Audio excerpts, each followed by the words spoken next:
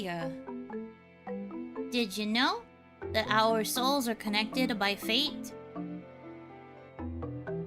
Well, what do you know? I'm Yuno Hanaki, the one and only Oiran from Mialoon. Good evening, everybody. Happy Monday. Happy OniMon! Welcome, welcome, welcome, welcome. How are you? How are you doing? What is up? What is good today, gamers? How are you? I'm doing okay. Things are going pretty alright. And that's, all we can really hope for, truthfully. Things are going okay. Doing great now? Well, that's good.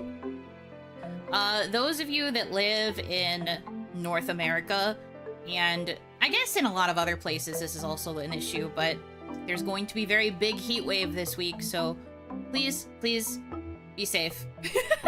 I have to get that out of the way. I keep seeing all of the stuff about how crazy the heat is supposed to be getting in the coming days, and please be safe, everyone. Make sure that you can stay cool however you are able to best stay cool. Invest in fans. Make sure you have plenty of ice and cold food in the house. I don't know, aerate your house, open your windows, do what you gotta do. Just do your best to stay cool, because it's supposed to get pretty hot. In some places it's like record-setting heat, so, please be careful. I know I am gonna do a quick grocery trip tomorrow to get some stuff to stock up, and then I'm gonna basically not be leaving the box. You guys are trapped today. I will be trapped the next couple of days while this heat wave hopefully gets the frick out. Also, because it came in while I was on my waiting screen, Galsp, thank you very much for the 10-month resub. Sorry, the Twitch alerts are always so confusing with their wording. Thank you for the resub. And Tari Tari, thank you for converting your Prime to a proper Tier 1 sub. Thank you so much. It's very kind of you. Thank you, thank you. Deadly lasers for everyone. The sun has never been more deadly of a laser. Oh no, I can't leave my house, the horror. I enjoyed quarantine, by the way. Yeah, to be real, I was already kind of living a bit of a hikikomori lifestyle, like pre-panini, because like, I shouldn't really give too specific of a timeline, but I was already kind of living a hikikomori lifestyle, and then the panini happened, and I was like, oh, now everyone has to live like me for a while? Okay. So there weren't really many changes. For me, there were not really many changes. So I didn't particularly mind it. While it's obviously not an ideal lifestyle, it was not something I really worried about, too bigly. An anti-vitamin D lifestyle. Look, man, I do try to go outside a little bit when I am able to. But also, during the summer, it just gets too dang hot. It just gets too dang hot. And I guess the solution is to just, you know, take this kimono top off and go outside with the strapless dress, but I don't know, it get too dang hot. And Oiran don't want to be sweaty. Don't really want to be sweaty. I like inside. If I had the luxury to stay home like that during those times, I would have. Yeah, unfortunately, it is kind of... Depending on the job that you work, you couldn't really stay home all that much. I remember Hitomi could only stay home for, like, the first initial, like, super serious lockdown. But then there was some sort of ruling where she lived that the job that she was working at the time was considered an essential worker, so she had to go back. Can I pale-ish? I mean, you can. I would prefer you not, but you can. Inside is where the pooter is at. Yeah, literally me. Inside's where my pooter is. Why would I go outside? But that's also why I often talk about how I wish I could have a, like, tablet or, like, a, laptop or something, because then I feel like I'd be more willing to go outside and touch grass if I had some sort of, like, more portable tech device to do work on. My dream, if I can manage to finally get things truly going with the big, with the second channel, my dream, if I'm able to monetize it and then fix monetization over here, is to not just get the laptop, but to have like a bit more of an established routine where I can go outside and touch grass, and I can be one of those girly pops that takes their laptops to the cafe and works for a couple of hours in like a coffee shop. I know that's such a mundane, boring-ass dream to have, but it is something that I deeply desire. I want to be one of those productive work girlies who can take all of their stuff to work at a cafe for a few hours, just so I'm around people, and so I'm, like, outdoors, because I admittedly have not been outdoors very much ever, especially to not, like, properly go out, so it would be very nice. Someday. Thunderstorms are in the forecast for the next week, still gonna be in the 90s. Oof. Please be safe. That's all I can ask for. Follow all of the guidelines from the weather service and just do your best. Live streaming at a cafe? Well, I can't do that. Then I would be a nuisance. But, like, especially if it's because the second channel's taking off, I could at least do, like, editing or, like, script writing at the cafe. Or, like, manage my social media posting, answer my emails, do my admin work, you know? Off topic, but this past weekend was Evo Vegas, which has historically been the biggest fighting game event of the year. Me and some friends watched the event over Discord and had some fun getting excited for the announcements made. That's lovely! I'm glad that you were able to have a good weekend. I know a little bit about Evo. There's some creators that I watch that are in the fighting game space, whether tangentially or they, like, do actively participate, so I know of its existence. Never really followed any of it, but I do know of its existence. But I am glad that you were able to have some fun. I try doing that every once in a while to write, but I always feel like a hipster. Well, you kind of have to get over your own internal evaluation of yourself as cringe in order to enjoy, like, being outside like that. I do think it's kind of hard to push through it, but I'm quite used to doing things by myself, so I don't usually think much about other people when I am, or like other people's perceptions of me when I am out doing things like that. I just try to do it for myself. In the end, people will not really give a shit about you when you're doing stuff like that in the wild, you know? They'll just be like, oh, guy on his computer. Maybe they'll get like one passing thought of like, what could they be doing? But other than that, you're not gonna stay in their head very long. And so I keep that in mind when I go do stuff, and I'm just like, people are not going to be thinking about me, so I will be able to just exist and not really worry about it. I'd find a quiet corner in the public library when I needed to get something done. Yes, that too. Spend time at libraries. And libraries don't usually get mad at you for loitering either, because you have, like, just so many resources available.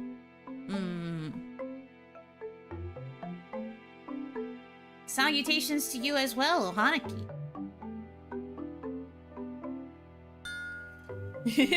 It's different when you're a regular and the staff knows your order. Oh my god, yeah. That does kind of change the whole vibe, I feel. But I also kind of like it. There was a point, I think I've told this story before when it came to, like, staff learning your order at a place. But there was, like, a Starbucks that was close to my dorm in college. I basically went there nearly every morning, especially when I had work in the morning.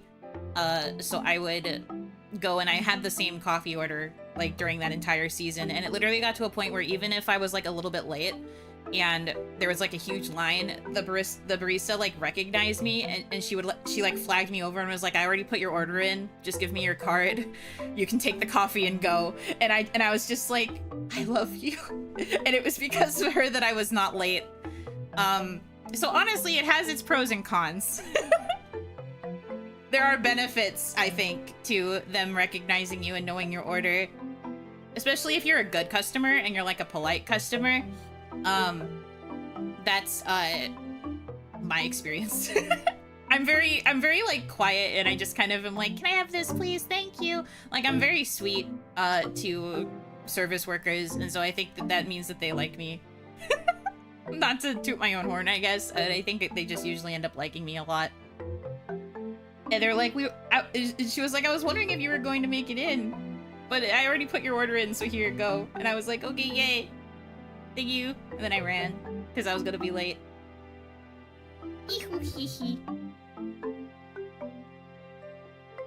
Also, Avorun VT, thank you for the follow. Welcome in. I get a salad like every Monday from this place, so I don't have to think about lunch on a Monday, and the manager knows me by name for my mobile orders.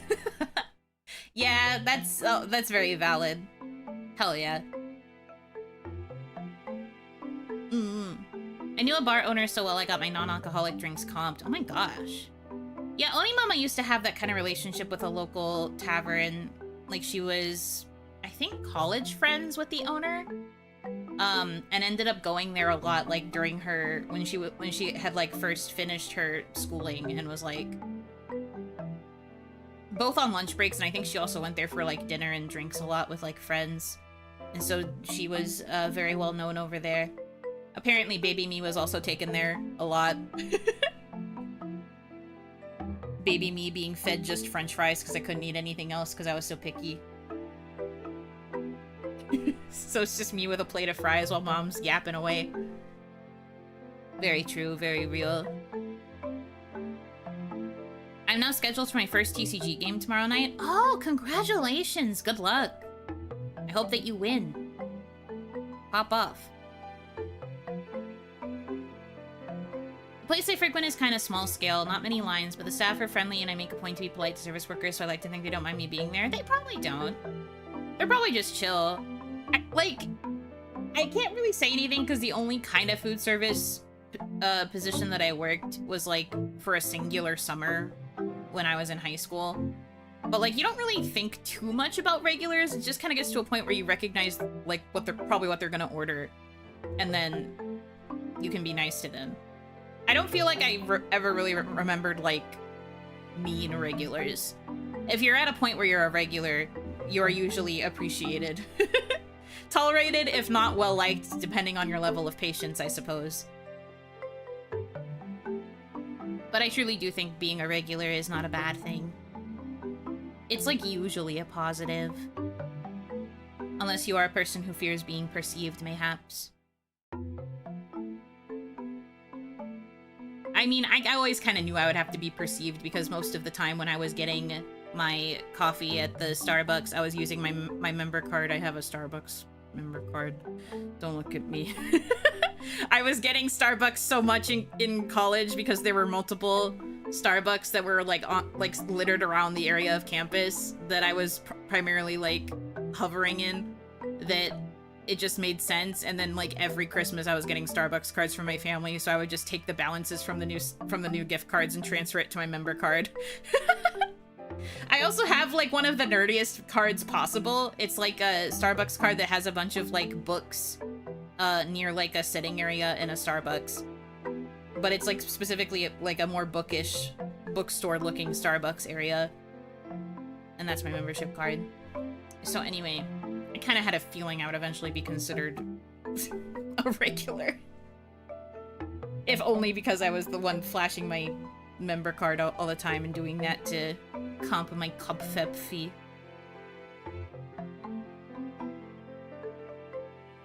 I did get free stuff from GameStop when I was a regular. Whoa, free stuff from GameStop? That's pretty sick. Worked a few service jobs. I remember McDonald's training said if you recognize a regular, be nice to them and get to know their order. Well, I feel like that's just common sense for a customer service job. I know no one really thinks much about it, but I always feel like a bot buying the same order week in, week out. Hey, if it ain't broke, don't fix it. Take it from me, I also like basically order the same thing every time I order from like almost any place I go to. I very rarely venture out unless it's a limited time item that I think I would actually like. But like you can't beat the classics. Sometimes you just don't really want to take the risk on something new when you know the thing that you like is yummy.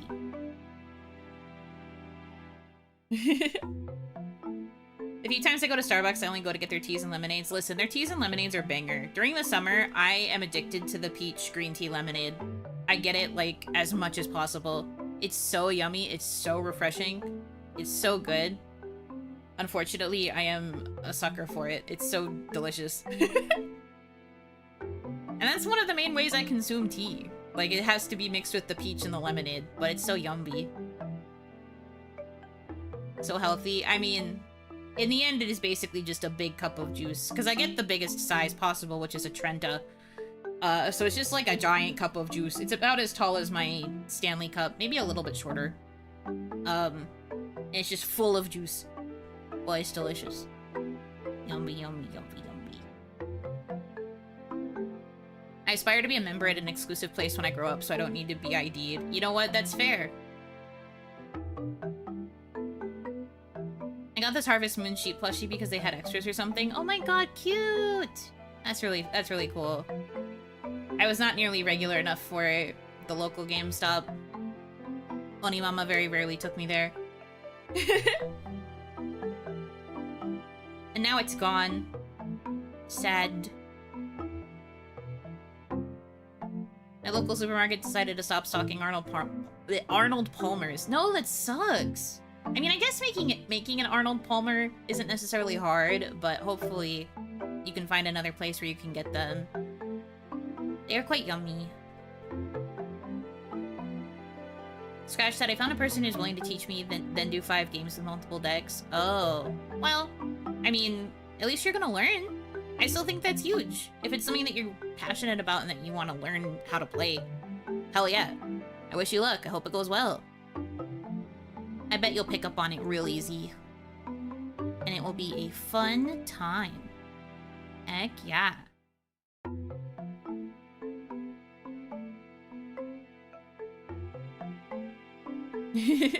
I used to have 5 GameStops in my area, now I'm down to 1. I think I can remember like 2 that were in my most immediate vicinity. 1 is closed. I think the other might still be open, but I haven't been to that area of town for a long time, so I don't actually know. I make my iced tea using a coffee maker now because of how much sodas cost. Soda's so expensive. You're so real for that. Oh, speaking of soda, I have to remember to add that to my grocery order for tomorrow. I'm out of my cranberry ginger ale. I need more. A rather underrated TCG too, it'll be one you never guess. Magic. Magic the Gathering. Grand Archive. Grand Archive is Twitch chat's guess. Digimon. I mean, I don't know if that's... I mean, you said underrated. I was about to say underground, but that's not what you said. It seems fate led you. But that's not what you said, so I should correct myself. Wow, Skit. Thank you for the follow. Welcome in, welcome in. Yeah, Digimon, that's pretty cool. Taking home a game from GameStop and reading the guide/manual thing in the car will never be replicated. So true. I mostly did that with my GameCube games. I have vivid memories of reading I think it was the manual for Sonic Heroes, and it was the first time I ever found out the Sonic characters' ages. And I was like, my mind was blown, and I was telling OniMama about it, and I was like, they're teenagers, Mom! That's crazy! Because I was playing Sonic when I was like, still single digits, maybe like freshly 10. So I was like, they're teenagers, that's crazy! What? They're so old! She didn't know.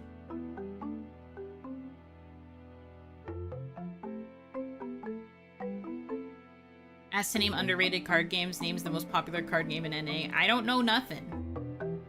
Most people I hear say that Magic, while it has gotten a lot more popular, is still kind of underground. Did you hear about the VTuber TCG, not the G-Subs one? There's a couple. There's a couple different ones that are going around. More than just the G-Subs one. Because, like, Lynn is part of one, right? And then I think there's 1 or 2 other existing ones that are, like, maybe smaller, maybe bigger. I don't know. I don't really pay attention to it much because I don't really know if there'd be any point in me getting interested because I don't really care for TCGs. There's the Phase one and I think SVA. Well, those ones are, like, being run by, like, the actual corporations, right? So it's more so... I'm thinking of ones that are, like, merch companies that make TCGs out of talents they work with. Because I know for sure that Lynn was in one, and I was very excited for her because that was like a dream merchandise thing for her. So I was like, yay, my wife is accomplishing her goals. And Hololive, well, true. But again, I'm not specifically thinking of corporate ones. I'm thinking of merch companies that offer trading card games. I think if it's corpo, then you could kind of just be like, yeah, that tracks. And I mean, hey, even Kawaii was thinking about offering trading cards more regularly, and then they did one run of cards, quote unquote, that ended up not really being cards.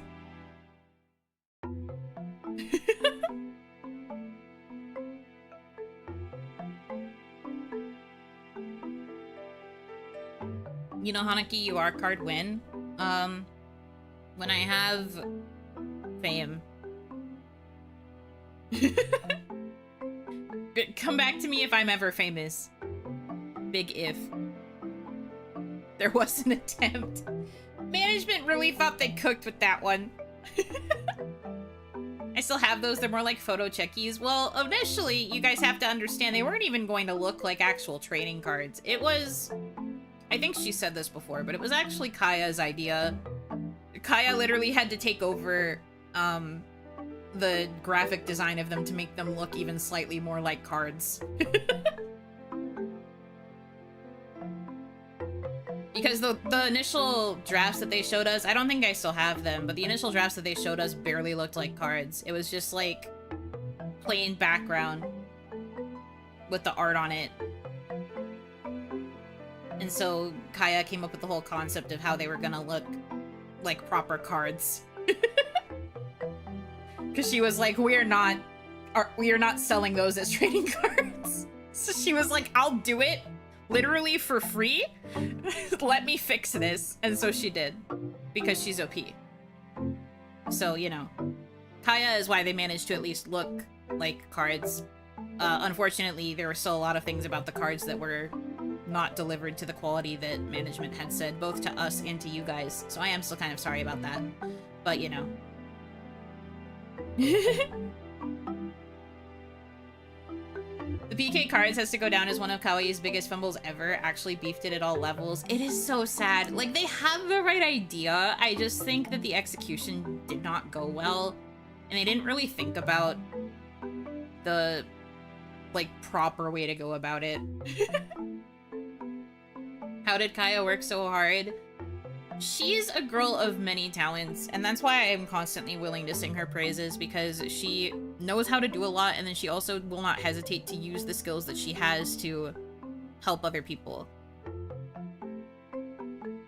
Like, even if she might act tsundere towards certain people, me, she will not hesitate to do what she can to help someone with the skills that she has practiced for herself and, like, learned how to do. And she does everything so well.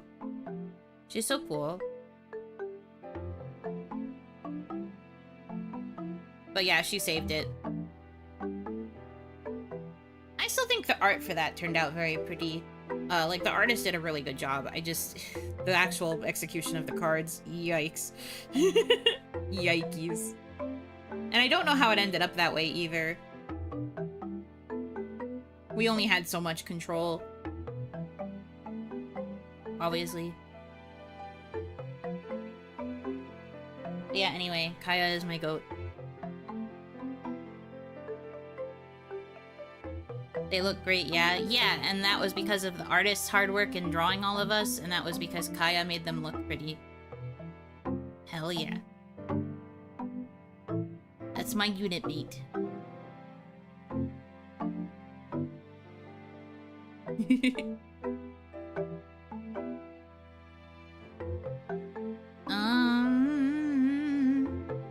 But yeah, I don't know. I like loosely pay attention to other types of merch that appear in this space. So like sometimes if it's like, oh, VTuber TCG, or like, oh, VTuber Blind Box, or whatever. I pay attention to the companies that release that kind of stuff, and I like make notes so that I kind of know where to go if I'm interested in a particular piece of merchandise. So yes, if you're wondering, I have been keeping an eye on companies that work with people to make dockies. I've been keeping an eye on potential places I could go to for help making the eventual, Yuno tarot deck, which is going to be a very big undertaking because it's a lot of artwork. I do not know if I will be able to accomplish that one anytime soon. It's a lot of artwork, even if I only get art of the major arcana. Ooh. Explodes and dies. Oh, Hanaki! Welcome in, welcome in.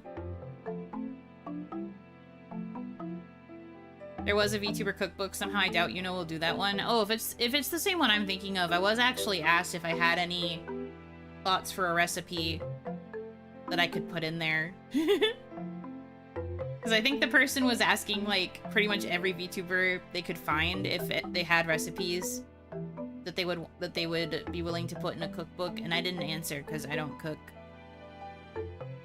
And my only real answer would have been boba pizza, and boba pizza does not deserve to be immortalized in a cookbook. There was also another person who asked me, because they were specifically doing a stream/video series on cursed food recipes, and she messaged me and was like, I'm told you have a very cursed recipe, and I was like, oh, are you asking about boba pizza? And so I did give them the boba pizza information. I don't think they ever continued that series though, because I never got an angry DM about like, why did you make me eat this? Beef Wellington arc. No, that's not even my recipe. That was a recipe I read that someone else made.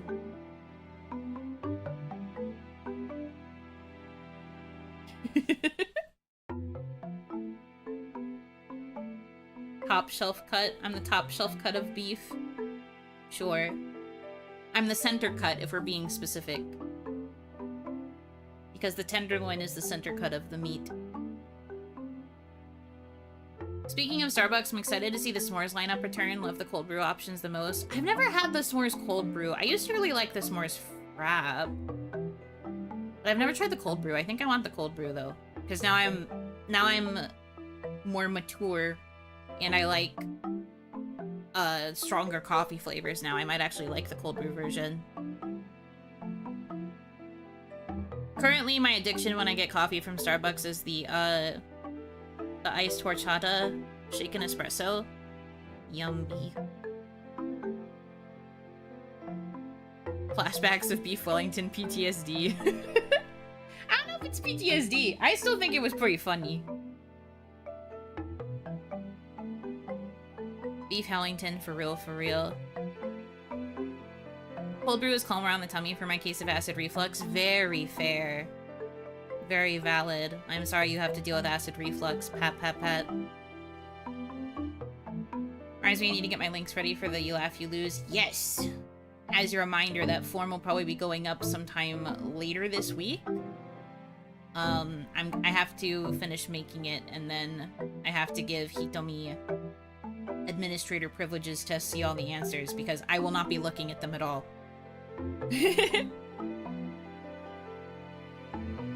I don't want to look at them. I can't perceive the answers and know what will be in there. I have to be able to watch it completely blind.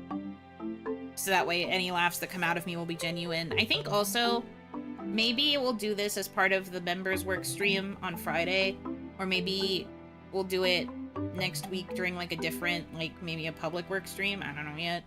But I think I want to sit and figure out what we should do for the Batsu. Like what is my punishment if I lose? What do I have to do? I gotta figure out something that I can do within reason. Within reason, ideally. Because knowing me, I will probably laugh a lot. So, Bean Boozle? God, I hate jelly beans. I'd be willing to do it, though, if you guys are okay with that. 1 Batsu equals 1 kiss? Oh, God. I mean, I guess. Scandalous. I think if anything, a one thing, one kiss stream is probably better saved for the money making rather than for the batsuing. You guys don't want it for batsus. I wouldn't laugh as much. I wouldn't laugh as much as the dollars would equate to kisses. Because, like, what if you guys submit all of your videos and then it's I only laugh like 10 times. You only get 10 smooches and then it's over.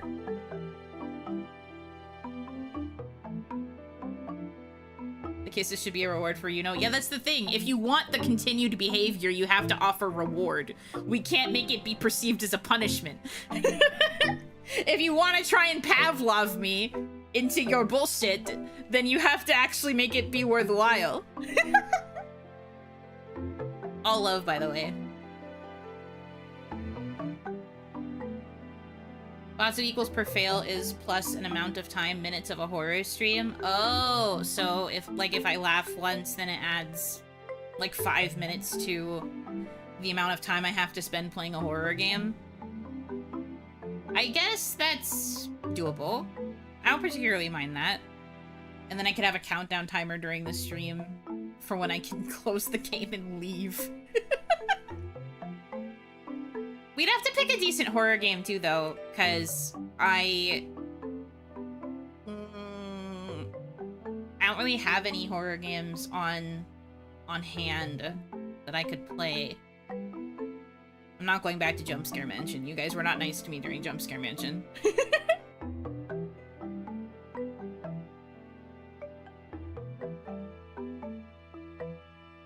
Damn, the reverse psychology is failing.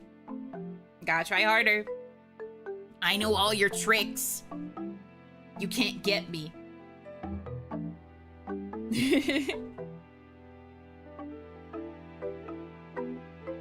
You might like Creepy Shift? Is that like a Chilo's art game?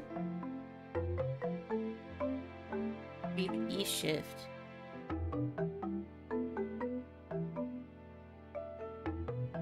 No, it's not.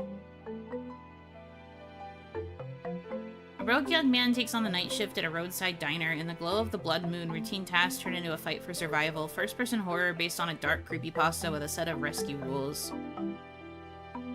What? What is this? Every scream while playing the horror game adds another chat-selected topping to your next pizza. No!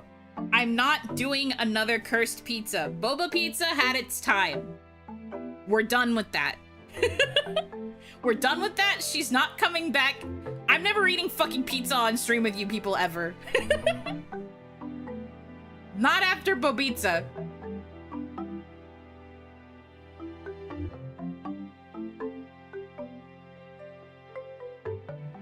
Cursed drink to make it a meal.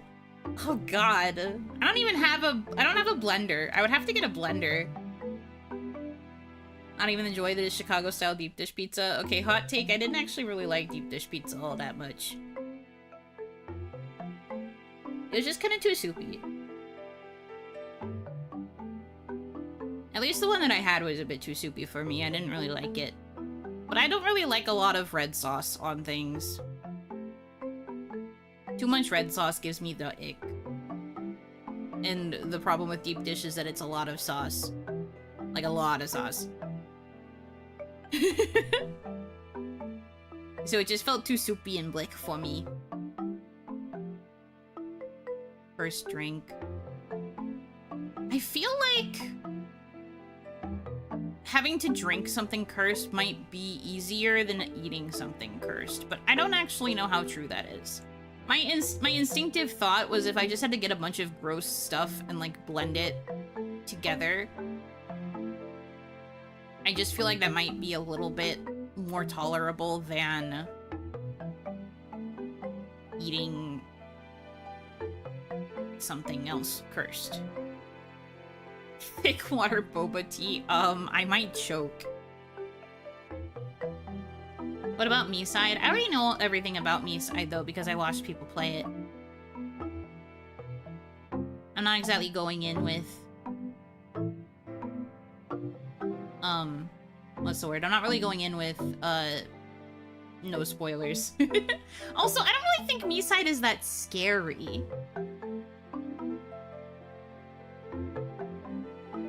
At least I didn't interpret it as a full-on, like, horror game. It's creepy. And it has, like, a couple jump scares in it, but I don't think it's, like, scary.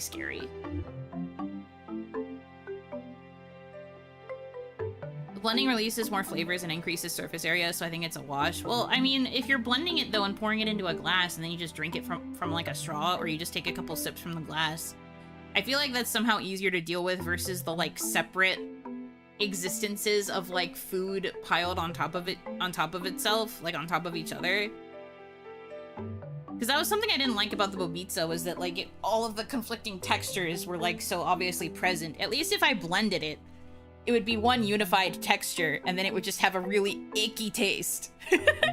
And depending on what ends up in the beverage, I feel like certain things would overpower other things. So there's a chance that one of the overpowering flavors might not be so bad compared to the bullshit that ends up in the smoothie.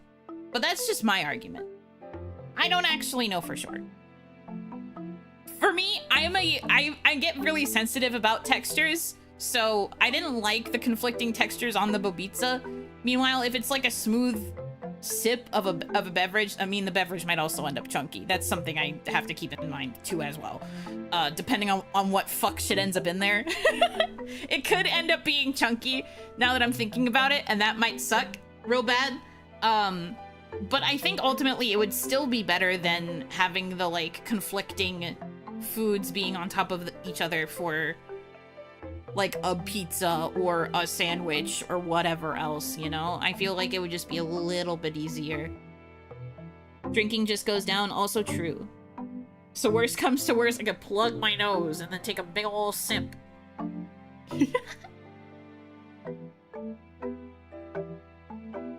Could do like a roll for sandwich type Batsu.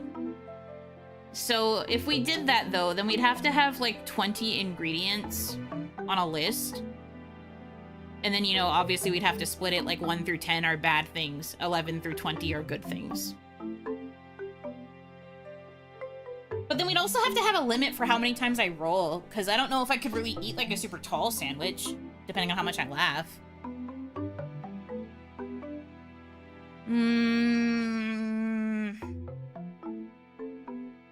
No idea. There's so many possibilities, all of them bad for me. Veribatsu result, chat decides a cursed long-form video topic. Oh man. So after my second channel finally has its debut, I have to do a topic that chat chooses for a long-form. Honestly, I don't think that would be that bad. I can lock in even on super cursed topics. What do you guys even think would be cursed enough? The Batsu is that more good stuff gets replaced with bad, not that there's more rolls. But see, the thing is, I'm already very picky with sandwiches. So, like, there wouldn't be that much on the sandwich to begin with.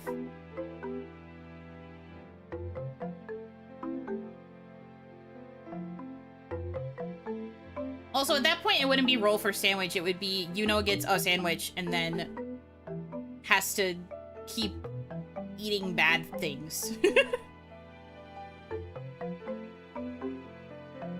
The ethics of the Amazing Digital Circus fans. Bitch, where?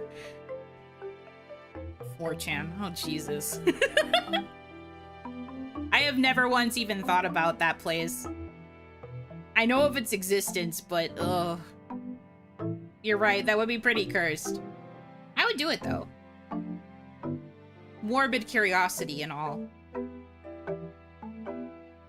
RP horror stories. Again, not very cursed. I literally had an entire stream where I talked about that kind of stuff with Hitomi. But I guess I'd be willing to make a long form on it.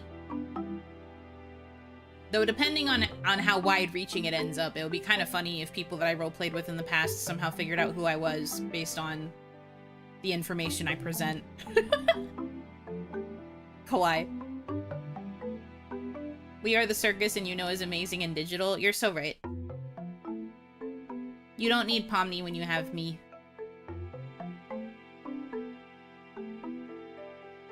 Panda clout. Excuse you, Pomni is a jester. The clown is Kaufmo.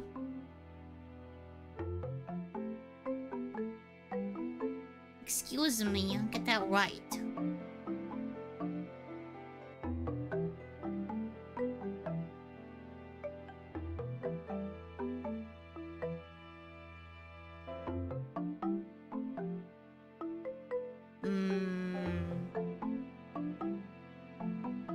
I think of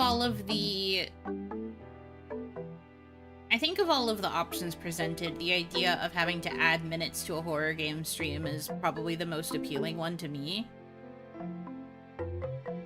Just because people apparently like seeing girls in distress, so would probably make the most sense to do that one. I guess gross food is also something people like watching people do, because a lot of the suggestions I'm getting are about, like, gross sandwiches, gross drinks. Yuno tries weird sodas. I mean, the problem with me is that the weird sodas idea, I probably would just do that as, like, regular content anyway. I don't mind trying, like, weird, gross sodas. The thing that I don't like doing is the whole, like, having you guys decide things that go onto food. Pizza was ruined for me for months after I had the Bobizza. Like, genuinely. I did not have pizza for a very long time after I had Bobizza. I just could not do it. Let's not post spoilers about The Amazing Digital Circus in chat. There are probably still some people who have not seen it. Thank you. You know, already did drinking weird and gross sodas, Oreo flavored Coke, anyone? God, I still feel so weirded out by the fact that it was like toothpastey. I had to do it though, it was Oreo stuff. Blech. But no, like, I would probably just do it regularly, because I know that there's like that brand of sodas that makes like ranch soda and like bacon soda and all of that stuff. So I would probably like eventually make a content about trying those sodas. People have done it before. People will probably continue to do it after.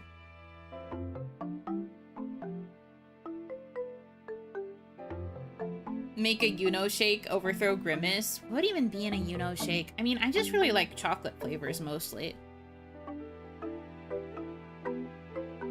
So I guess it would just be a really fudgy shake. Boba. No, that would be in a Lin shake. Lin would make a boba shake. I like boba, but boba is not my personality. Not like it is Lin's, lovingly, affectionately. That would be a case of stolen valor if I were to put boba into a milkshake. So yeah, I don't know, it would just be like really, really fudgy.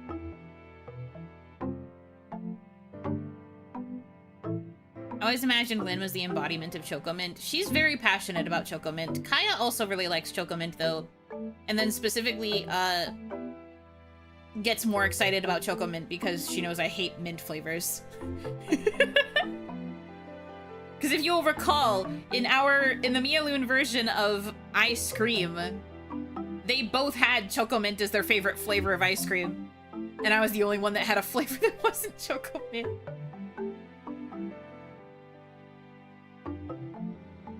Sigh.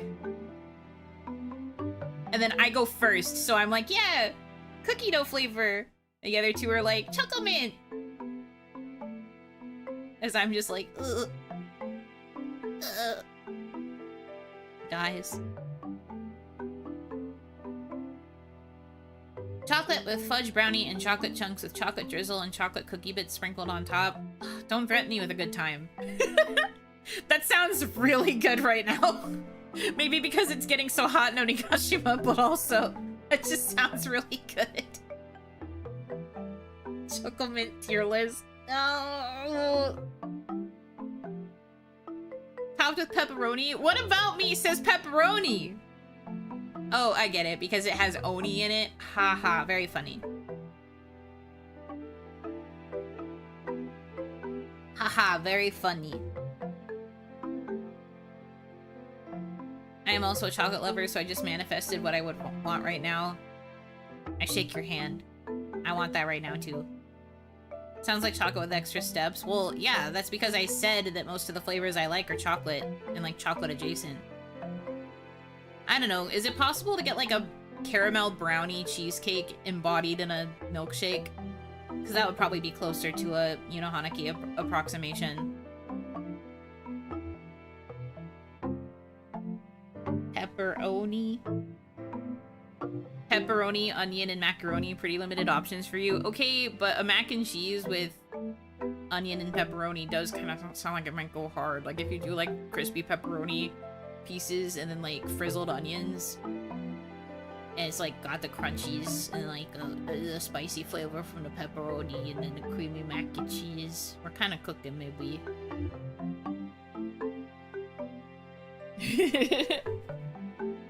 The Will It Blend channel wants to know your location. What cheese has oni in it? Good question.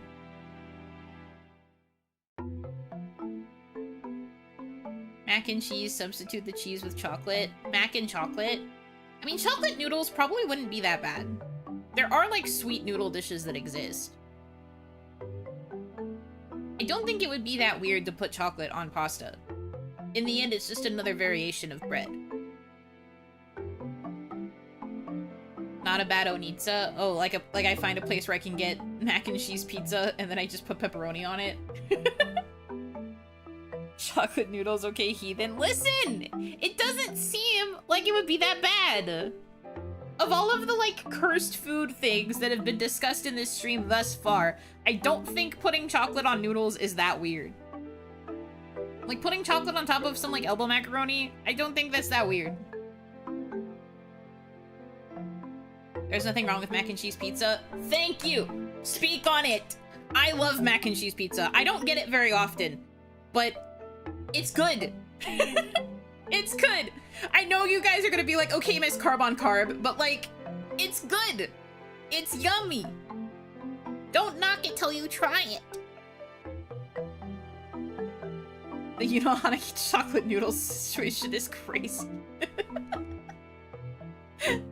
Can we stop making me the subject of voice critical videos? Carbs yummy. Thank you. Carbs yummy. Kit Kat flavors tier list. I've tried a couple unique Kit Kat flavors. My favorite was the pudding one. I really liked the pudding Kit Kat because you could microwave it for a couple seconds to make it like a little bit gooey. It was really yummy. Really liked that one the most. I also would probably really like the taro one because I really like taro flavors. Get it? It's because I'm Orpal. But I do really like taro and like purple sweet potato. So that one was also a pretty good Kit Kat. Might be hard to get the more funky flavors of Kit Kat, though. I wouldn't know a good place to get them.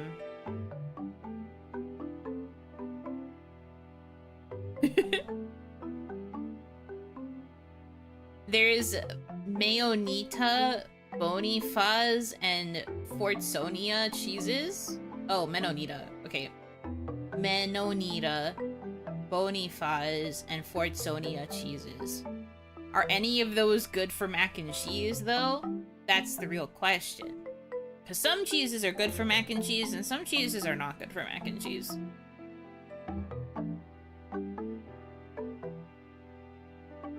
Let's see. Menonita, mac and cheese.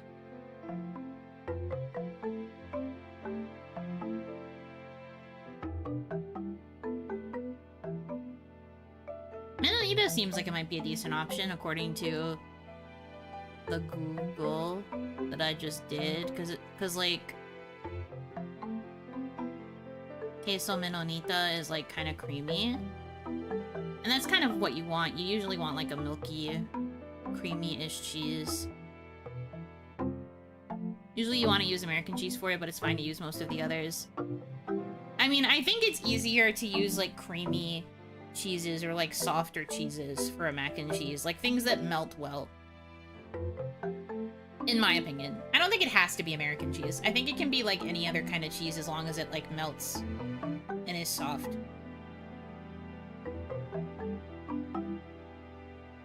Because I like really creamy mac and cheeses.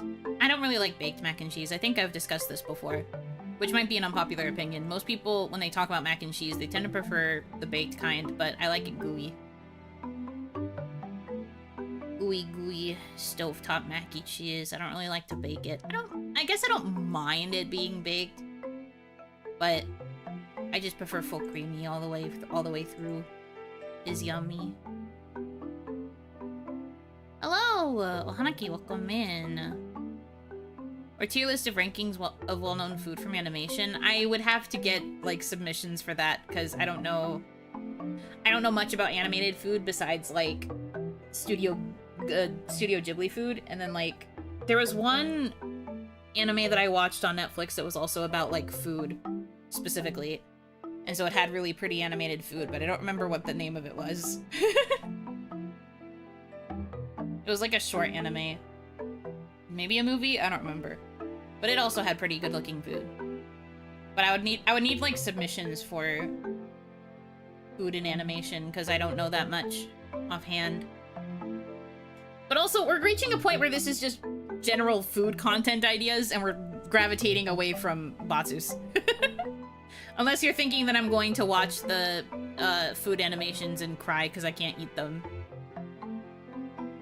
You guys know those YouTube shows where they, like, recreate food from, like, anime or, like, cartoons or, like, some other existing IP, and then, like, you have to try and resist the urge to eat it, else be faced with a real punishment where you have to eat something really yucky. I don't know if I'd be able to survive. I think I would just tank whatever yucky thing I'd have to eat at the end, just so that I could eat all of the recreated food.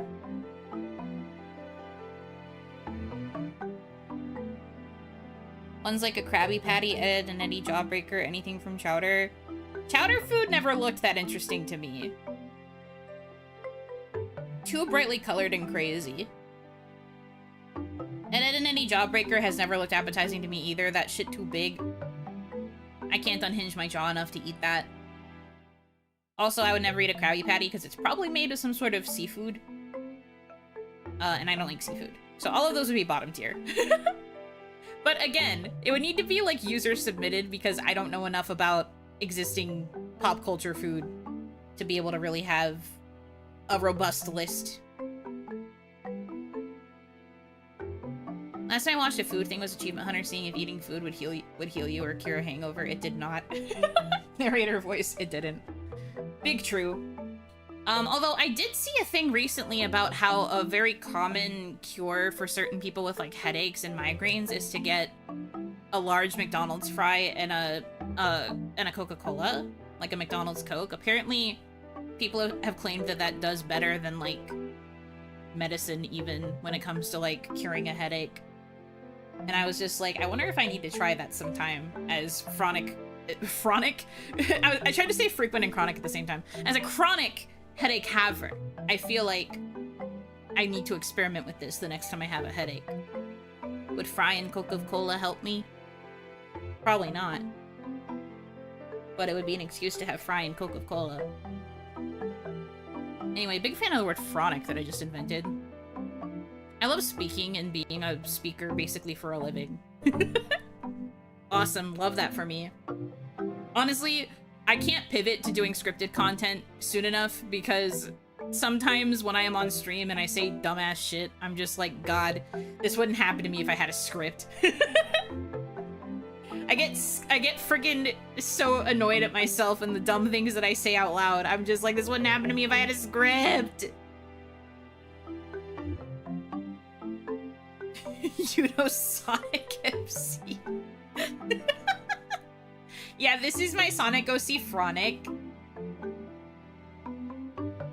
Scripting her OniMons. Bro, I would not be able to script an OniMon. That just would not be possible. You get Fronicked. We can't turn Fronic into just a generic word now.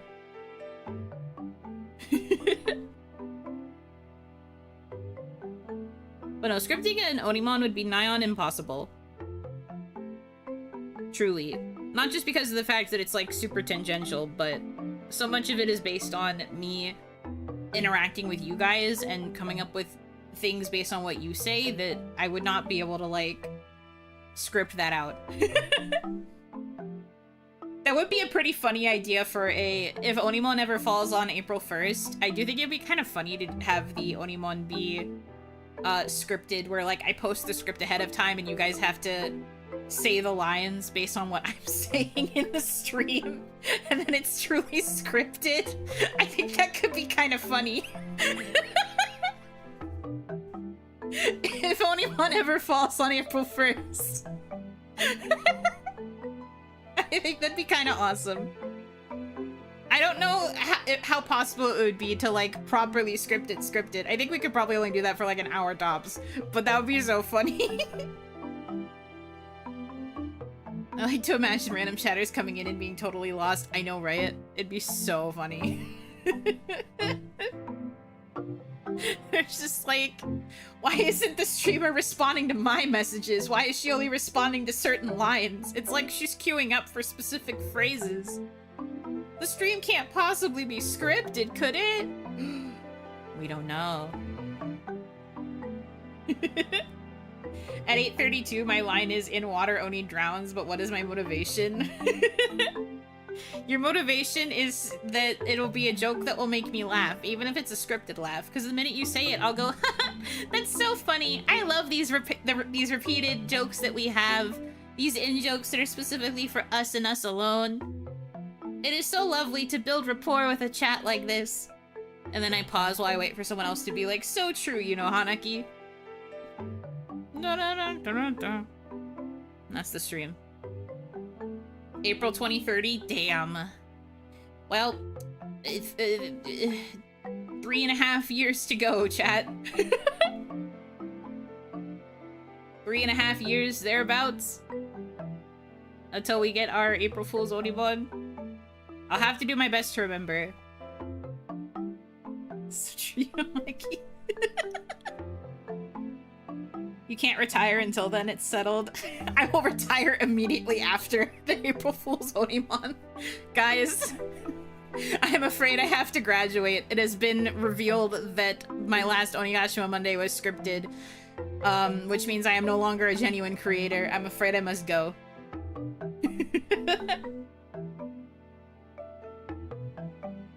The script is a graduation at the end, that's crazy.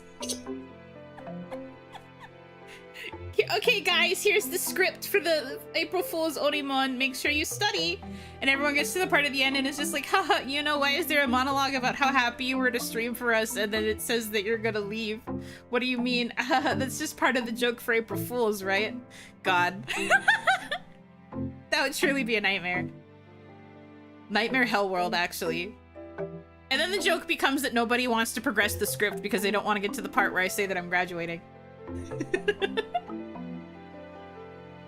Black text, white background, the script.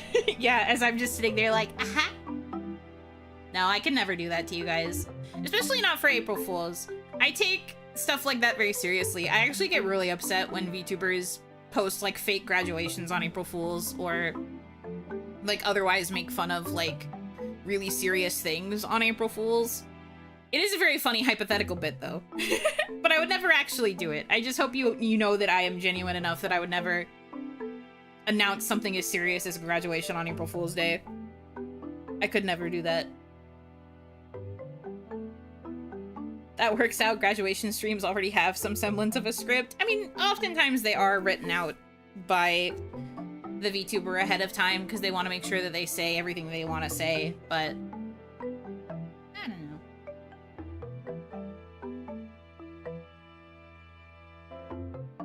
The real April Fool's is Yuno making us read and study and then she just improvs anyways. That could also be funny. I wait because of the dead air time between when I say something and when I have to wait for one of you to type in chat. During the dead air, I like fill in and I say different random stuff that doesn't pertain to anything, and then as soon as the line is said in chat, I go right back to the script. It would look like the most unhinged stream ever. I'm just randomly talking about something crazy, and then the line comes and I'm like, oh yeah, and then I go right back to the previous topic. I love looking like a crazy person on stream. That's just OniMon in general. That's just being a VTuber if we're being real.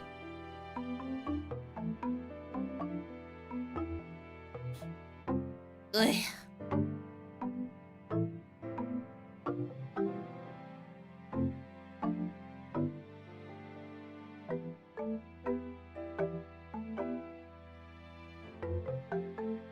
Phew.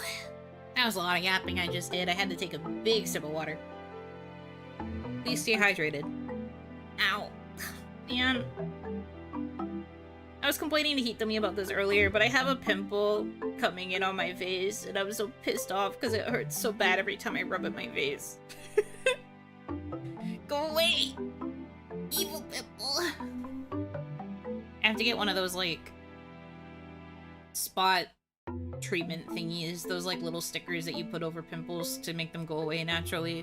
I have to get those. It hurts. I don't like it. No! Don't pop it! That does worse for your skin. No, don't.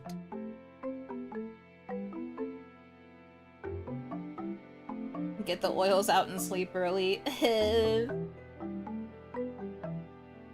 I get them on my nose corners. I hate it. Yeah. I get them there sometimes too. This one's like close to my nose, but not like in the usual spot, which is why it's so frustrating. Because this is usually a spot that I like rub when I rub at my nose when it itches. I hate it. I hate it. When evil rears its ugly head. Ha ha ha ha. That's a good one. I like that one.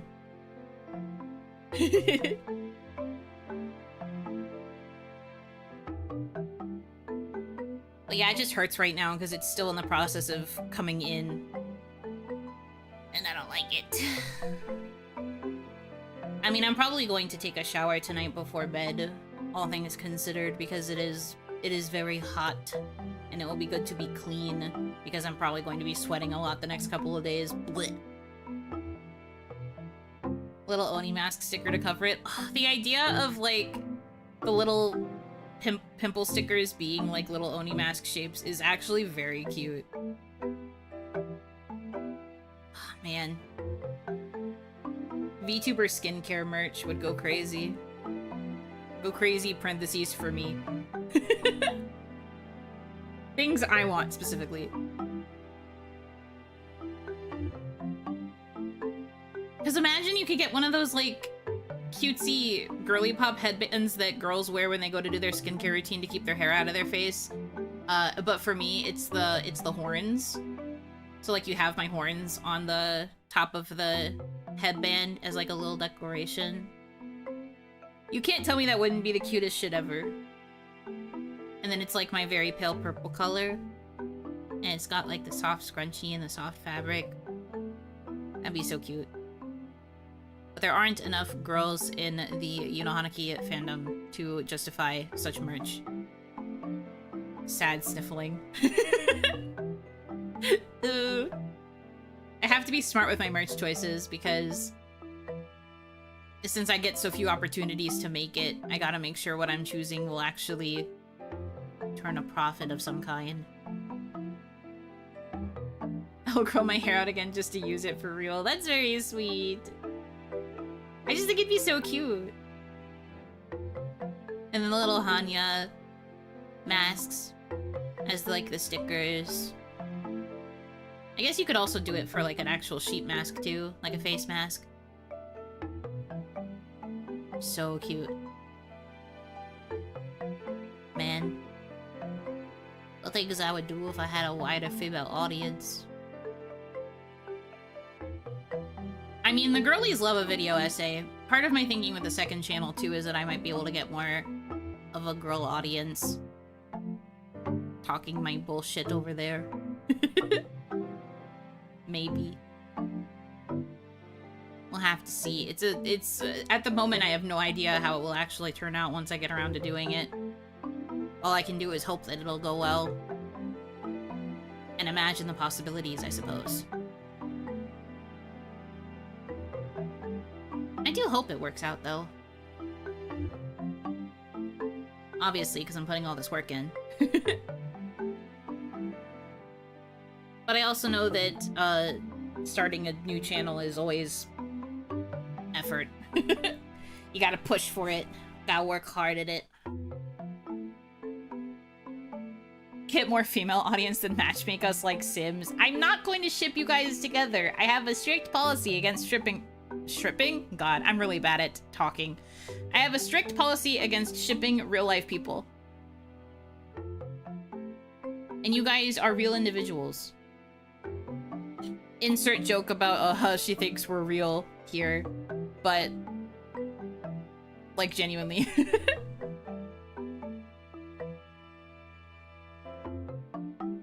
A video essay about crime, instant women. True crime, come on, autocorrect. Now, why did autocorrect change it to trime, is my real question. Is trime an actual word? Why did both of you make the accident wasn't your fault jokes? Can we get some new material?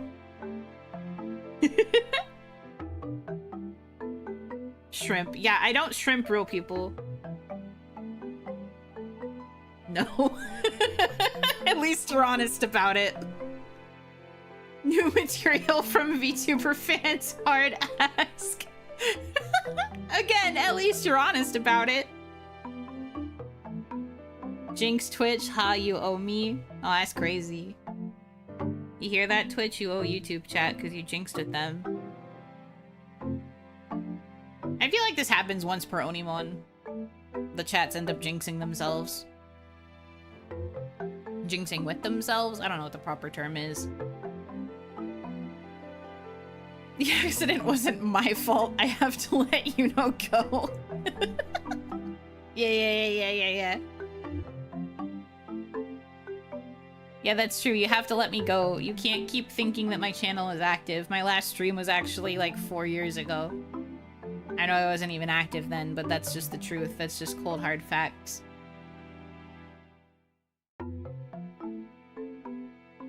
You only have one brain cell. It takes at least 4 billion years to come up with new material. Well, I will be patient. As we all know, I will not be dying. I live forever, so... I will wait for 4 billion years from now when you finally have new jokes. I will be patient.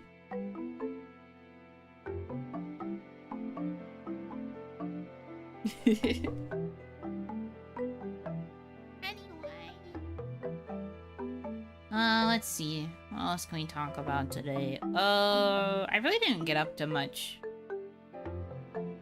All things considered. Purple isn't real, green died in the color wars. Yeah, green just died, actually, and then there was never a purple. It never happened. The earth will be swallowed by the sun by then, it's gonna get hot, and I will still be alive. And I will still be streaming. Is Yuno done with her Steam shopping? So, because of the debacle, because of the shenanigans I had to deal with the fucking headphones, I don't have money for Steam sale right now, and I'm very sad.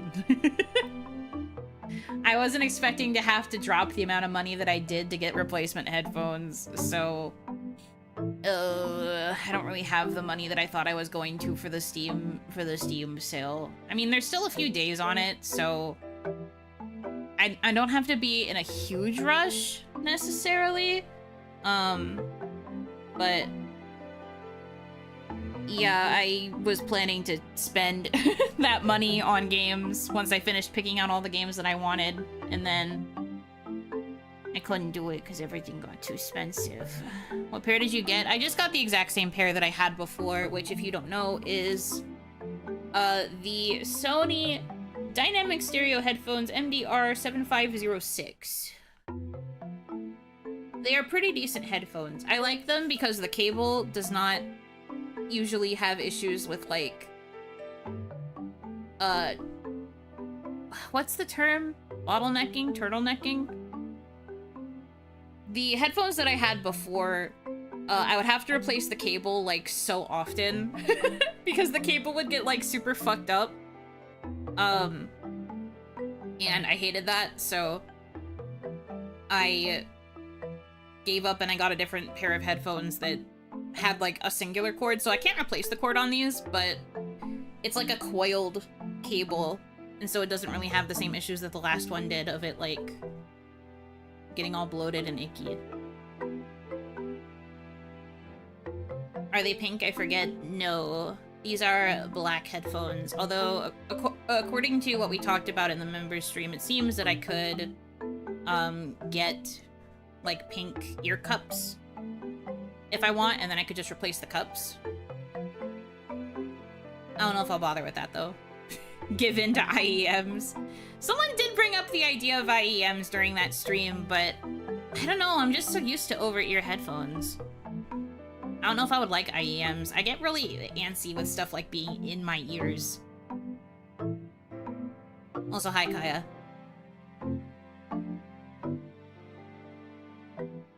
I don't really like having stuff in my ears. I really don't like earbuds and stuff like that for the same reason.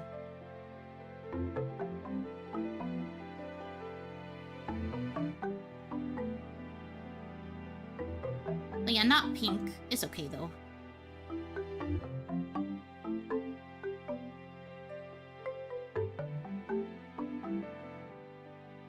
I googled them and I'm looking at them right now, and I could just tell that I would hate these things. I could just tell I would hate this shit, bro. Do not want those in my ears. Oh, they do have some over-ear headphone options, though. Surprisingly. Although I guess this isn't, like, the official website. Don't use them for an extended time, but if you want real professional audio quality, IEMs are where it's at. I mean, surely, yeah. But I'm also at my desk so long. And if IEMs are something you can't use for an extended time, then they are of no use to me. One of the perks of the over-ear headphones is that I can just have them on my head and I can be chillin'. And I don't have to worry about limited time usage. I don't want to spend, like, hundreds of dollars on an IEM that I can only use for, like, very specific situations.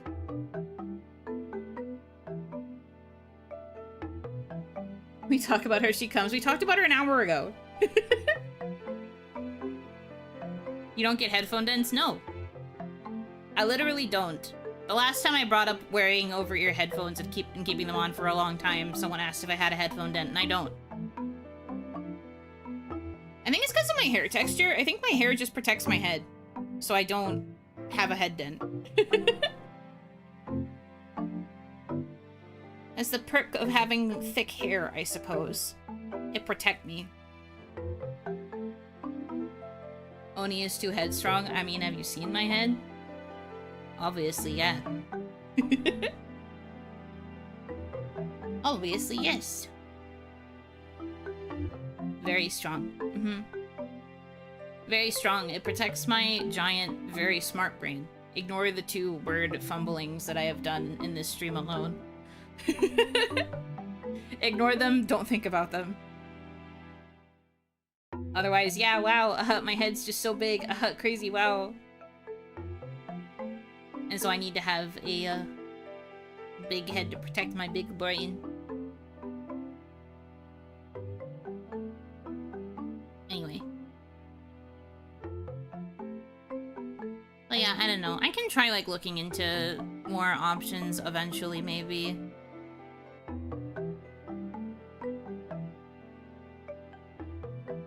They just don't look like they'd be very comfortable.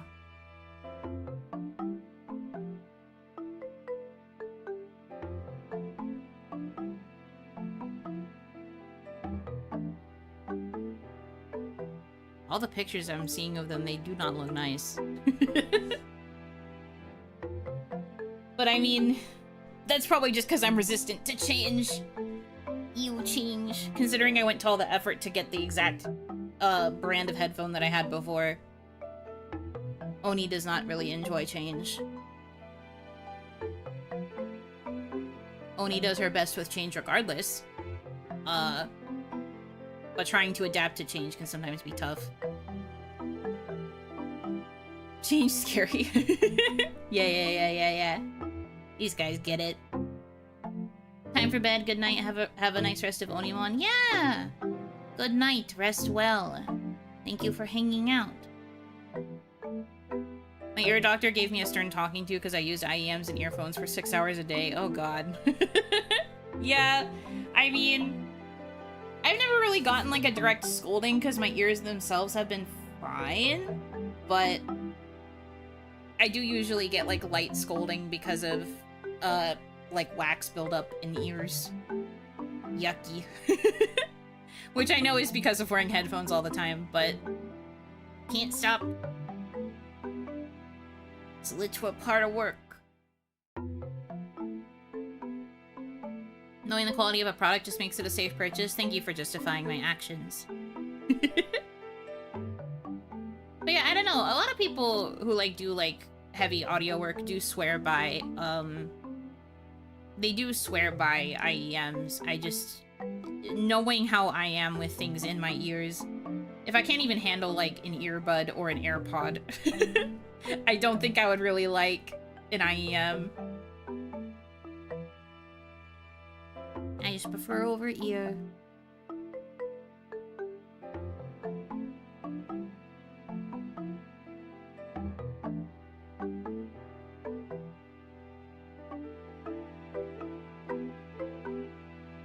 Do-do-do-do-do.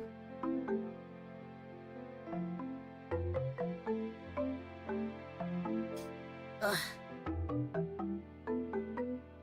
Anyway, what were we talking about before? Right. It was because I had to get new headphones that I don't have the money for the summer sale. I had a couple of games in my cart already that I had been looking at, but I took a lot of them out. I did pull the plug and purchase a game that I've been playing a lot of recently. I had been borrowing it from Hitomi's library, but I decided to purchase my own copy because I've been playing it so much, and we both wanted to play it at the same time, so I was like, whatever, fine, I'll get it. And then, ironically, we were talking about this a couple weeks ago because of all of the game showcases, but, Ghostwire Tokyo was on sale, like, 90% off, so I copped that, too. I also copped Ghostwire Tokyo. A 90% off deal. That game's normally $60. It came out to, like, $5, I think, because of the sale. Hell yeah. Like, why would I not get it at that point? So, yoinky. Mine now. I don't know if I'll stream it, but I'm happy that I got it. My body is a machine that turns Steam sales into unplayed games. Well, there's your horror game. True. That is probably something that we could agree upon if you guys are okay with it. I mean, I've wanted to play Ghostwire Tokyo because it looked cool. But it is technically a horror game. It has a lot of horror elements. If it works on my PC, then maybe we'll have that be the horror game. Do it, play it. Okay. Okay, yay! I wanted to play it anyway. Yay! So I guess the deal then will be for the try not to laugh, one laugh. I'll figure out an amount of time to add to the timer for how long I have to play a horror game, but I'll figure out the math, and then however many times I laugh will multiply by the amount of minutes, and then that's how long the stream has to be, I guess, at minimum. In the off chance that I end up liking Ghostwire Tokyo, then maybe I would end up playing past it. But at least at minimum, we know how long the stream would have to be. Minimum something plus math bots. The real Batsu is me having to calculate the amount of minutes, for sure.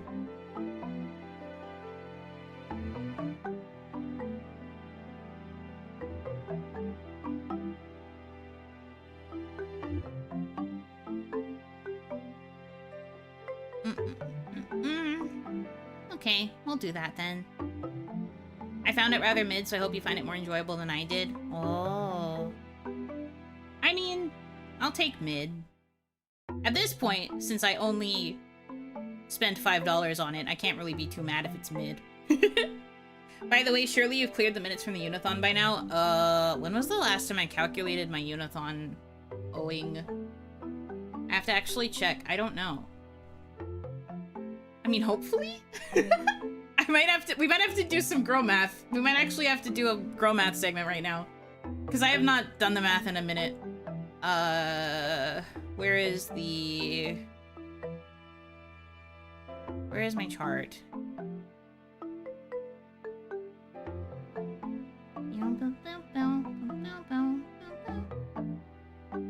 Over here? So the last time I did the math was after my birthday, which left us with 252 and a half hours remaining. So now I have to do the math for the rest of February, and then, well, I was on hiatus for a good amount of time during this span, so there's honestly a chance that we still aren't done. But I will do the math now, and see. But because of my hiatus and everything, there's a chance that I'm still boned. Let's look. Let's take a look-see. I've got you guys on my other monitor now, so if it looks like I'm looking over in a direction, it's because I have to see you on the second monitor while I do the girl math on my primary one. Math. And as a reminder, the only things that count are public streams. So member streams do not count towards the counter. I don't think I have any streams that I privated. So we should be okay there, but I will still check.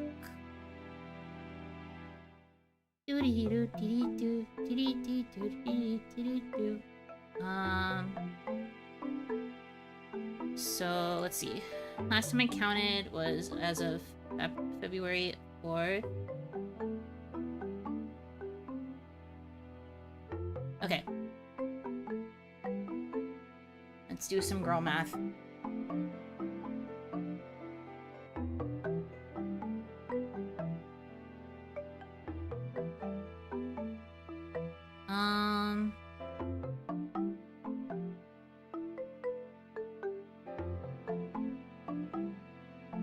Oh, this math is gonna look so funny.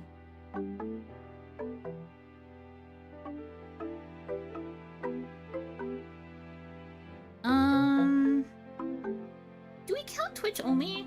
Have I been counting the Twitch only streams? I feel like I haven't been, right? Because technically the Unathon was when I was still only doing YouTube. I won't count it then. That's fine. Let's see. Plus 3. Plus 2. Plus 2.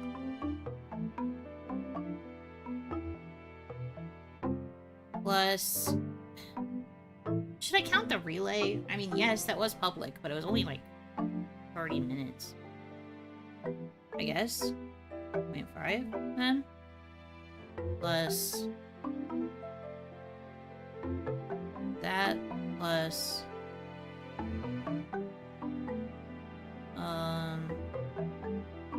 That's members, that doesn't count. Game announcements probably took a decent amount of time. I'm not even there yet. I'm still counting from February. For the record, I am on the February 15th stream. So I'm adding up time as I go, specifically with public streams. How are you doing the math? Excel? No, I'm not smart enough with Excel. At the moment, I'm looking at my stream history, figuring out which ones are public and which ones are members and all that stuff, and I'm adding with my phone calculator app. I am not smart enough to plug all of my stream times into Excel.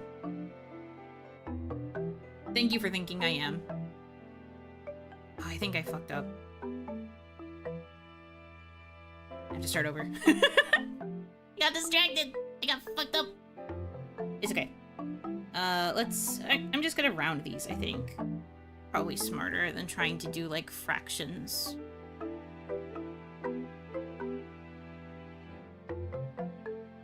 Two. That.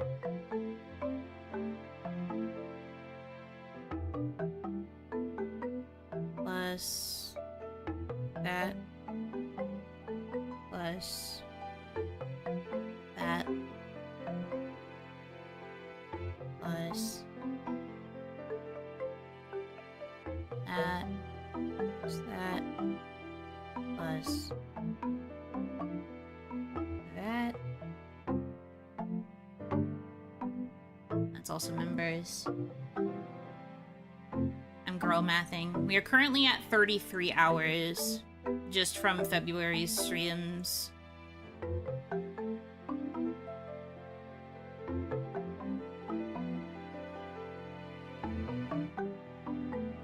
Plus 2 plus 1.5 plus 2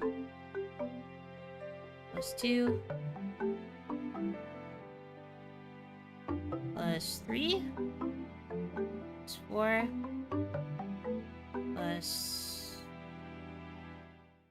3.5 plus 3.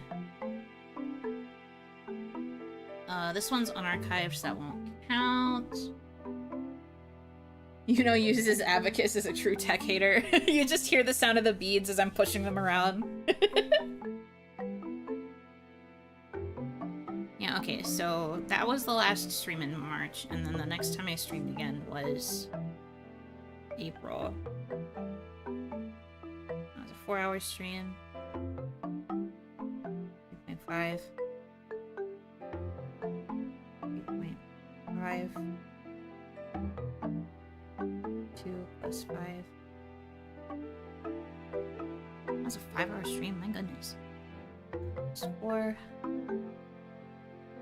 Plus 5. Plus 4.5. Plus plus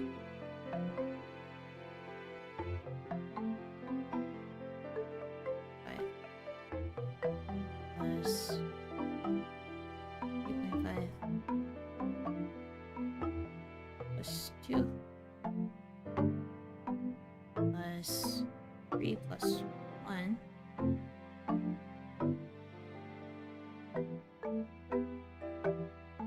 3.5 3. That's members. You know, dipping after every input. Yeah, it's because I'm looking down at my phone. So it's making my face probably do funny stuff.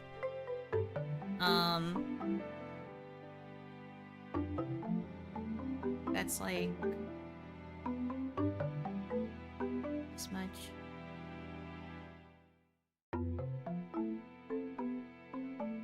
This much. This much.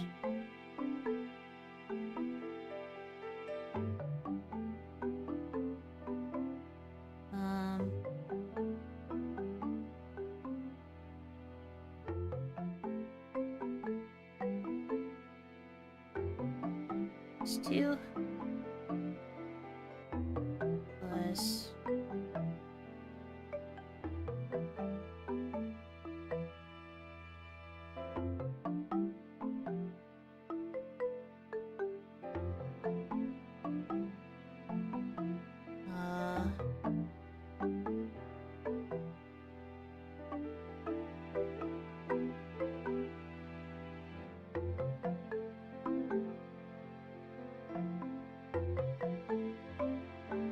I can tell you I'm at the point where we're at the game showcases, and we're still not close. I think we still have another 100 hours-ish. Maybe a little under 100, but we'll see.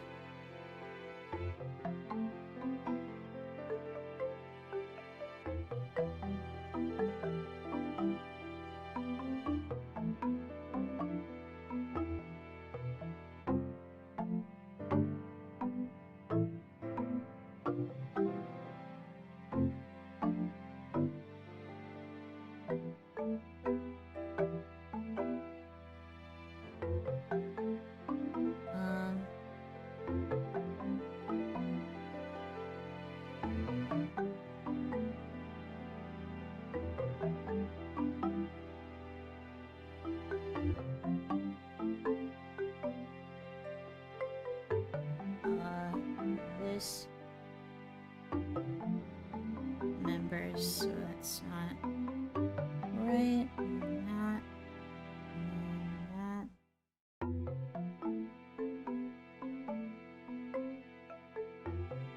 I know this is enthralling, but I gotta do it because I am kind of curious if we're close. At the moment, it doesn't seem so.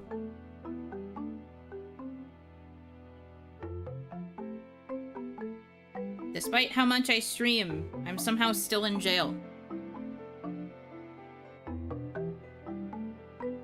It's members, that doesn't count.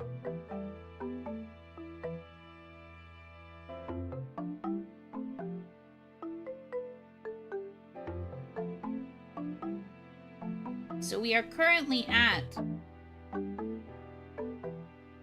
197 hours and 15 minutes based on the math. So if I gotta subtract now from the time that I had on here. So it's 252.5 minus 197. 55 hours and 15 minutes remaining.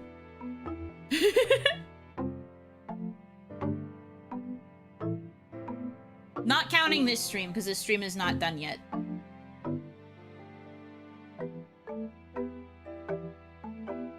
I have to do the math after this stream, so to subtract whatever from this one.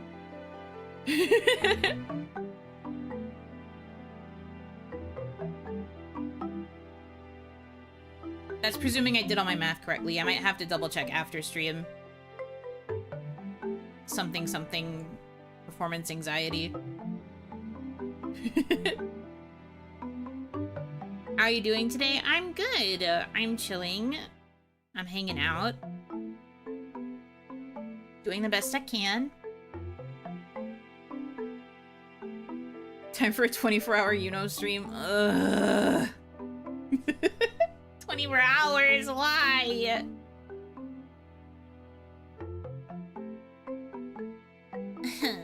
I don't even know what I would do for 24 hours. Also, YouTube really doesn't let you do more than 12 at a time. So it'd have to be a two-parter.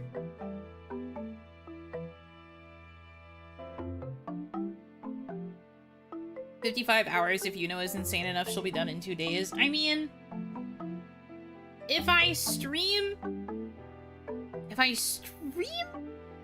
around like 3 to 4 hours every day, it would probably only take like a week or two. That's if I did like every day though. And currently my output is usually like 5 streams a day. How could she be done with 55 hours in 2 days? I invent more hours within the time span of a 48-hour stream. But yeah, no, I've been busy. Also, I think if I didn't take the hiatus, I probably would be done by now. If I didn't take that hiatus in March, I probably would have been done by now, or like a lot closer. Crazy to think that I'm technically still in jail. Holy moly, crazy to think that I'm still in jail. Onigashima time zone, true. Onigashima time zone adds a few extra hours to a 48-hour span specifically.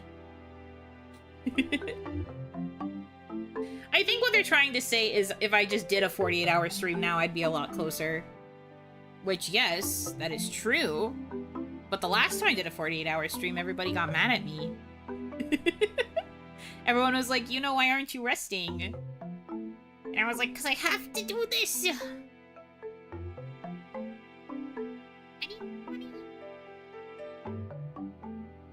So, I don't know. I don't know if I could do another 48-hour stream. I think I could probably do another 24 if I really decided I wanted to.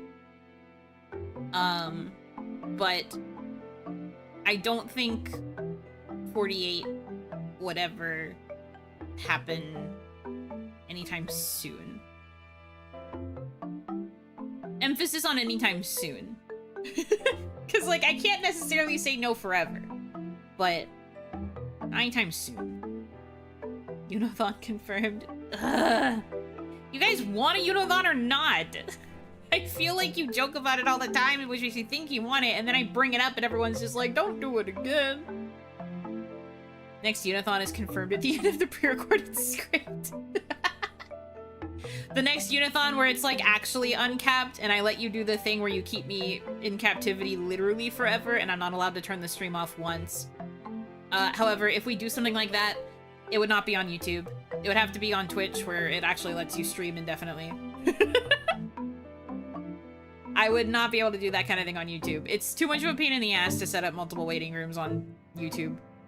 Lovingly, affectionately. It sucks too bad, and I'd be offline for too long.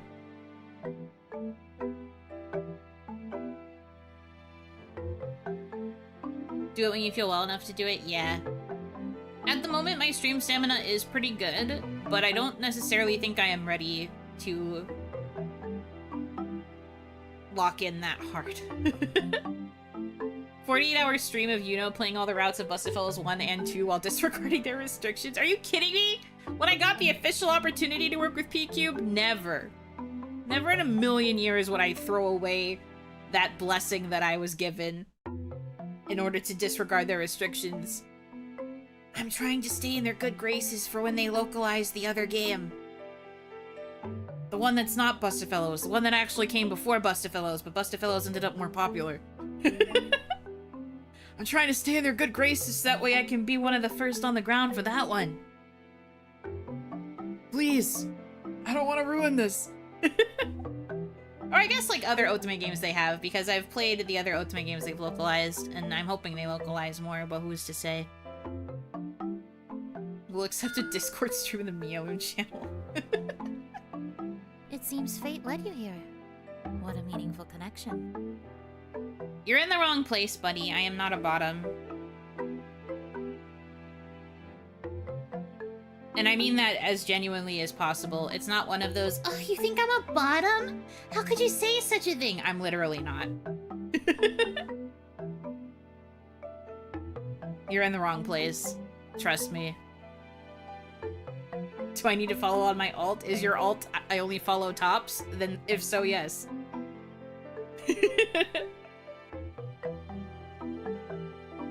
P-Cube pay me, I will localize it myself. I could try my best. I've never actually like properly localized a game before.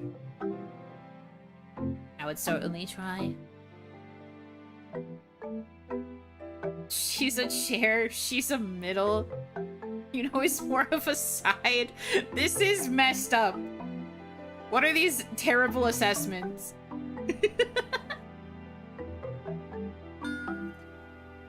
Thank you. That's more like it. It seems fate led you here. What a meaningful connection. Thank you for the follow. Only follow tops. Hell yeah. Now that's more like it.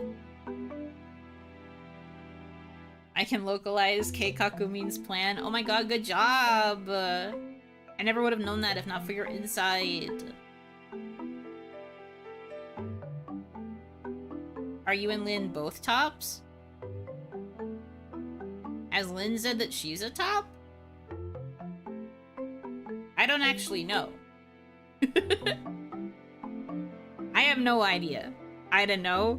Cause like, I don't think of Lynn at all in that in like that kind of sense, so I wouldn't know what her position is. Is Kaya a bottom? Yes. Yeah, obviously. I don't think Lynn has like ever spoken about anything remotely tied to that side of the world affectionately. That's just how she is. She's like genuinely very say-so. So I don't know Lynn's alignment, if she even has one. She kind of girl bosses, but yeah, no idea either. Well, you could be a girl boss and still be a bottom. That doesn't necessarily define anything. But I don't know. I've never thought to ask.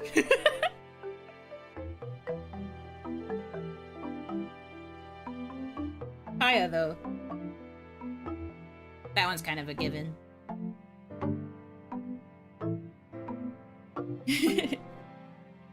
Just saying that's all we have to go off? Yeah.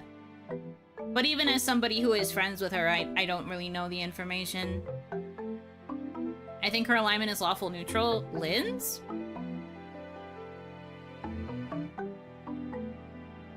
I think Lynn's more chaotic neutral.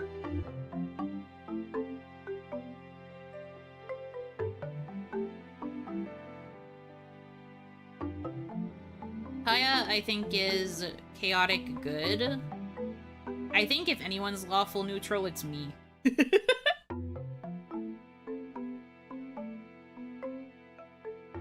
I think. But I think I also have times of chaotic neutral, so it's hard to say. She's a thief, so hard to be lawful neutral as a criminal. I agree. Based on the thief classing. You're lawful neutral? Thanks. I feel like that's pretty correct. More so lawful than chaotic, even if I have, like, occasional moments of chaotic. True.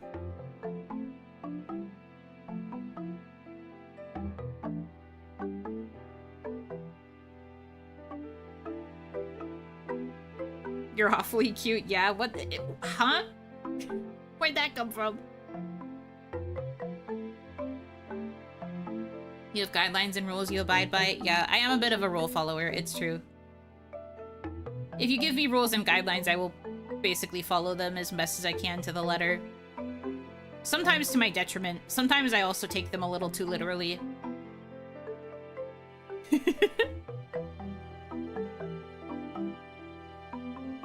There were a few times where I took some of the kawaii guidelines, like, rather literal, and I was, like, very serious about following them.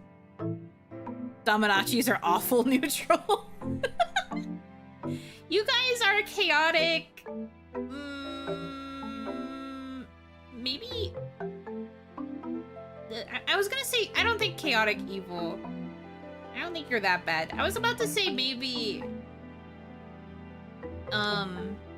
lawful evil? Like, you fuck around within the context of the rules that are already in place. Because it's very rare that you actually break any of my rules. But you fuck around within the confines of them.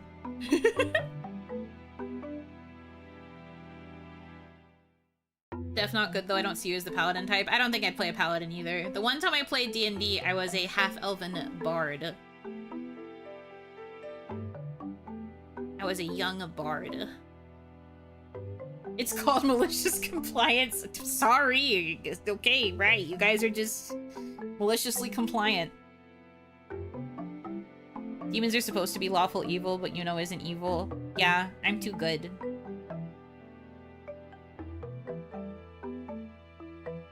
I'm too good to be full evil, but that's why I'm neutral. Because I don't necessarily think I'm full good either. I just follow my own personal rules. We do try to bend them to the comical limit. Sometimes. But that's why I think it's lawful evil. Even if you present very silly, people would think that you're chaotic evil, but you're more lawful evil.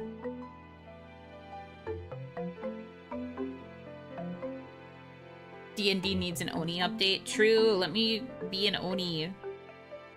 I need this. We're always so nice to you, know, though, huh? Cite your sources? What did bro mean by this? Pretty sure there's a homebrew module for it. Sick. Time to be an Oni. Can I be deliciously compliant? I guess? I don't know what that means.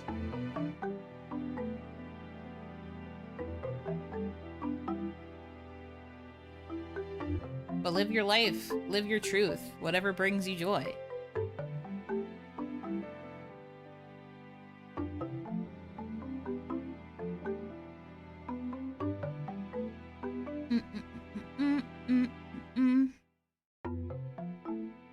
Cautiously compliant. I follow the rules, but I toot a little bit.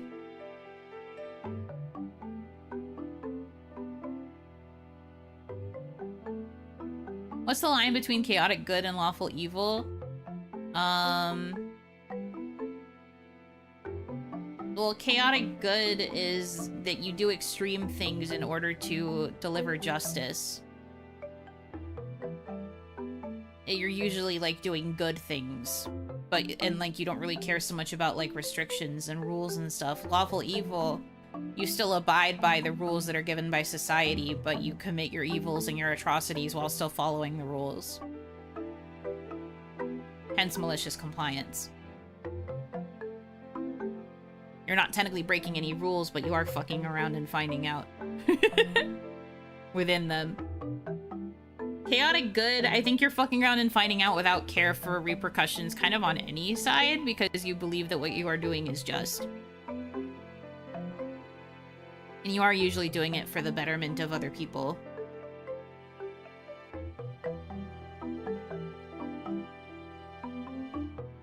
Oni, large, giant, lawful evil, 110 HP, 13 D10 plus 39, AC 16, 19 strength, 11 dex, 16 con, 14 int, 12 wisdom, 15 charisma. Oh, pretty decent stats, I'd say. I don't think that's terrible.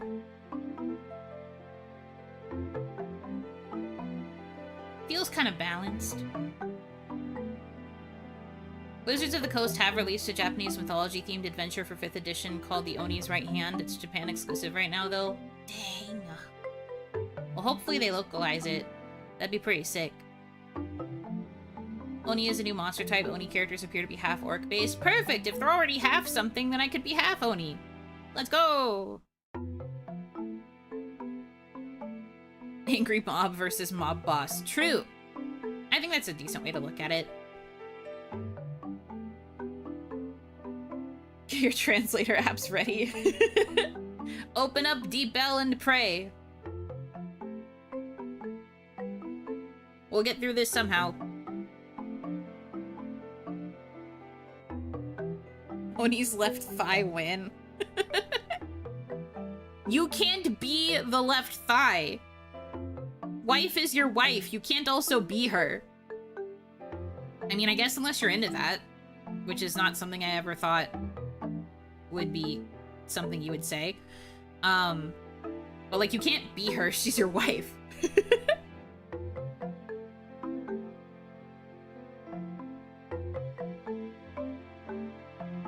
We are one? We are one? No. Not in that way. Get off my leg.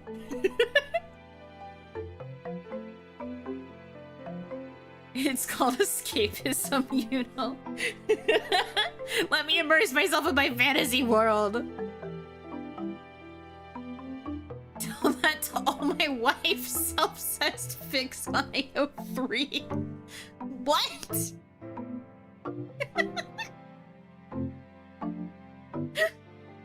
Huh? How would you even be able to do that? Is it just me smacking my thigh against the mirror? Like, what?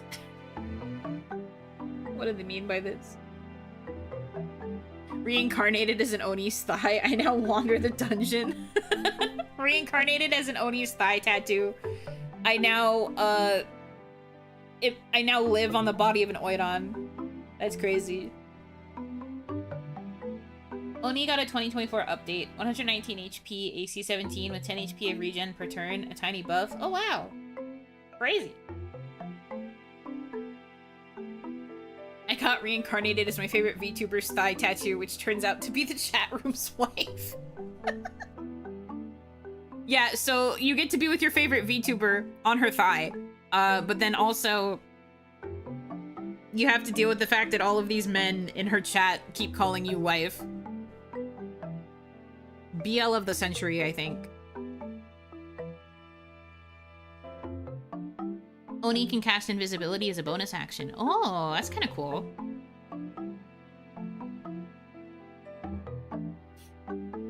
I read that in a short story once, think it was called All You Zombies. Oh.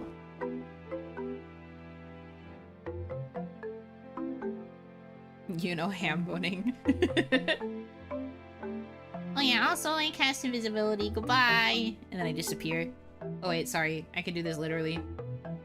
Hold on. Hold on. Oh yeah, and then also as my bonus action, I cast invisibility.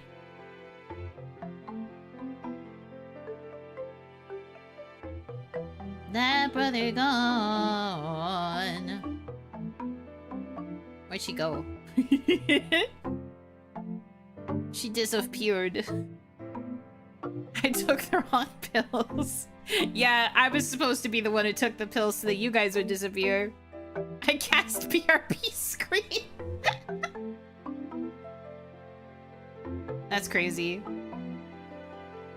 Someone redeem the 10-minute voice ban, Yuno. Yeah, just like, oh, also, I'm gonna also redeem invisibility, so friggin' see ya. Joke's on you, I have Volo's Eye, passive C invisibility. What the heck? Well, just because you can see me doesn't mean you could do anything. So, whatever. The important thing is that I'm majority invisible.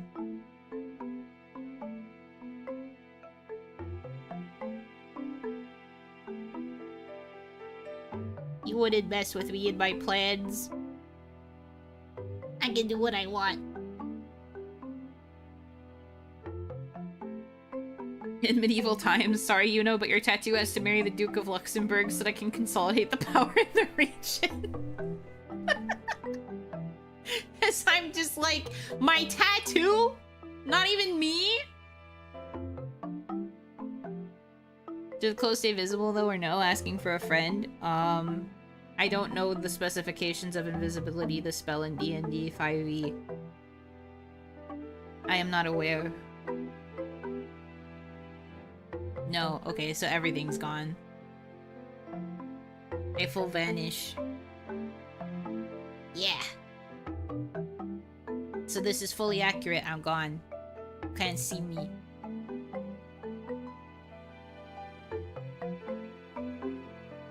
Dang it, I mean thanks. So true. Gotta make sure your friend has that information. They were probably so curious.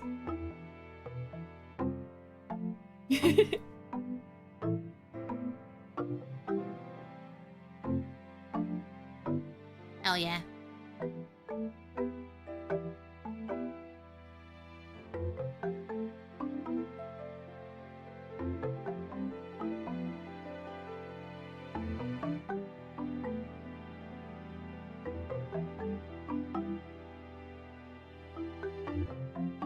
Interesting that when my phone loses tracking of my mouth while I am sipping from my straw for my water, it interprets my mouth as being open. It is not. It is enclosed over a straw. But I guess I also don't really like... I kind of mogu mogu if I'm eating on stream. Like, I see my mouth do like a... But like, it doesn't really translate well when I'm drinking from a beverage. It just thinks mouth open. I promise I'm not just sitting here open-mouthed. Mouth breathing. Yeah, I'm sipping water. I just don't know why it tracks like that. VTuber models are so funny. Always imagined Yuno as screaming silently in perpetuity. Well, that is true. That is also correct. It's just that it's in my mind. It's not externalized. Don't listen to your phones on the straw as your tongue. I don't have a trackable tongue.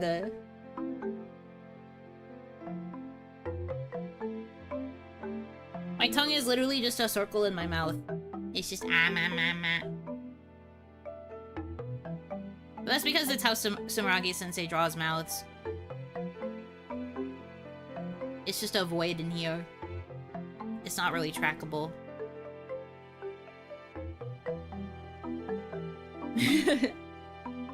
Inhaling condensated air. True. YouTube and Twitch would kill you if you had a trackable tongue? Probably not. Lots of people do the, like, blit. They have the blit toggle and it usually doesn't cause problems. RIP, you know, Pog. I mean, I can Pog.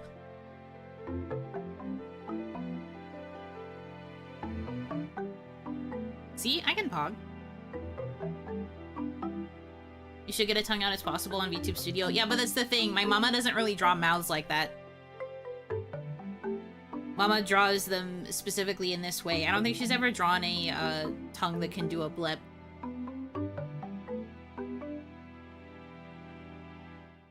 She also didn't draw teeth for my mouth. My brothers have teeth. I asked for teeth, and she was like, no teeth. And I was like, okay. But I do think that that's actually just how she tends to draw girls in a lot of her art. No teeths.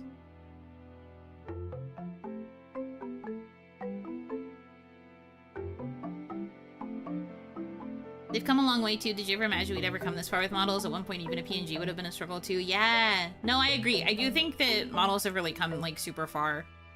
And they're constantly, people are constantly innovating with the stuff that they can do with their models. And I'm just like, how do you do that? How do you even think to make that happen and then also do it? You're crazy for that.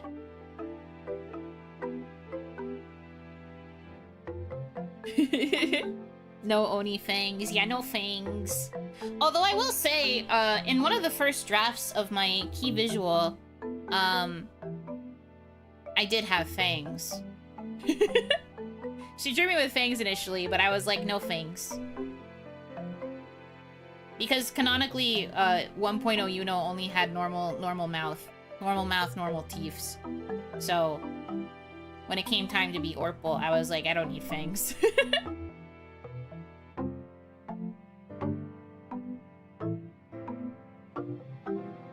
No teeth? What are we talking about? My model. Most people's VTuber models are all have their mouths rigged with teeth in them, like top and bottom teeth, or sometimes just top teeth. That is also very common for VTuber models, and then they just have no bottom teeth. I am toothless. Mouth fangs. Oh, like the flesh fangs?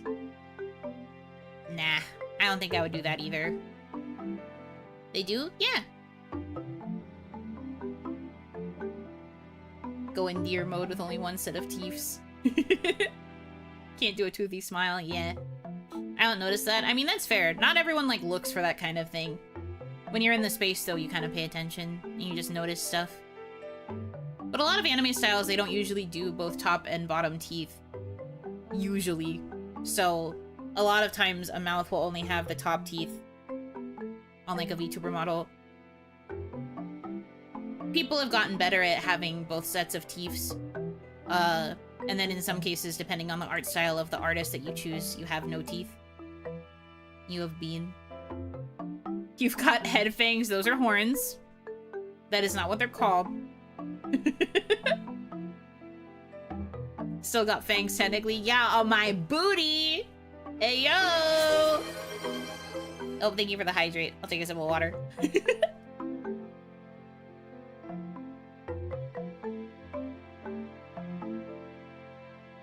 Yeah, no toothy smile. I can only do this. Which I still think is cute. I think it's worth it. For visual learners, please demonstrate. I literally can't. That will actually get me banned. I literally can't. That will probably actually get me banned. If not banned, lightly bonked.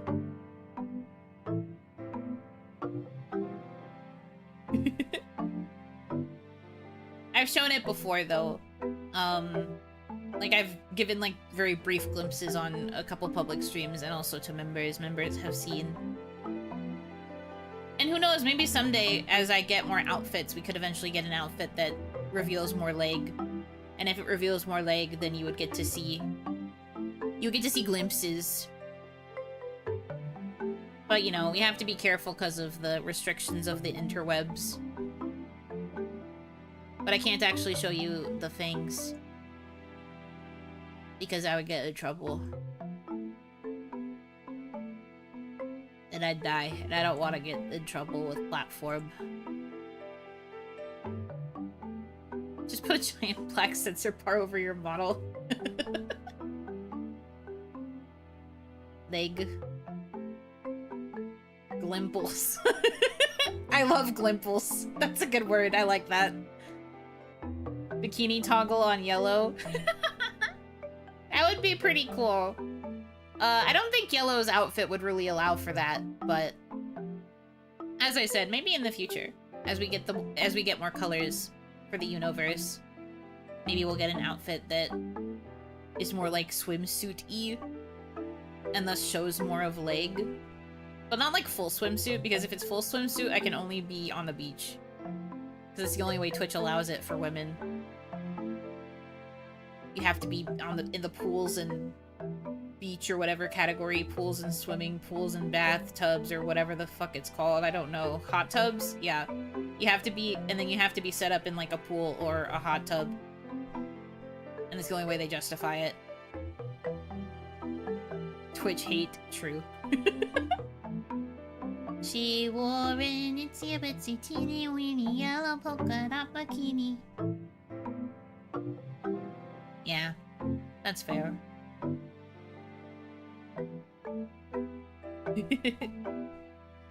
But like maybe someday. I don't really know what color I would do that for. Maybe orange, because that's supposed to be gyaru. I feel like if any outfit should have like a swimsuit or bikini type toggle, it should be orange, because that's gyaru. And you'd also get the bonus of tan, you know, wearing a swimsuit. Thoughts? Do you have opinions on this?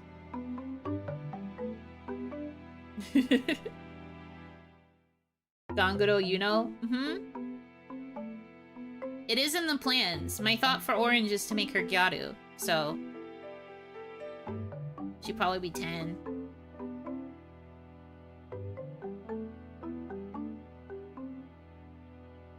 These are active thoughts that I have had. But I feel I must remind, Yellow is the next one that will be in the works. That I'm hoping, fingers crossed, that I can debut before the end of the year. But then the next outfit after Yellow is gonna be Yuki Onna. So we still have a little while. And the actual preparation for Yuki Onna will probably take some time too as well also. So it'll probably be quite a while.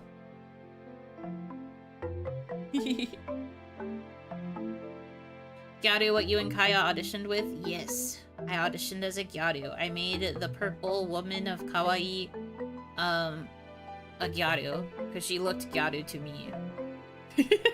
I mean, I did audition to Kawaii one other time before, and I had a completely different personality, that I tried out with, but I think that probably wasn't a super good match. So I imagine they liked my take because it was more peppy this time around. I auditioned with something a lot quieter for my first audition. And then this time around, though, I was like, I guess she looks gyaru. I'll try something a little, like, genki and girly. So it was more like Valley girly.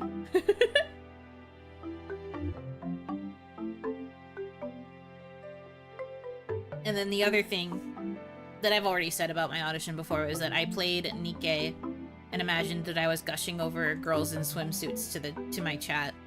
Because when I recorded the audition, it was during one of the, I think it was either the first or second Nikkei summer event. It was so long ago, bro. I do not remember. I think it was the second Nikkei summer event though. And I was like going through the event story and voice acting the characters and then gushing about pretty girls in swimsuits to an imaginary chat.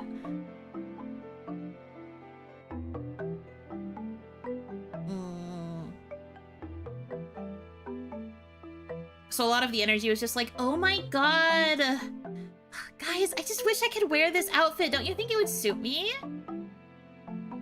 I think we'd have to change the colors a little bit and maybe adjust the cut of the top, but I think it looked pretty good. Maybe I'll have to consider commissioning artwork.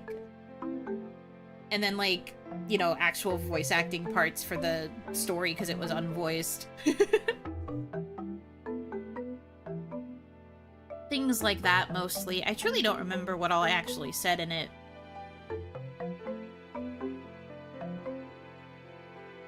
It's all a blur to me now, and I don't think I have the... I sincerely doubt I still have the footage I probably sent it into the ether the minute I submitted. I was like, cool, it's done. Goodbye.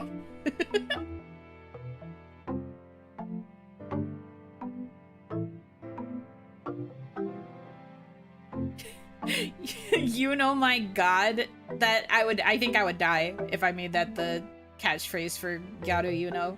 I don't think I could do it. The things I would do to see a recreation of it. I don't really play Nikkei anymore.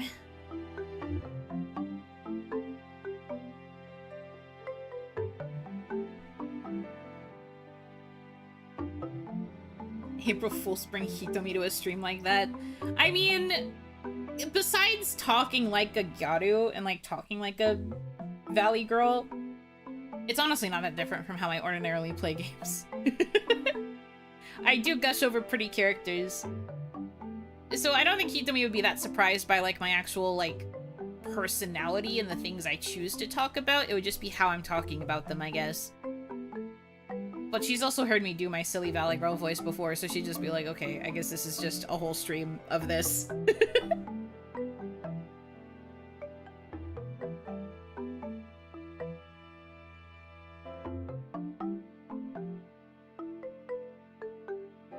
It's 5 AM, so I'm just here not understanding what the hell you guys are saying. Okay. You don't have to bring it up if you're having a hard time. Also, if it's that early, you can go back to bed. It's okay. It would be some gap moe for sure. Yeah, no kidding. Factory worker, guess we're making Yarus now.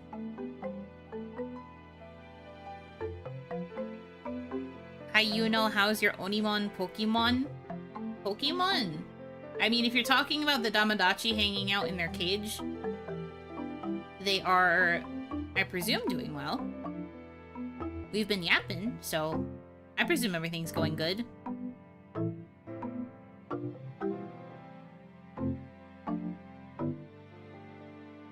Gyaru, Mami, Yuno, Dark, Ron, and Kaya. Truly the ideal gen. Could you imagine? They never would have let Green be Gyaru, though. Are you kidding? They would have had to make her be, like, super traditional Japanese Gyaru somehow. They never would have let me have fun. No fun allowed sign.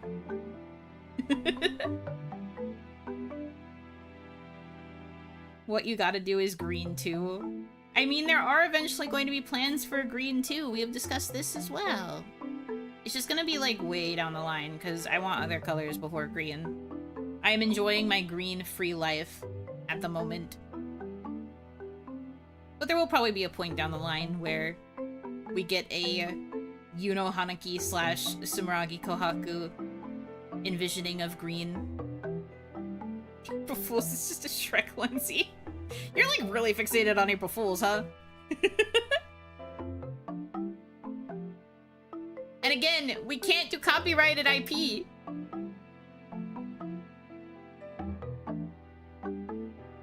If it even seems remotely close to a copyrighted IP, Sumeragi-sama will be like, no. We have to figure out how to change this so that you won't get in trouble. To which I'm like, okay. You'll understand the deep lore with that once I can finally debut Yellow. Which I am fingers crossed and toes crossed.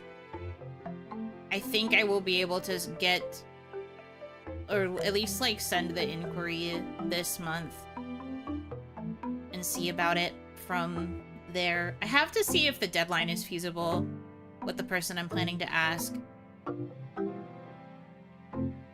Green is the best color. I mean, chat probably agrees with you. They miss green quite a lot. But I was, like, force-assigned green with a very aggressively green model when I first became Yuno. And I wasn't really allowed to change much of the base coloring to make her a little less green. She was just very abrasively green. And I stuck out with my gen mates, and I kind of just stuck out in general.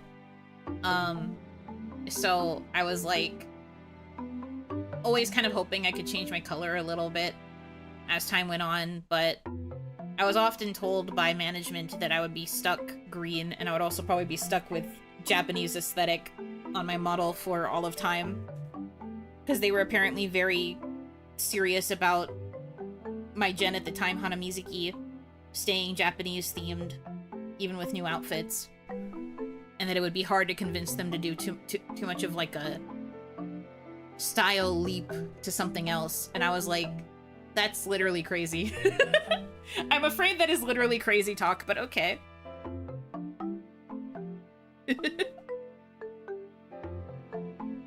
Why?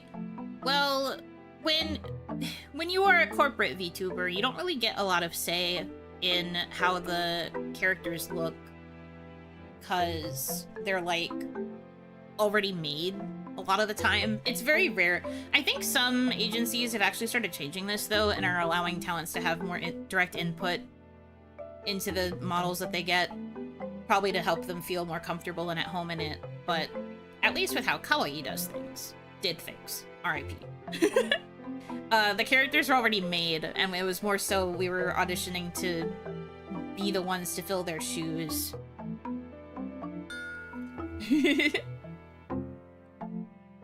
It seems fate led you here. What a meaningful connection. Tickler Bungus. Amazing name. Thank you for the follow. Welcome in, welcome in.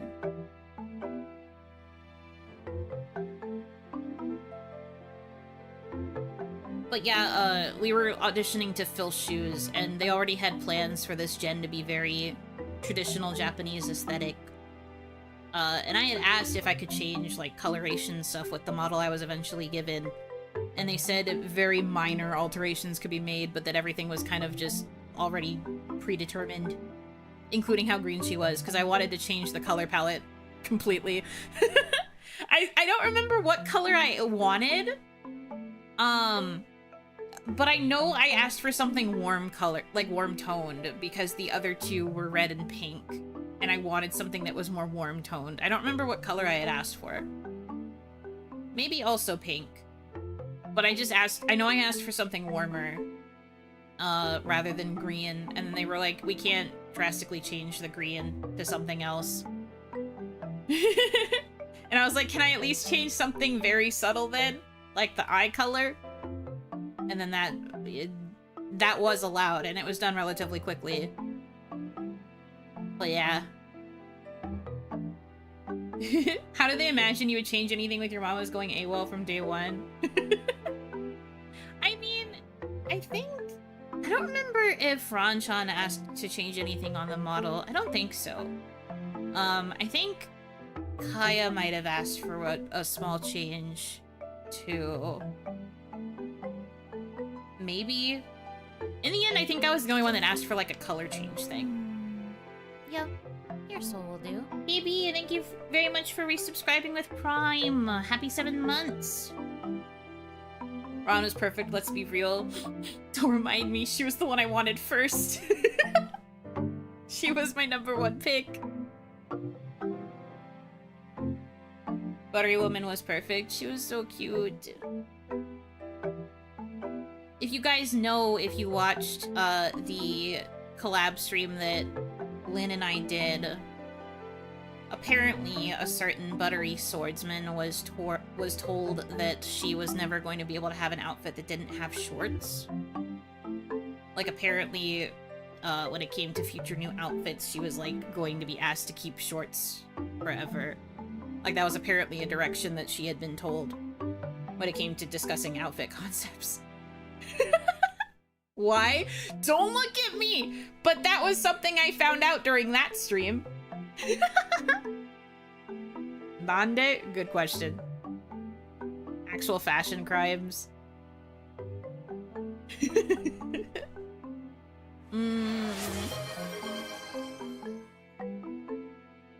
They fixated on the funniest things. It's so funny. Like, all of Hanamizuki were basically told we couldn't have outfits that were non-Japanese aesthetic. Thank you for the hype train, by the way. But we were basically told they have to be Japanese theming, whatever style you choose. And then also we all had, like, weird limitations. I actually don't know if Kaya ever had one. I don't think I ever asked her. Yep, You're so But at the very least, me and Ron did. But I think a lot of it might have just been like a presumption on management's part. Because I think our manager took things like rather seriously when it came to the idea of like the possibility of things going wrong. I think my manager just had a tendency to like over prepare me in case things went wrong, and thus was always kind of thinking more doomerly when it came to things I was suggesting or things I was excited about. It was just like, well, just be careful because there's a chance that this or this might happen, or like that you might have to compromise and do this, or that they might not let you do this. And I would be like, oh, and then I'd become less excited. So I wonder if that was just to kind of like prepare me for not failure, but like prepare me for things being rejected, mayhaps. No idea. But yeah, apparently Ran-chan wouldn't be allowed to have outfits that weren't shorts, I think was what she said. It was like a very strange restriction. Shorts jail daughter or green jail son is so funny. Do you want to be in green jail, or do you want to be stuck wearing shorts forever? That's so weird. I agree.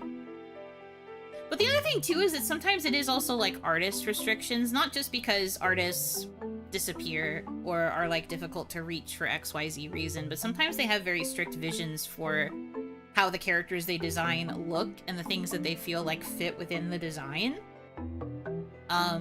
So, like, sometimes, even if you, like, get the okay from management, I guess, in this case, to get an outfit, if they present it to the artist and the artist is like, I think it would look like this, sometimes you can't really push back against that. I think this is okay to say, maybe. I don't know if it will ever really be... I'm not going to specify too many details about this, but there was someone that I knew of within the VTuber space whose VTuber mama designed her, and then when they tried to give like feedback for like changes, they were just like, no, I'm the designer, this is how she looks. And they like literally refused any changes. So some artists can be very strict about how they envision the character, and if you're commissioning an artist to both design the character and then also like make the art, you can't really say no in those cases, unless you just want to like scrap it entirely, maybe. This is just like one example, like one extreme example.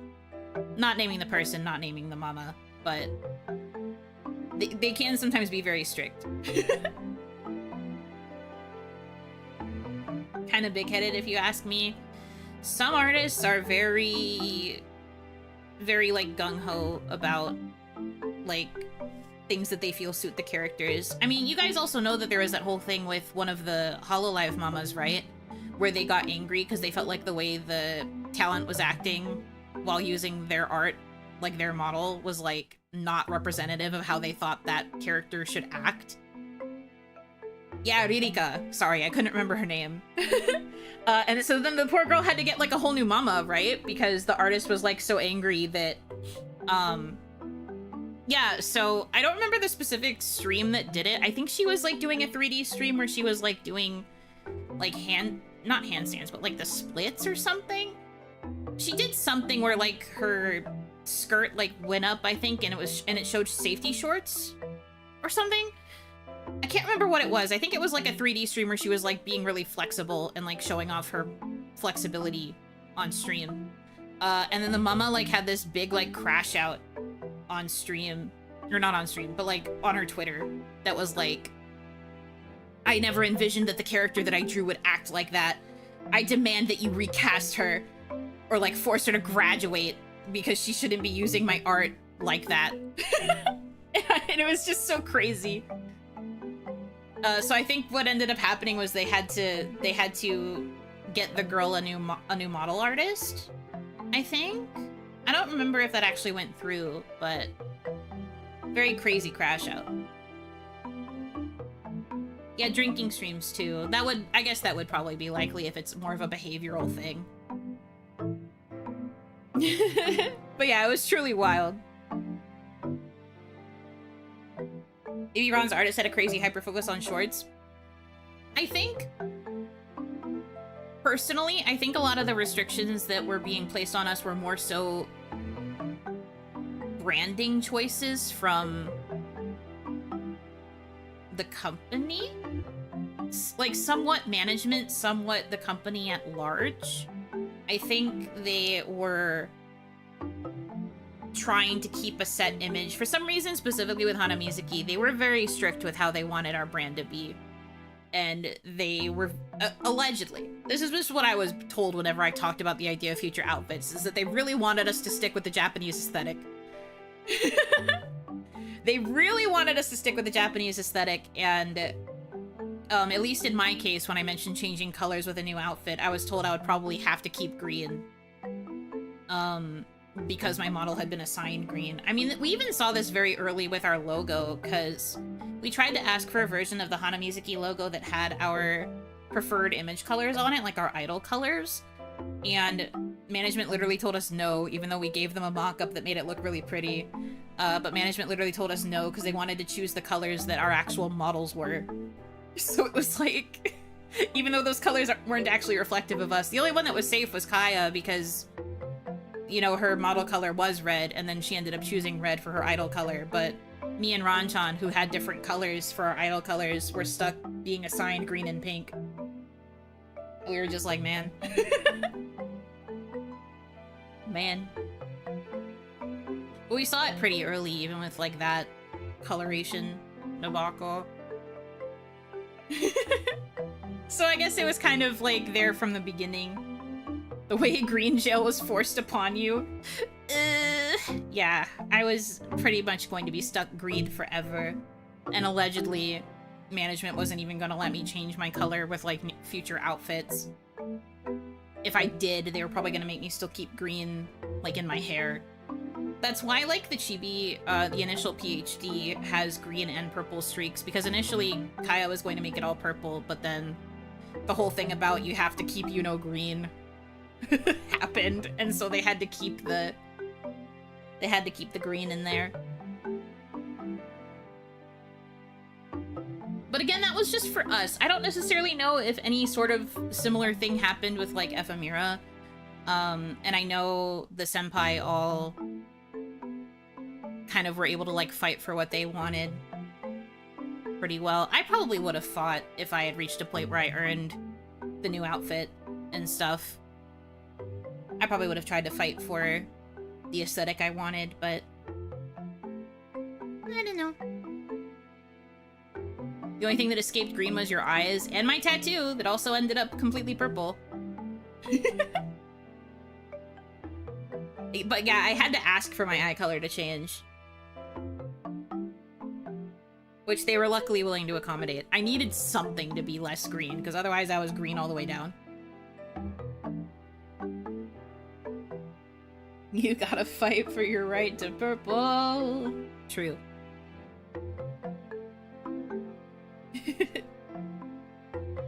But nah, it was just like, it was a little frustrating, I guess, but it was all hypotheticals based on if and when certain things occurred. Oh, thank you for the posture check. I'll do a little stretch, but my posture's already pretty straight, actually. Thank you, though. But yeah, like, what was I saying? It was all hypotheticals because it never really reached a point where we were actually unlocking new outfits. At least for me, when I was talking about it with my manager, it was all in the hypothetical because I was pushing to earn enough points to get to the points outfit. And they asked if I had anything in mind, and I was like, oh yeah, I've been thinking of a few different things. And then that's when they told me that I'd probably have to make it stay Japanese themed, like Japanese aesthetic, and I was like, huh? Bro, since when? The senpai didn't have to stick to a specific theme. But I think the argument was that it was because while they did kind of have, like, themes between them, they weren't as strictly themed as Hanamizuki was, I guess. And so it seemed like there was going to be a lot more emphasis on our theming. I don't know. But it's okay. It's okay. You guys were themed into a corner. Yeah. All those points left on the table, Drew Carey punching the air. He was like, the points don't matter. They got the points don't matter, just like the points you earned during the past, like, year that you've been with this VTuber agency. Sorry.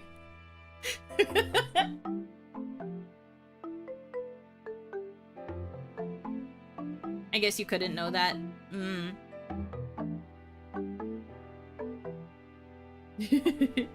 Assuming it makes an ass out of you and Ming. True. Can't make an ass out of Ming. He's just a chill guy.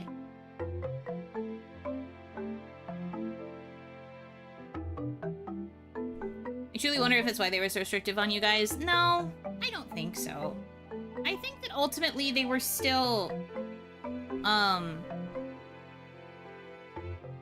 pretty, like, open with us.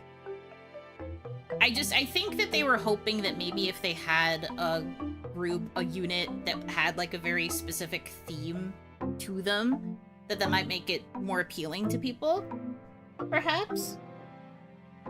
I can't really claim to know. I also don't know why they settled on traditional Japanese theming in order for that to work, but I don't know. Wasn't Hanamizuki released a bit after Kawaii was acquired by the Japanese company? Maybe that. I think this is okay to say. The acquisition had already occurred behind closed doors. By the time we joined, we and Ephemera were the first, and I guess only, talents that were hired after the acquisition. I'm not giving you direct details about the timeline, but Kawaii had already been, absorbed by that time. I think it just wasn't publicly announced until later, which is usually a thing that happens. They usually wait to announce such things. I believe our characters were made and designed before the acquisition, because I believe that Costa still had a hand in our designs, at least some of the designs. I don't remember what's it called? I think he had the most hand in Kaya's design. But yeah, our characters had been, like, designed prior to the acquisition, but in terms of, like, the actual, like, process of making the models and then, like, scouting for talent, that was after.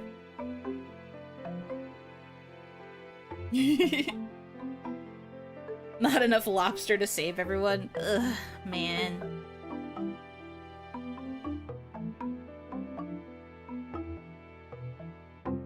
My headcanon was that there was a JP CEO that really liked Korean. Yeah, no. In case you're curious, I think this is okay to share. Kaorian was, like, the main person in charge of designing Yuno. Furi was the main person who worked on Ron. And then Kosta was the one who primarily worked on the design for Kaya. Although I think Kosta also worked with somebody else. Maybe also Kaorian? I can't remember. To make Kaya.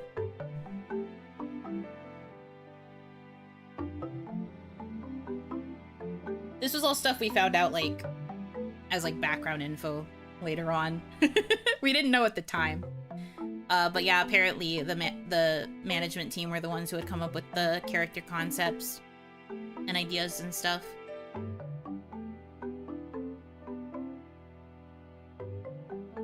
They had, like, reference documents that they had for, like, how they kind of envisioned the characters looking. I believe this process also carried over to Ephemera, but I do not know anything about their actual process. But at least for Hanamizuki, they all had, like, documents and, like, character concepts. I guess Furi liked Sailor Mars. I don't know if it was necessarily because she liked Sailor Mars, but I do know that the design for Ron had Sailor Mars there as a reference. Because I remember seeing the image. So Sailor Mars was there.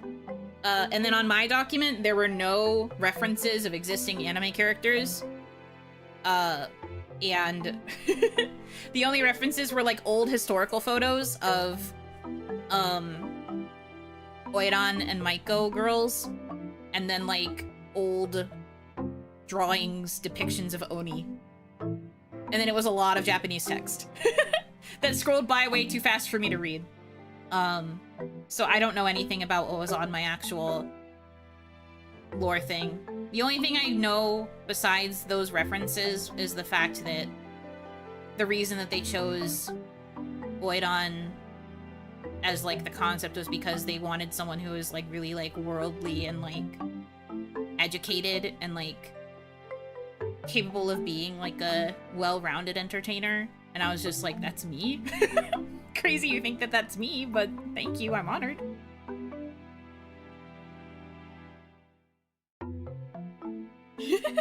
Who? Yeah, literally me. I was like, what? That's crazy. Do you remember the other references for the other two? I do not recall if I had any specific anime references off the top of my head.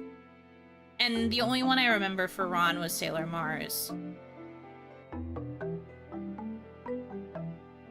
I didn't really get to see the other documents very much. Like, it was a screen share during a meeting, because I found out about it during, like, the name meeting, and it was the screen share from a manager scrolling through the document to get to where they had their name suggestions.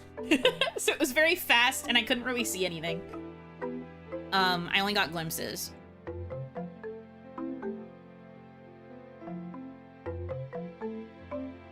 Naruto, obviously.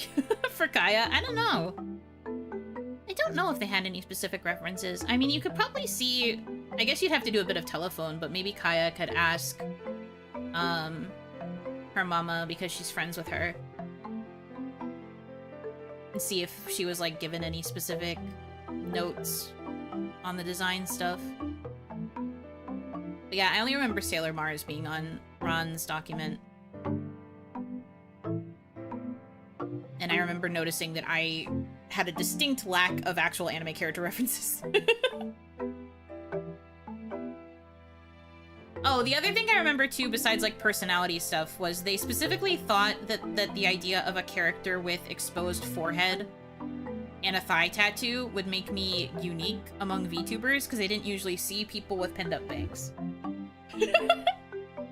They were like, this would make a unique charm point, because most VTubers have bangs, but you don't. And I was like, okay. And then they said the same thing about the thigh tattoo, because they thought that most VTuber characters didn't really have tattoos.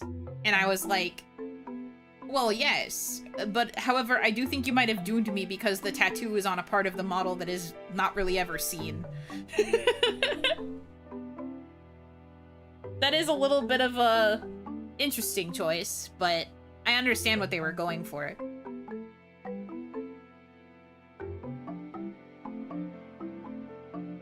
They nailed the tattoo placement. I mean, I agree. I think it's a good placement. It's just that, like, if you're looking for something to be a charm point of a VTuber model because it's unique, having it be on part of the VTuber model that you don't usually see makes it a bit hard for people to realize I even have it. That's why I kind of have to go out of my way sometimes when I'm getting art to be like, draw the tattoo, include her, keep her there. Because otherwise I feel like it gets forgotten.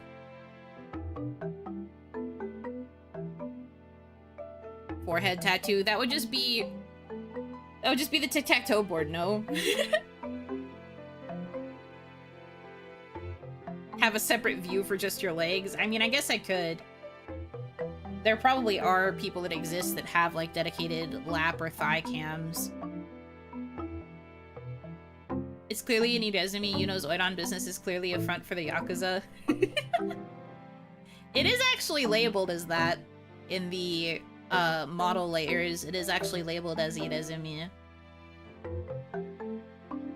So you're not wrong.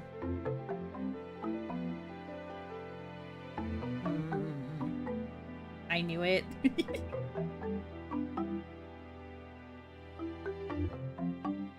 Thigh my cam would go insane.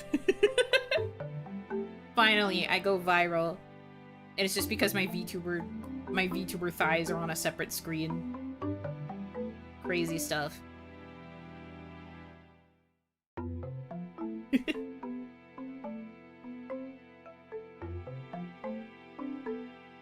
Should we start calling you Kumicho? No, it's okay. People have gone viral for less. I suppose that's true. Clearly Onigashima from One Piece. This will never not be funny. Don't bring that up. I still cannot believe that was like the first conversation I ever had with my manager. Having to explain that Onigashima is a place from folklore and not One Piece. Should they know this? Oh my god. Crazy work.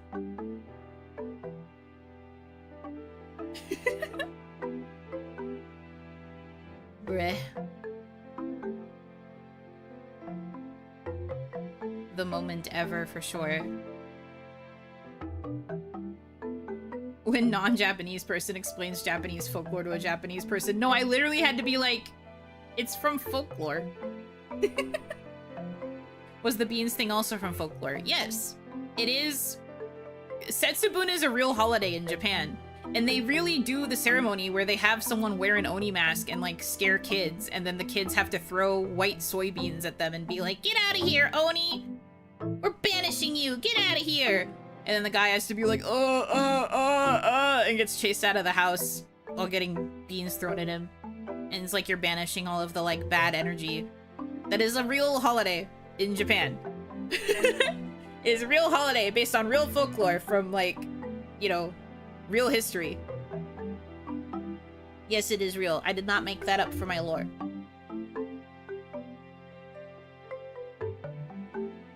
That's like the people who say, whoa, it's the guy from Fortnite for any of the random collabs. Wow, the Onigashima from One Piece. I'm guessing Ron's charm points were boba and model building. Well, when we're talking about charm points, I mean charm points about the model. I think Ron's charm points are supposed to be the fact that she wore the short shorts. I don't remember if there was anything else specifically, but like if she was told that she probably wasn't going to be able to not wear shorts with her model, then probably like emphasis on leg. What if you scare a kid really badly? I mean, yeah, there are probably some little kids that would cry, but in the end, it becomes obvious that it's just, like, your dad or, like, some other, like, adult male figure that you're banishing. Because it is usually, like, the men of the family who have to pretend to be the Oni. Or, like, male teachers or whatever.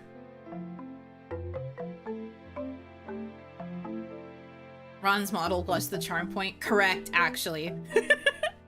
I love your model so much. Ugh. There's an alternate universe where I was Ron. Because I wanted that one really bad. I think I've said this before too, but I was the only one that got like... Well, I say only one. There were 3 of us.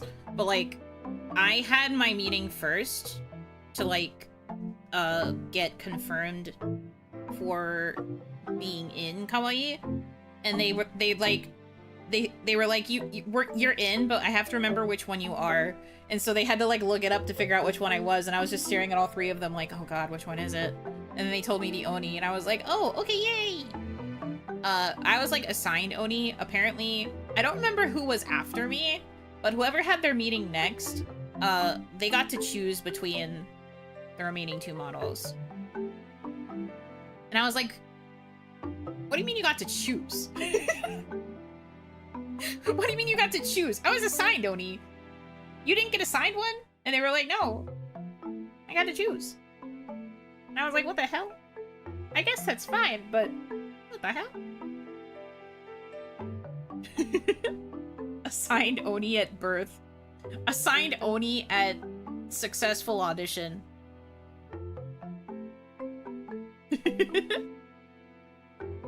Destined for Oni, yeah. I guess they just, I mean, I mentioned this before too, but during the interview they said that they thought that my voice really suited the Oni and that like my vibe really suited the Oni, so I guess it was just written in the stars from the minute I interviewed, and they were like, oh yeah, you'd actually really suit the Oni. And here I am, having completely changed how the Oni looks, but I am still the Oni.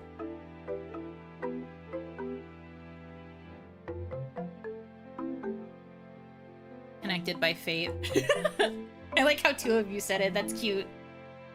It is true, I do really think it was fate. As attracted as I was to the Ron model, because she was pink and I really liked the samurai vibe, I was very, like, fixated on the thigh tattoo. That was, like, the main reason I mentioned liking the Yuno model, because I was just like, oh, I love that thigh tattoo. It's so pretty. And I didn't really remember much else about her besides the tattoo. When I got the longer look at her later, I was just like, she really is cute. Cutie patootie. What they meant to say was clearly you had the most mystique, the most demure, and of course the sexiest. Stop. Stop. Oh my goodness. Now imagine Ron model with thigh tattoo. Bro, emo Ron with like the original like black, red, and gold coloration with a thigh tattoo, it'd be over. I'd be cooked. I would have been toasted. I would have been like, I do not care about the other two at all. Please give me that model. Emo Ron, Sean, I miss you. Come back from the war. I thought I was late, but we were talking wife, so never mind. On time, in my lane. Wife Maxi. Hello, welcome in. Would have been cool if every member had their own tattoo. I mean, Kaya didn't have one. And Ron Chan didn't have one. I don't think they would have been allowed to add tattoos. Maybe they would have, but I don't know if they would have been allowed to add them. But I mean, now we have Mialoon, where 2 of 3 members have tattoos on their thighs. And also, yes, I do believe Kaya asked Lynn if she would be at all interested in having a tattoo on her thigh, and Lynn said no. Lynn was like, no thanks.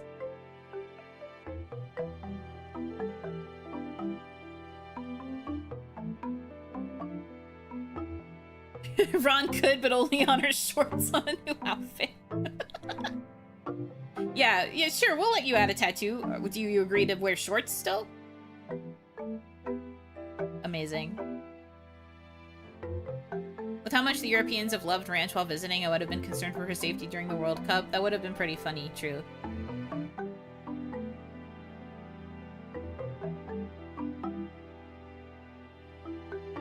Probably good because Yuno's model would have been the one lost to time. True.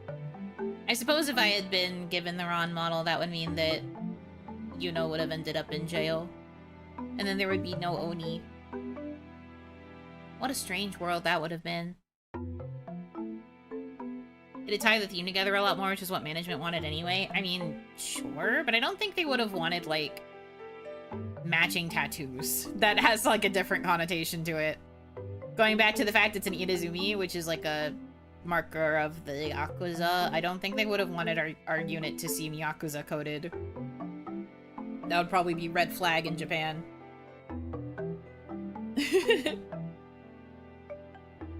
Lynn gets a temp tattoo. She gets like a Rilakuma, one of those like sticker tattoos that's only there for like a few hours. So you've got like Kaya's elaborate gold dragon tattoo on her thigh, and then you've got wife on my thigh, and then Lynn just has a Rilakuma like taking a nap there.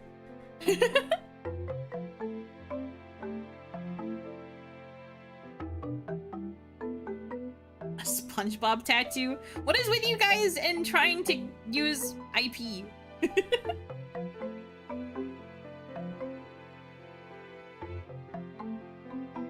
Hanamizuki getting really cool dragon tattoos on their backs. That would have been pretty sick.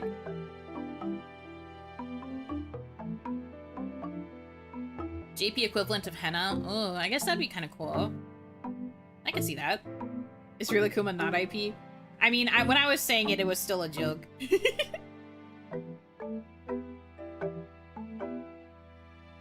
But since it's temporary, it would only be there for a couple of hours, and then it would already be fading.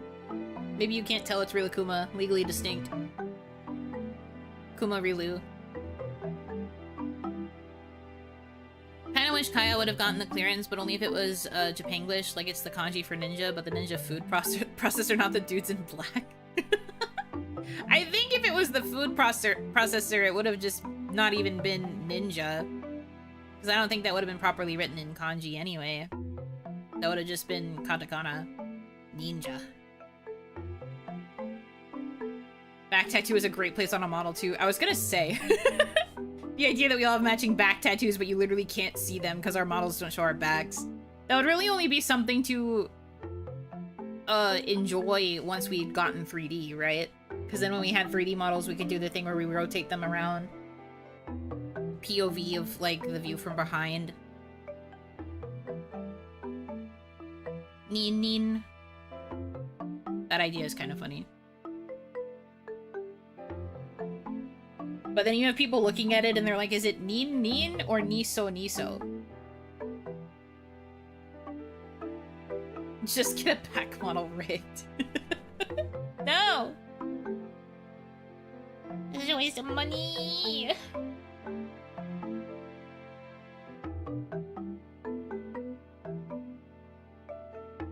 Backside focused 2D VTuber is an underexplored market. Yes, but with a reason, in that nobody really wants that.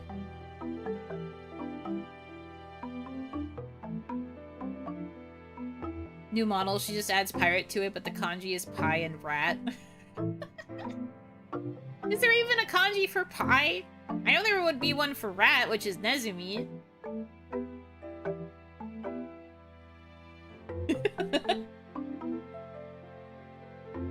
Yeah, Niso or Tuso. Awesome. Everyone sees it on her thigh and they just have to keep like squinting like really close to her leg to figure out what it says and they still can't read it. They do a face reveal on their first anniversary. That'd be so funny. You have like the silhouette and stuff for like a pre-debut VTuber and then they debut and it's literally just their backside.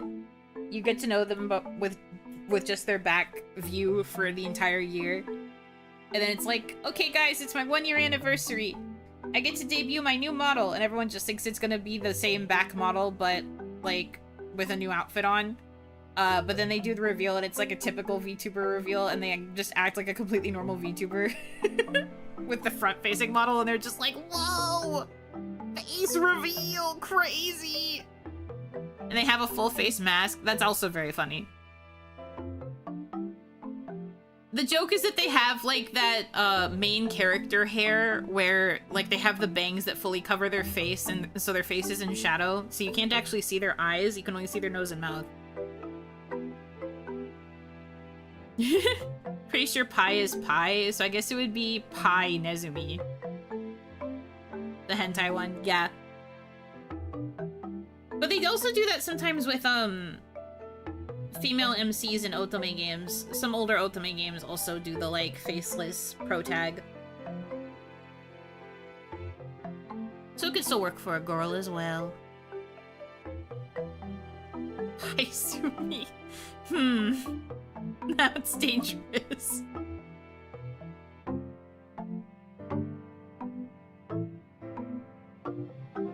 What type of content do you think I'm more familiar with? I mean, fair enough. I'm just providing the information.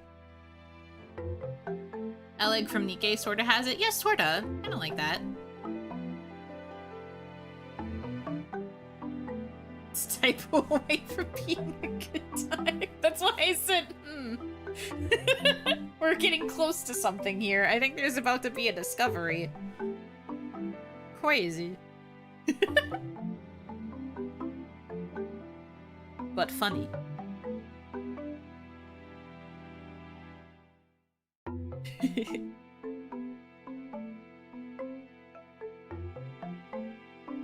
Summer outfit is front view, but giant sun hat, only her smirk visible. Oh, true. Her smug aura mocks me, chat.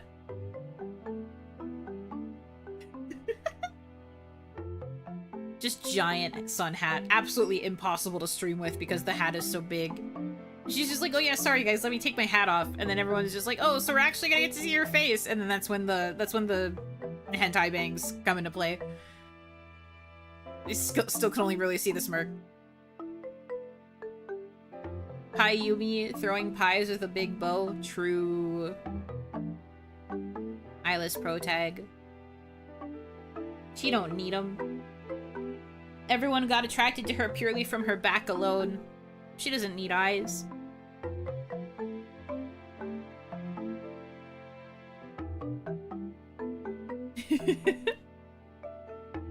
I mean, I do think the framing of work with that model could be pretty cool. Like, angling it so it looks like she's just looking at chat instead of having to have her, like, face what would be, like, the stream itself. And then, you know, you do the same thing with games where it just looks like she's looking at the game on the monitor, like she's sitting in front of you while playing. It has potential. You could frame like a karaoke stream where the karaoke video is playing on a monitor and it looks like it's in front of her and she's looking at it and you're like sitting in the booth like watching her sing. So she's still singing, but it's like she's facing away from you because she's looking at the lyrics. Kind of banger. Honestly, would be kind of innovative. Or maybe more people should just do this with their 3D models. Just a whole week of streams where you only, like, have your back face chat.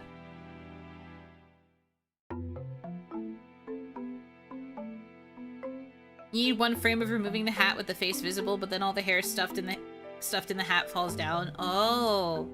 See, that wouldn't work, though, because there are people who are, like, shotgun quick at screenshotting.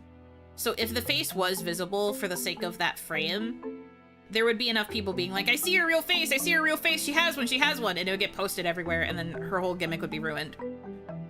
I think in order to keep it how it's meant to be, you can't really afford to do anything that might reveal the face. You have to be really careful. People are crazy. If they think that there's even a brief glimpse of something, they will screenshot it, or they will also go back through the archive to go to that moment and, like, frame by frame it. I know because I've watched Hitomi do this with things we've watched. If she thinks she saw something, she will go back frame by frame to find the thing that she was looking for, to find the exact frame. So, if my bestie is that crazy, I feel like VTuber fans would also be that crazy. Lovingly. She's a freak like that, huh? She can be. If she thinks that she saw something, she will, like, pause what we're watching to rewind and make sure that she saw it. And she will do frame by frames for it, too. She also does that, like, after we do an initial watch, like, she'll go back and she'll take, like, a bunch of screen caps of, like, the episode of the thing we just watched or whatever to get all the cute screen grabs she can, and she'll just sit there, like, getting all the screenshots. In order for this gimmick to truly work, we would have to try to avoid any possible way that the face could be visible. We cannot let a single thing be revealed until VTuber is ready to reveal it.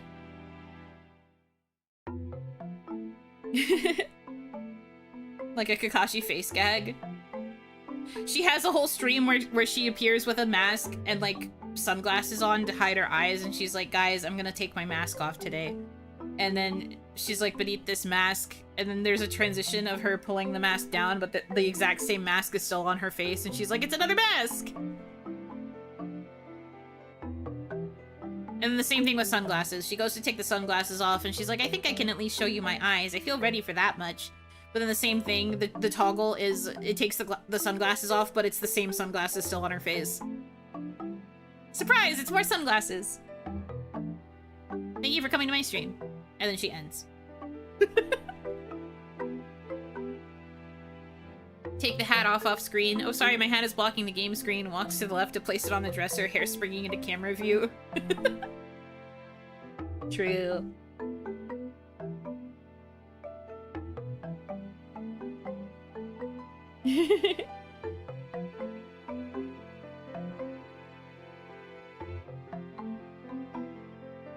This concept is pretty awesome, I think.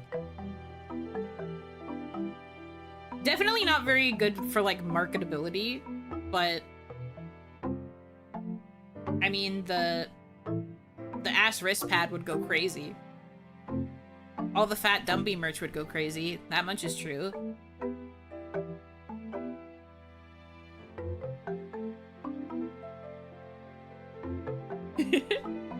But otherwise, not very marketable, unfortunately.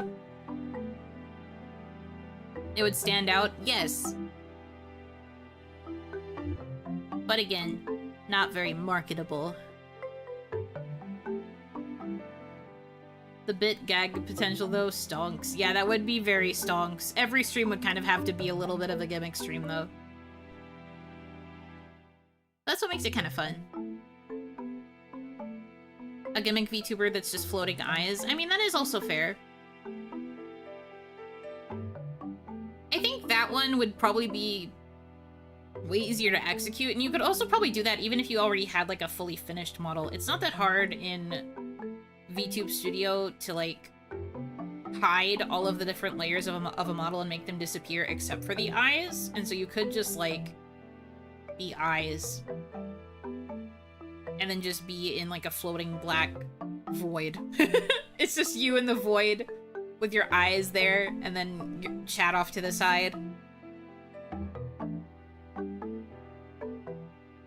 That would be doable. But I feel like it's a lot more of a limiting gimmick. I think in order for that to actually be, like, fun, you'd have to either have absolutely no sound, or you'd have to have, like, quiet, like, ambient cave noises or something, like something kind of eerie. I also think you can barely talk. I think, like, you have to, like, not really speak much, and it's just the eyes staring at you with the creepy ambient noises.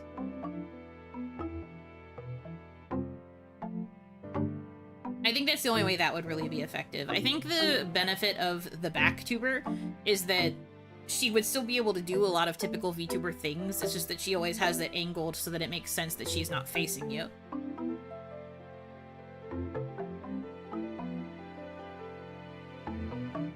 Meanwhile, I think the eye gimmick, you really can't do much. Like, you can't really play games, you can't really do anything else. You truly just have to be, like, a void creature. And I guess the appeal is just having the eyes there, like, watching.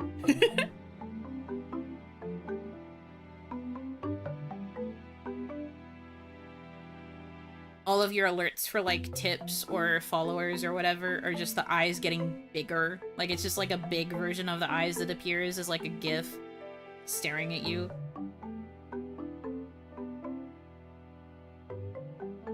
Sometimes you get, like, flashes of other pairs of eyes in the background and you're not sure if that's actually real or if it's just because you've been staring at this one pair of eyes in the void for so long and you're starting to hallucinate.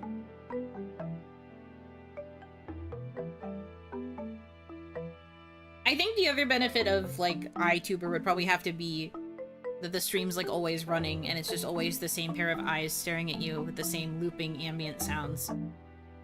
I just think it has to be kind of eerie.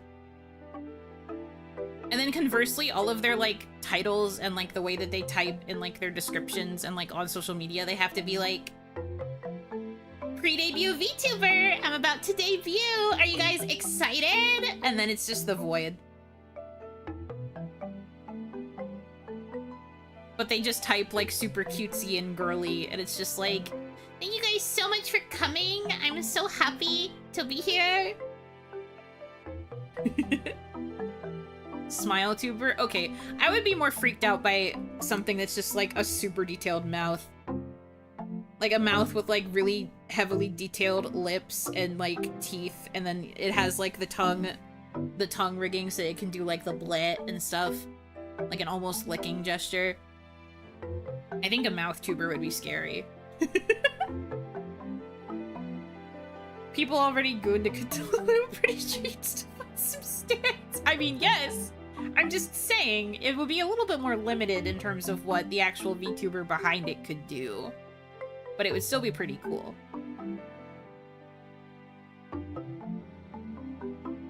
Eartuber... I don't know if that one would really work as well. Just an ear? I don't think so. Cheshire Cat. True, it is kind of Cheshire Cat coded. That one would be combination eyes and mouth then. Maybe that's the gimmick with the Void Tuber. Like if we're going with this eye person, where it's just eyes for a really, really long time, but then there is a point where a mouth appears and it's like super detailed and like almost kind of gross how detailed it is, but it's just like, it opens up like it's gonna bite you or something. So it's like a jump scare moment. But then it just as quickly disappears and it goes back to just being eyes.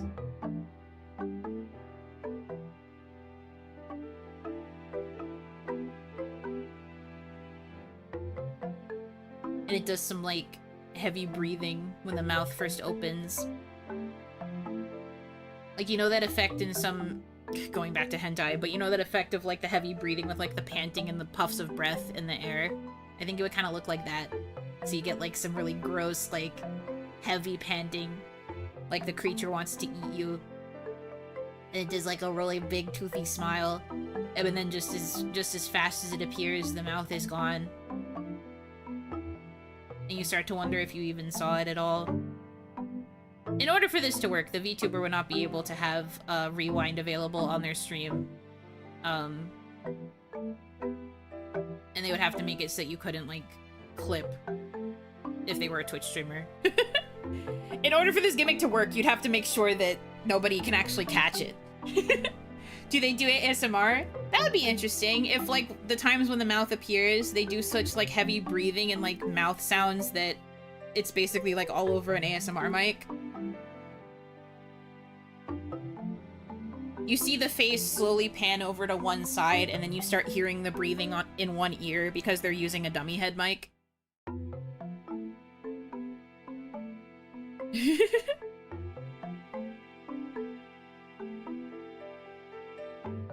What is our backtubers chat name? Because if they get to pick around 100% chance of backshotters happening, deflect with backseaters, I guess. Maybe that's the art tag and 18+ tag. Yeah, I can see that being the art tag and 18+. I can see that working. Write that down, write that down. I'm just giving ideas. If any aspiring VTuber happens to be watching this stream, I'm giving you ideas for crazy VTuber concepts. You're welcome. Makes you wonder if there's a VTuber that is the ASMR mic. That would be interesting. I don't really know what the actual gimmick of that would be, though, because would an ASMR mic be able to use itself for ASMR? Or would it be that the ASMR mic has to use a separate non-sentient ASMR mic in order to do ASMR? There's a manga or whatever? True. Real and true. I was isekai'd into being an ASMR mic. And now my Oshi makes kiss noises into me. They invite other VTubers onto their stream to do ASMR. Oh god. That means these other VTubers are getting up close and personal with that VTuber. Crazy. Look forward to my debut as the FootTuber. Unfortunately, I do think a FootTuber already exists. I am pretty sure that idea has definitely been done before. Stealing all of the ideas and pumping out models for hundreds of dollars and not accrediting any of the ideas to you. You don't have to accredit the ideas to me as long as you donate some of the profits to me. Give it to me via tip. My stream elements is in the description. It was straight up an anime? Oh, fair enough. Also, by it was an anime, do you mean the ASMR mic idea? My life after I became a dummy head microphone one morning. Oh, yeah. Okay. Yeah, Yeah, I suppose that makes sense.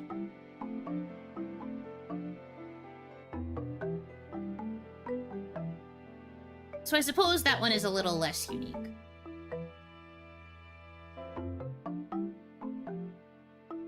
Just a little, but just because it already exists doesn't mean it can't be done for real.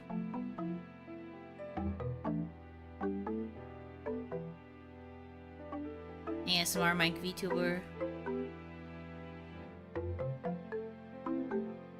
They get to serve as the proxy for the listener, so the way the streams work is like the other VTuber like reads the ASMR script and does like the flirty thing, and then the ASMR mic VTuber gets to act like the listener like responding to the VTuber.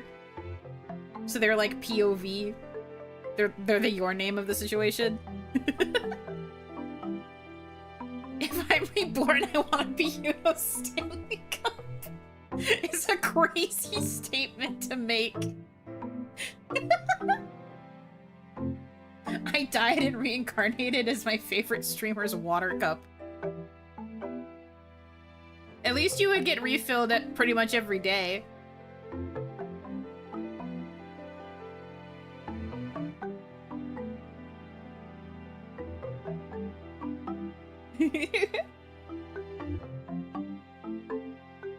What a life. Crazy. Here's an idea. She wanted to be a scientist, but she was born into a family of ASMR mics, and so she has to work for VTubers to earn money for a STEM degree. So the microphone wants to be a scientist? I guess that would make her a certain form of unique. But I don't really know if there would be much to... Like, I guess that would put, like, a limit on how long she'd be active, though.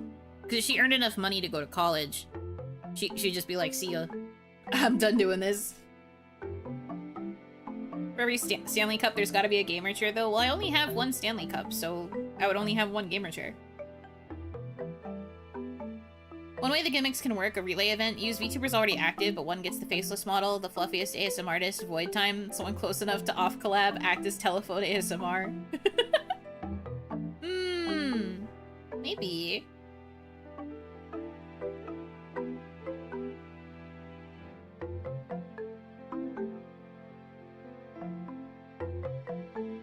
I feel like that would be difficult to really market, though, because it's like... Time to see my Oshi as a void. I don't really know if that could be marketed very well. And it would also require the people involved to get those models, or like for the organizer to commission all of those models for those VTubers. College is fake, that's just lore. I don't really think that would work, though. I feel like the premise of that lore isn't really, like, substantive. And there would be people being like, you've been active for 3 years, you're telling me you still don't have enough money to go to college? It has too many, like, easily pokeable holes in it. Or like a Princess and the Frog, where True Love ASMR turns them into a real person. Oh, that's kind of crazy. They're looking for their ultimate Oshi, their Kami Oshi, if you will. So they have to try out a bunch of different VTubers ASMR until they find the ASMR experience that actually will turn them into a real person. And the only way to do that is if the VTuber kisses the ASMR mic. And if it's true love, then they will turn back into a human. That would allow for longevity, because it would just take forever for them to actually find the Kami Oshi. But also so many people would be jealous because that VTuber would be getting so many smooches.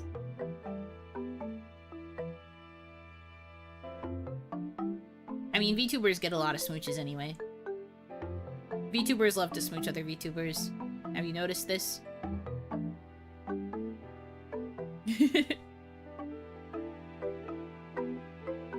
It should have been me. Well, you just gotta get the ASMR mic model, buddy. Big if true. Relay event title, someone please give Yuno a job in her field. The thoughts are leaking out and making a terrible amount of sense.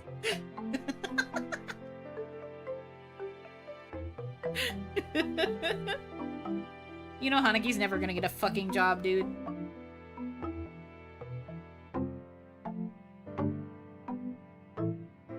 That's my play as Yuno's Stanley Cup. Fair enough.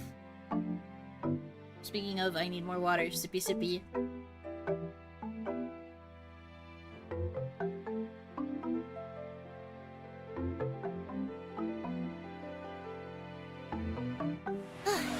Oh, thank you for the hydrate.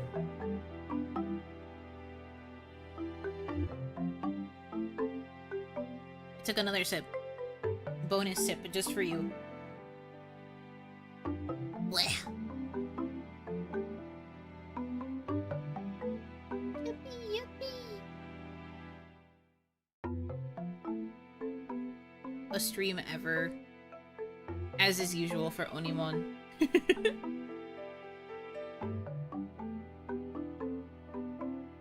Truly the stream of all time. That's not true. I don't know if I actually have a stream that I would consider like my all-time best. I have a lot of streams that have been pretty good. I don't know if I would fully have one that's like the best stream. Hard to rank. Hard to judge. The center cut of streams? No, that would imply that it's the best of the best. The stream where you know Hanaki? You know what? True. The first PP reveal? I mean, true. That is a pretty good stream. Random topic, but are you interested in Edgerunners too? I never watched the first Edgerunners, so no. I never watched Cyberpunk Edgerunners. I do think it's on our list of potential members watch-along things. Because I think someone said I would probably like it. But I never watched the first one, so I don't have interest in two.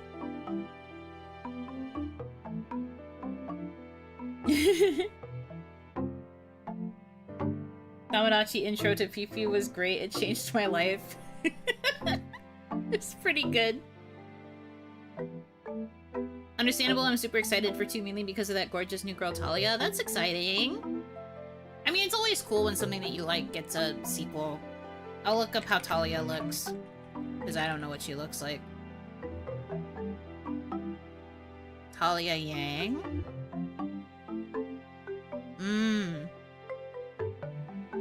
I see. She's not my type. But she looks okay. I can understand the appeal.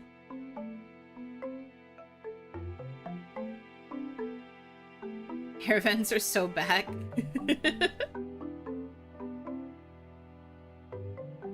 She kind of reminds me of a bug. Not in a negative way, she just kind of reminds me of a bug.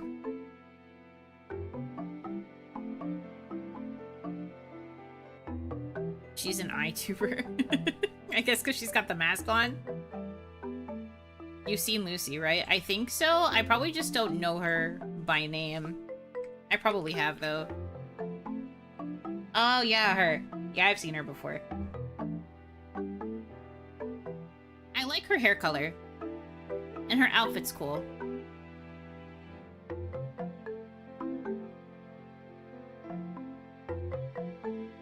Boog.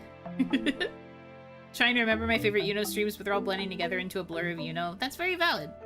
And that means that there are a lot of good streams. So, yay, happy, happy. Like when they released Yuno 2 Purple Boogaloo. True.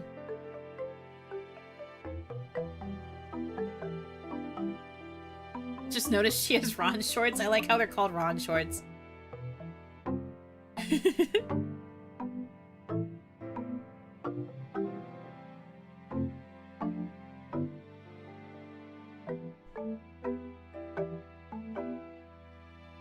This is a very fun time. I have to go. I'll be back next time. Okay, have a good rest of your day.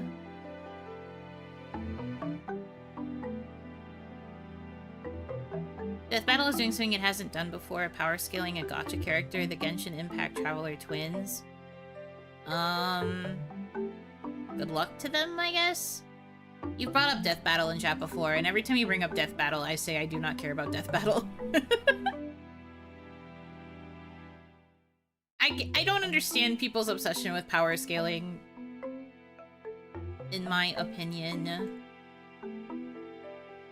That said, I'm pretty sure the Traveler is not a super good character in Genshin, meta-wise, so I feel like it's not really gonna amount to much.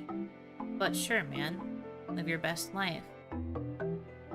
There's a character that I saw when I looked up Talia that would probably be the character that I would like the most in Edgerunners. Who is this little blonde freak? Who are you? What is your story? Who are you supposed to be?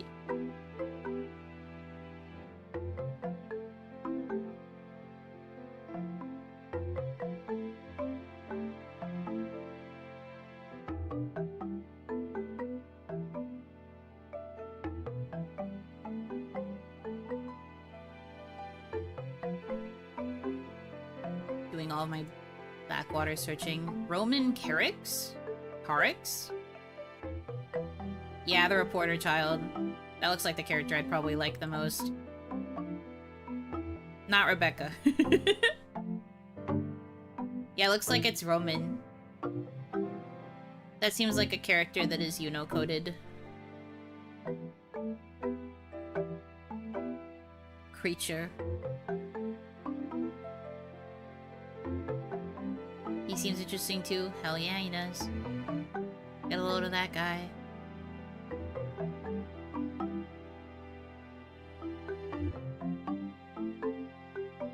Little creature.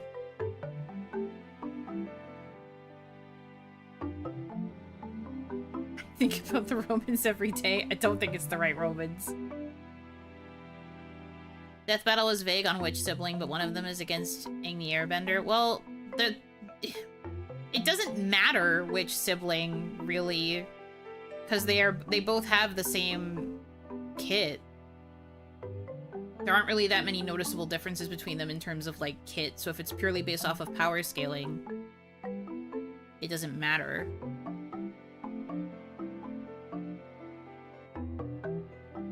Again, though, I don't care about Death Battle. I'd rather not discuss this.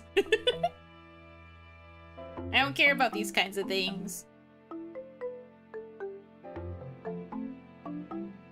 Also, I feel like purely because this is the first time they're discussing a gacha character, they're probably going to do some fuck shit where they're like, but obviously Aang would win because gacha sucks and these characters got power crept, yada yada, whatever.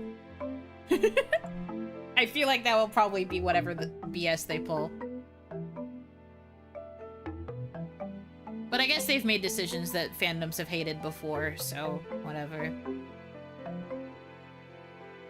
They're the same power-wise in the game, and that's what they have to be basing it off of. Avatar winning because the Traveler's sponsor money wasn't enough. Speaking of Aang, Twitter is not happy with Netflix, Avatar The Last Airbender, the second season that just came out. I mean, I haven't watched much of Netflix's stuff, so I don't really have an opinion either way. I saw Kaya say that she liked it in the Mielun Discord. Apparently Toph can riot how? That is kind of an interesting move. I thought the whole point was that she couldn't. Because the Earth Kingdom wasn't exactly, like, good for her, with her being blind and all. I know she was capable of doing a lot of things through the work that she could do as an Earthbender, but she can't. The cartoon even specifically pointed out that she can't. Oh, okay, yeah, that's what I thought. That's crazy then.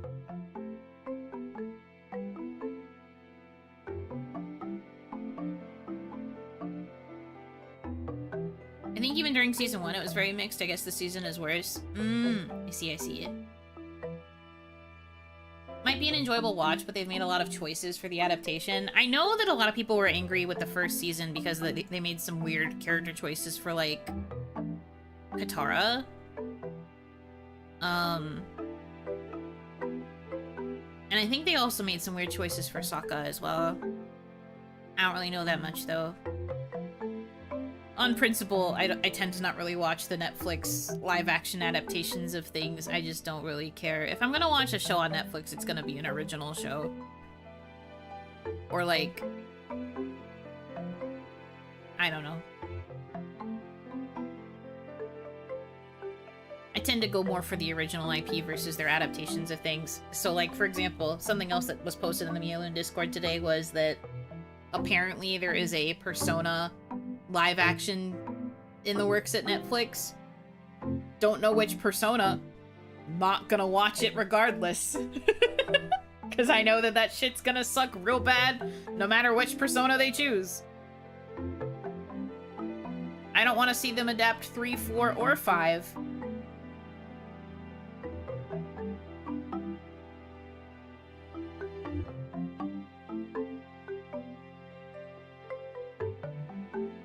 Seems like they fixed it by making weird character decisions for everyone. Goody.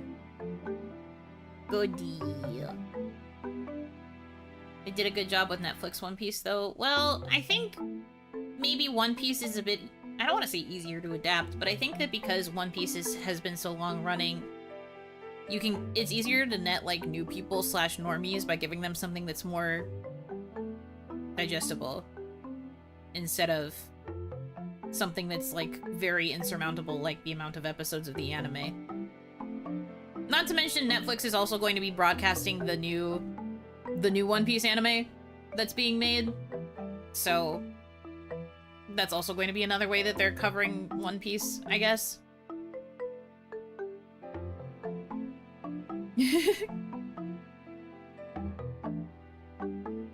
I'm like 90% sure it's P3. Someone in chat said it'll be 1. Another person said imagine they adapt 2. I don't think it would be 3. I feel like if they're going to adapt 1, it's going to be 5. Or maybe 4, because 4 is getting its resurgence with the remaster. But I feel like based on popularity alone, it would be more likely to be 5. I don't think it would be 3. If they did 3, they would, like, dumb it down a lot, and I think they would have to take out a lot of the, like, darker parts. Not that Netflix can't be dark, but I feel like they would dumb down P3 a lot. It's crazy they have the new One Piece anime while the current one is still running, and the new One Piece anime has, like, all the same cast, right? Crazy. Like, at that point, what's it even matter? I hate you as basic, pleb, simple. I want Netflix to make a live action of your fandom as targeted, personal, refined.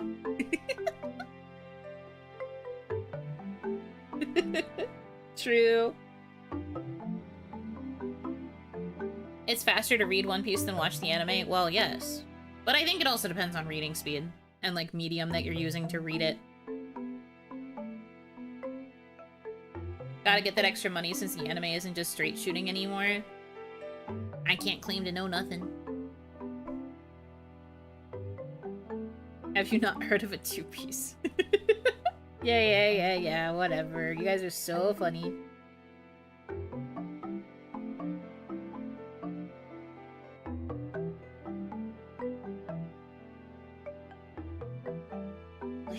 Nose is so itchy. But yeah, I don't know. When it comes to, like, Netflix specifically, the only reason I still have a Netflix account is because my aunt got it for me and Onimama one Christmas. The exchange was that my aunt pays for the yearly Netflix membership, and then I bought the iPad for Onimama so she would have access to Netflix, and she was addicted. She was like the main person that used the Netflix account because she was watching stuff on Netflix every day. I would use it occasionally, And then my aunt never uses it at all because she doesn't really use streaming services. She just pays for the account for both of us. She was an iPad baby. Yeah, Onimama was a massive iPad baby. I wasn't really. Anytime I would really watch Netflix would actually be like at my PC. I think there were maybe 2 times I watched stuff on my iPad. And then she broke it. Yes, then she broke hers, and then she asked for mine, and then she broke mine. Is what it is. That was Onimama an iPad baby because the minute she got it, she refused to be without it. Literally every hour of the day she was on that thing watching YouTube or watching shows on Netflix. If it ran out of charge, she would scream and cry and throw a tantrum until I brought her my charger so that she could charge it. And then she would watch it while it was on the charger and thus ruin the battery life.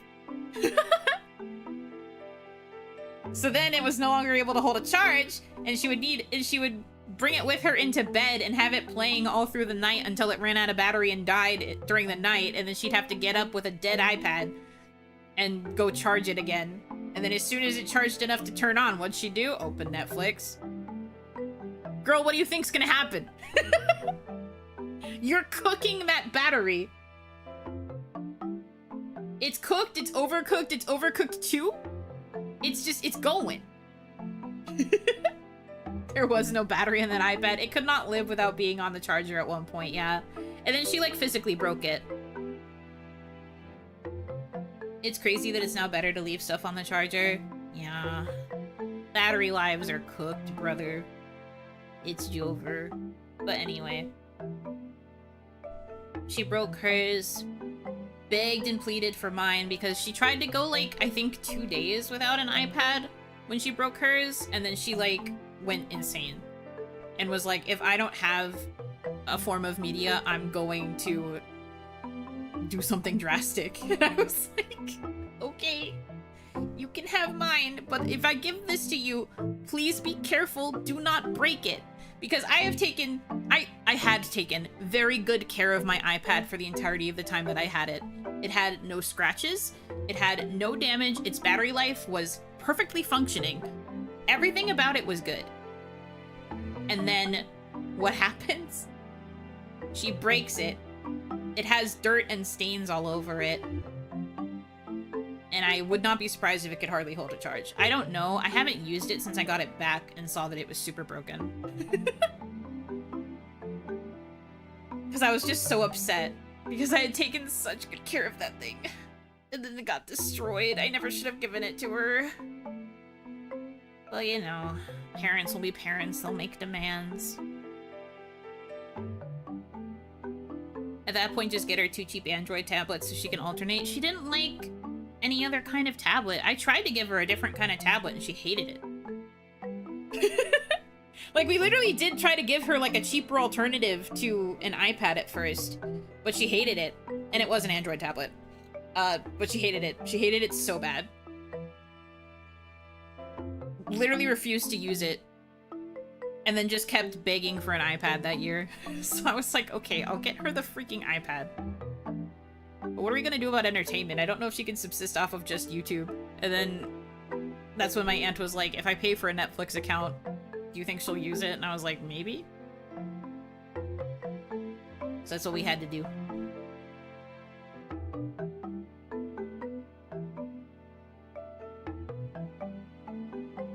But iPads are so much more expensive and breakable.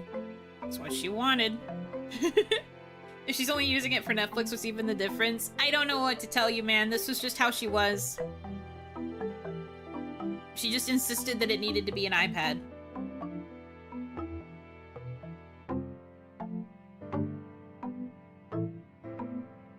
I don't know what to tell you.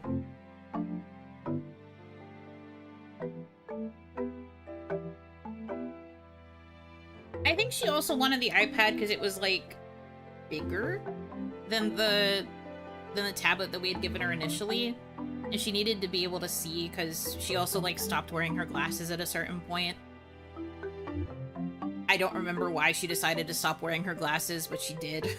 And so she wasn't wearing her glasses anymore, which meant she had to have like a bigger screen, and she still was like holding that thing really close to her face to be able to see what was going on it.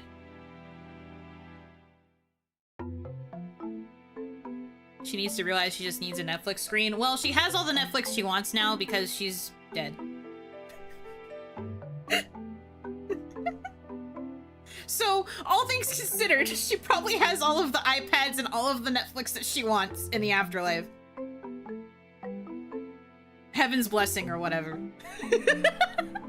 So, you know, this is all hindsight stuff, I guess.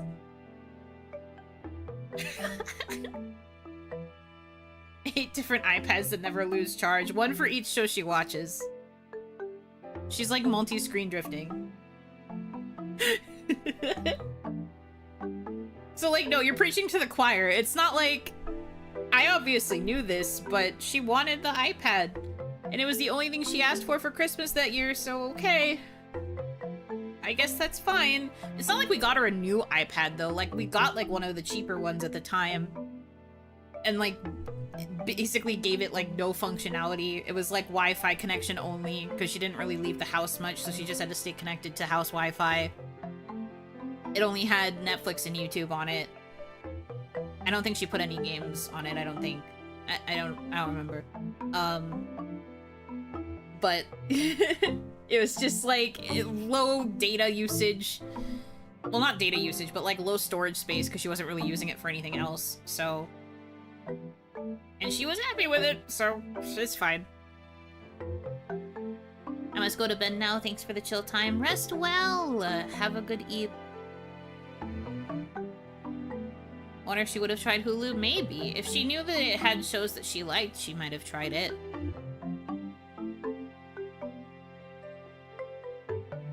Maybe OniMon is just an iPad now. You were an iPad baby in life, now you are the iPad.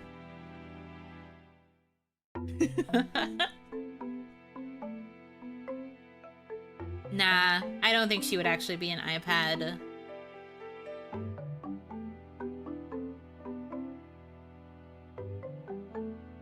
I don't think so anyway. My hope for her Cute. Seems fate led you here. Do better. would be that she is able to like run around and try on a bunch of shoes. That was like one of my first thoughts I had when it came to what she was getting up to in the afterlife. Mega Slayer 92. Thank you for the follow. Welcome in, welcome in. And Conrad, thank you for the lead tip. Before I forget again, happy OniMon number whatever. The number is in the title. But yes, happy OniMon. I guess it was before Netflix put their foot down on password sharing. No, we have a family account. We had, my aunt is the, like, one that pays for the membership, and technically is the one that has, like, the primary account, but then it's my aunt, me, and Onimama had our own, like, profiles on the Netflix account. So it wasn't really an issue of password sharing. And then also, because my aunt never used it, we never really had the situation of like, oh, someone that's not in your immediate household is trying to use the account. Like, it never happened for us because it was just me and Onimama who were using it, and we lived in the same house. So it was just like, we are the household. I made the profile for my aunt, but she literally never used it.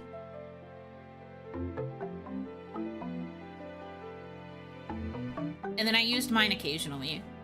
And I don't think I ever really had an urge to watch Netflix stuff when I was at school, and at school I lived away from home. But I never really watched a lot of Netflix when I was, like, away. Usually the only stuff I was watching was anime, and at that time, I was mooching off of Hitomi's Crunchyroll subscription, so I was pretty set. And then if it wasn't on Crunchy, I was, observing the 7 Seas from a respectable distance. So I never really had a reason to worry about it. We never really had a reason to be concerned. And now, since it's just me and my aunt, aunt still doesn't use it. So whenever I do want to use the Netflix account for something, I don't usually have a problem. Lucky for me. I do feel bad for the people who do have to deal with that kind of thing, though. Like, if their family plan gets mad at them whenever they try to watch from another place.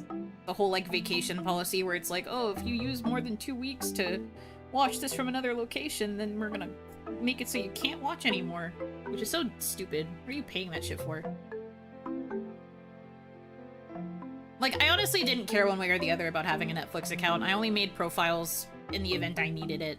So for me, Netflix is like a, if I have nothing else or if something I am watching is a Netflix exclusive, I will watch on Netflix, but usually I don't care.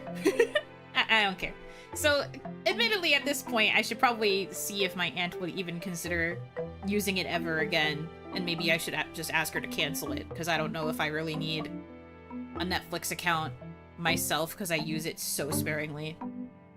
It was truly only there so that Onimama had media consumption, and she was using it literally every day, and then also all through the night. So, we were getting our money's worth from the yearly membership, just purely by the fact it entertained her.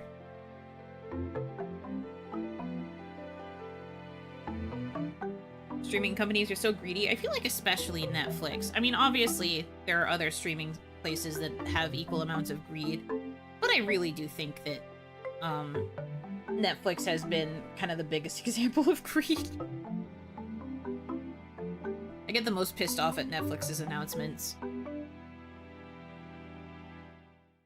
We're hemorrhaging profits from sharing, meanwhile we make $45 billion a year. God, Netflix wanna get you. rat grab. When I get you. So silly.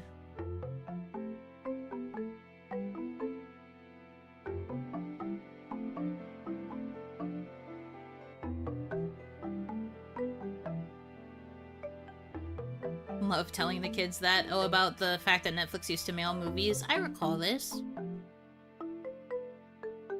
I don't think we ever did it, but I do recall that it was a thing. And I remember hanging out with, like, friends as families that would have to go to, like, the grocery store to go drop off, like, their return movies to the machine that would be outside. I was more fascinated by the movie drop-off machine. I was just like, there's so many movies in there. Crazy. Whenever we rented movies, we just went to, like, actual, like, movie rental places. There was one relatively close to where, we lived, so we rented movies pretty frequently. Not Blockbuster. I do recall Blockbuster. We had a more, like, local one.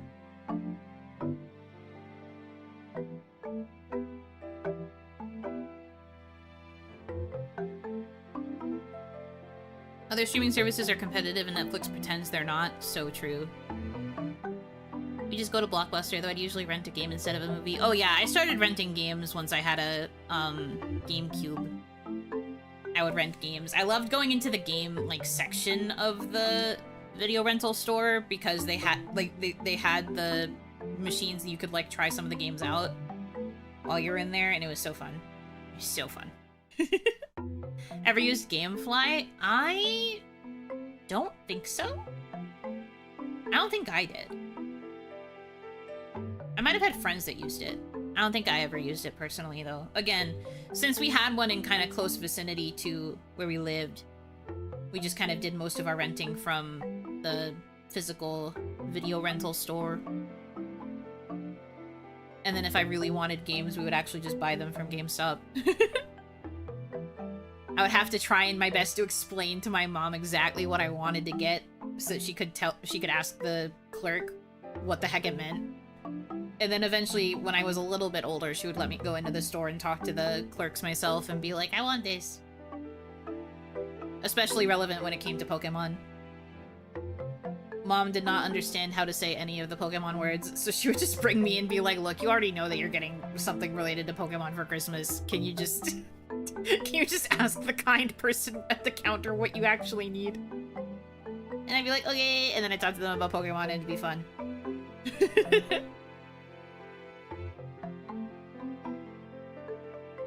She wants the latest Pokemon? Yeah, no, that was literally exactly what happened. It wasn't for Gen 3. I think it was when Gen 4 finally came around, which I believe is Diamond and Pearl. they asked her if she wanted Diamond or Pearl, and she didn't really know the difference, and knew from the debacle that was getting me the Gen 3 games for Christmas that there were some differences, and she didn't know which one I wanted, so she was just like, I don't know what's going on. I don't know what's going on. You just come with me and talk to them about it. And I also got the strategy guide, I think, for Diamond and Pearl. I think that's one of the ones I have a strategy guide for. In storage somewhere. Come, child, tell them of the Pokemon you desire. Onimama only knows Pikachu, I think. I think she only knew Pikachu. And she liked Pikachu. I don't think she knew any other Pokemon. Which, fair enough. Honestly, if you know Pikachu, you're pretty set. Ahoy! Hanaki, welcome in. Ahoy! I hope you are well.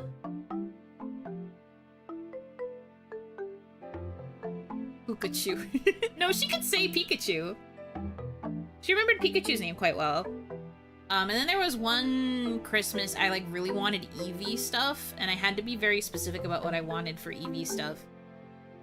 And I had a very specific movie I also wanted that year. I remember that Christmas list vividly. I remember that I was like super detailed.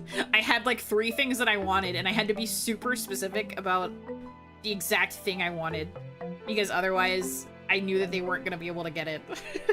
So I was like, I want these. And there had been one other year where I just asked for like anything Eevee related, and I got like a plushie that they ordered, I think off of like eBay or something, that was like really hard to the touch, but I wanted like a soft plushie.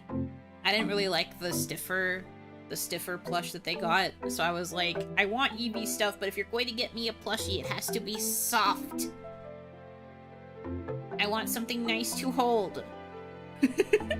Very specific. And that year, I also asked for the second Cardcaptor Sakura movie. Because I had the first one on DVD, and I knew that there was a second movie that was also on DVD, but I couldn't find it at the video rental place, and we couldn't find it at any local like movie shops at the time. So I was like, please find Cardcaptor Sakura the movie too, specifically the second one. Not the first one, I already have that. Like, I was very sassy about wanting this. The rest of my family did not find it, but Onimama did manage to find a listing for it online. And so it came a little bit after Christmas. But I got it, so yay!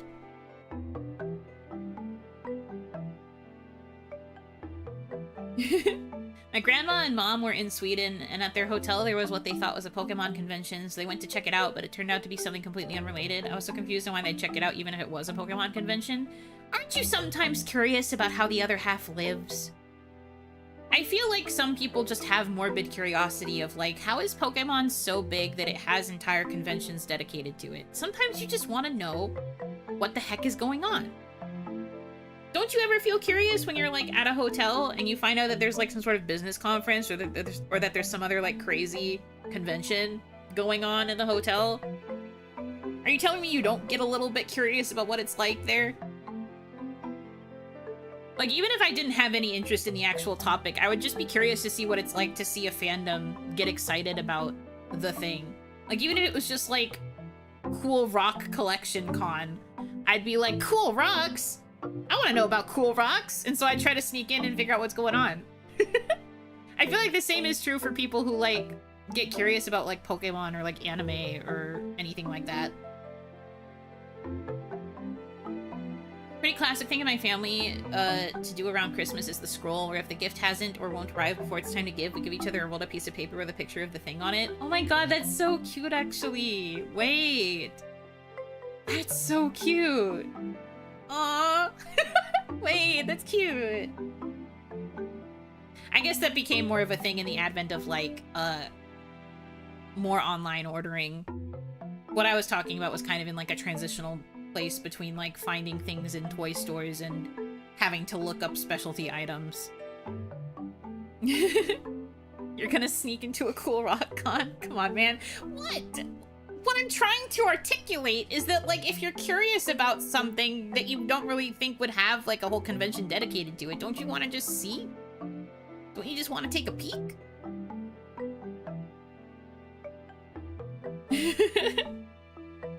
There's a whole convention where people are dressing up as animals. That sounds adorable. Let's check it out. I wish people wouldn't be so harsh on furries. Furry cons really aren't that crazy.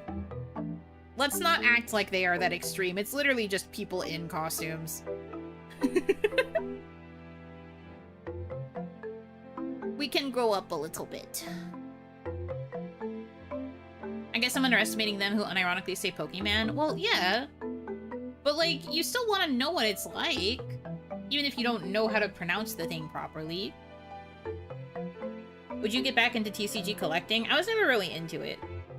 I liked Pokemon as a kid, and I did own some of the cards, but I wasn't really, like, collecting them for the sake of collecting them. A lot of the cards I had, I inherited from my older cousin.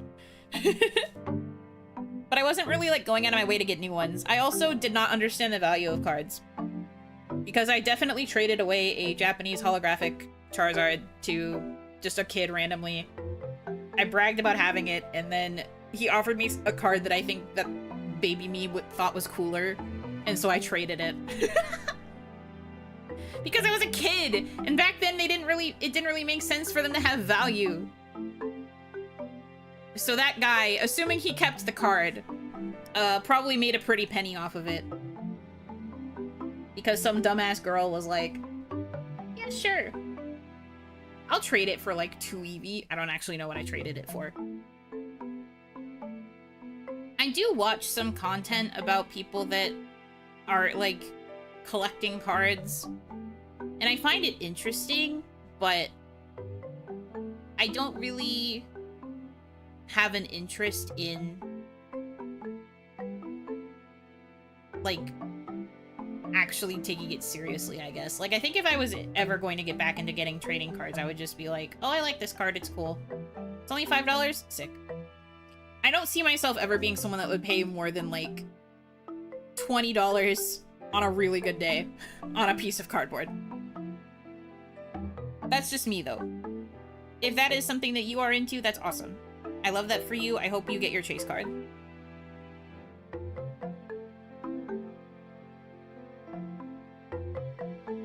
I'm more of a player than a collector. If I do collect, it would be for art or things I like, not for price and profit. Yeah, same. I definitely wouldn't be in it for profit. I would just be in it for card art that I think is cool. Also, my problem is that my favorite Pokemon has, like, no cards available. So you could be like, oh yeah, I want to do it just to get all the cards of my fave, but then my fave Pokemon is Skitty, and Skitty has maybe, like, 3 cards, and I don't think any of them are, like, cool art cards. Because the problem with the trading card game, at least for Pokemon specifically, is that they do tend to favor just Pokemon that the artists themselves like. They don't really, like, try to keep it equal.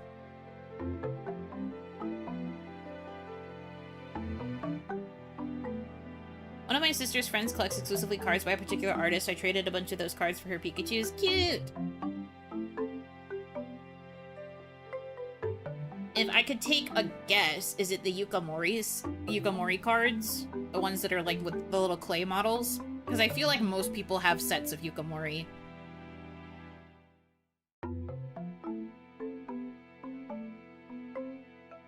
The worst beat I've seen is someone who sold their card table for $25 at a garage sale and the buyer turned that $25 into $540,000 at auction.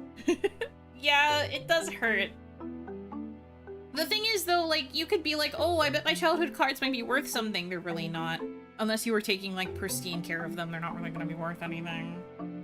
But I guess if someone's, like, really lucky in terms of, like, keeping their cards nice, and then you can turn around and get big money dollar. I feel like 540,000 is crazy, though. They must have had, like, insanely good cards. And in really pristine condition, too. Crazy to think about.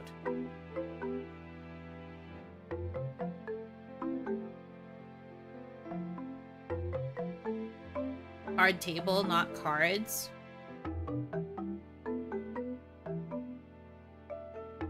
Oh.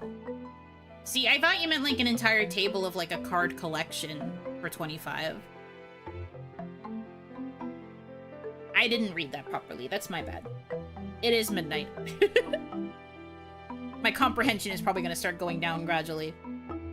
Fair. But okay, if it's a special table, that makes sense. Still crazy, though. Like, it must have been in, like, really good condition. Yes, they are. You nailed it. Yeah, a lot of the creators I watch, if people are collecting art focused sets, it's usually for Yukomori. Also, Yukomori is doing like a, I think at the next TCG event, Yukomori is actually doing like a panel or like a like activity booth thing where she'll like teach you how to make a little clay model of your favorite Pokemon so you can make your own little Yukomori card. So cute. And I do understand, for those of you who don't know, Yukomori makes like clay little models of Pokemon and then like poses them in like the real world and takes pictures of them as if it's the Pokemon out in nature. They are very cute cards. I do understand why people collect them. One of the YouTubers that I watch, one of the PokeTubers I watch, has a whole binder of Yukomori cards. I should look into that. Let me see if I can find an example of a cute one for you guys.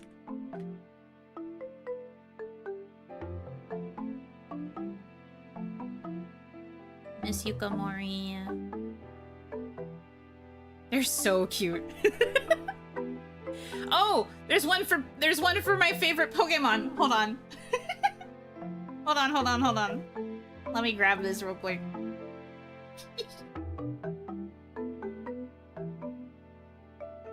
You guys are gonna laugh when I actually show you this. Hold on.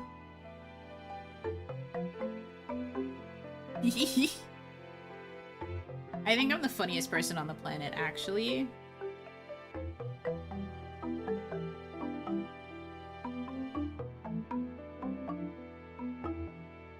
Guys, one of the cool things about Yukomori, one of the really cool things about Yukomori is that she has a pee-pee. It's pee-pee, look! Guys, look, it's pee-pee.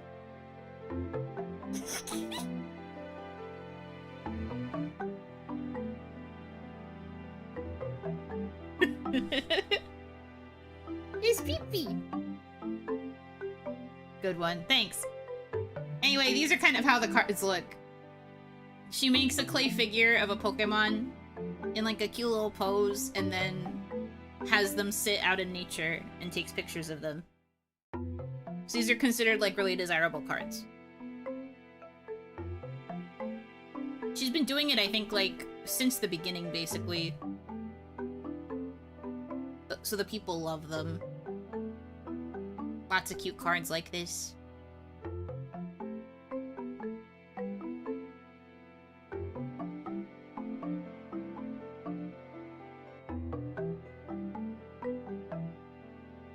Pokemon is the site that has the picture that this is from, but they have like a whole collection of all of the Yukomori cards that exist so far.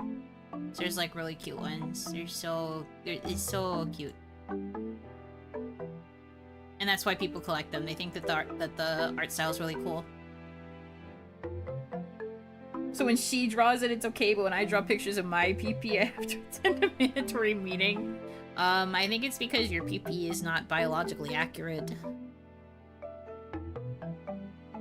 The Ditto Yukomori cards are great as well. It's a model of a random Pokemon with the little Ditto eyes. Yeah, one of the first images that came up was the Ditto Pikachu. So cute. So cute. So I do understand why people collect them. It makes total sense to me. Adorable. But yeah, I don't know. I don't think I'd really get super into it. I don't really care for collection hobbies. Really? I tend to just like getting the stuff that I feel like I would actually get more use out of. Like, the only thing I have that's really like a collection hobby is my Ida bag for one of my favorite Idler 7 characters. I have a lot of duplicates even in there because I needed more items to fill the space of the bag. That's like the only thing I have that's like collection oriented. Everything else, I tend to stick to getting merchandise that's more practical, like stuff that I feel like I would actually use and would like enjoy having and using and like, I don't want to say playing with, but like I guess in the case of like a toy or something, it would be something I'd actually want to like use. I'm not really big on collection hobbies where the whole point is to like have it and then try to keep it in mint condition and like never touch it and just kind of stare at it. I'm not really into stuff like that. I want to be able to actually like touch it and like use it and care for it, I guess. I guess it's why when it comes to making merch as well, I always try to go for stuff that I feel like people would actually like use for something rather than stuff that like exists to be looked at. Not that like having merch to just look at is bad. It's just that my preference is I want to be able to get a use out of it somehow.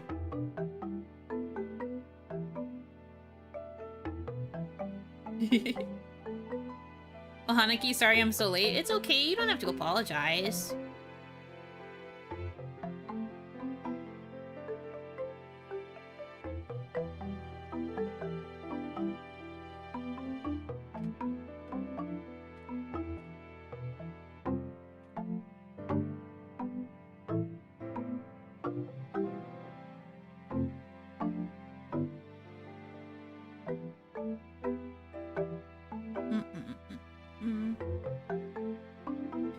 Yeah, Ditto's very cute. A good Pokemon.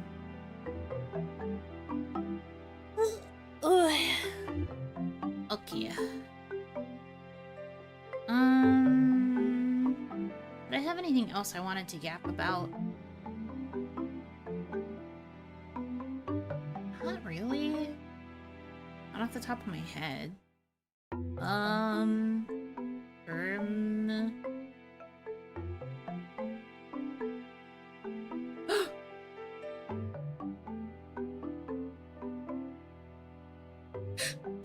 Guys! Oh, I don't know if I can talk about this.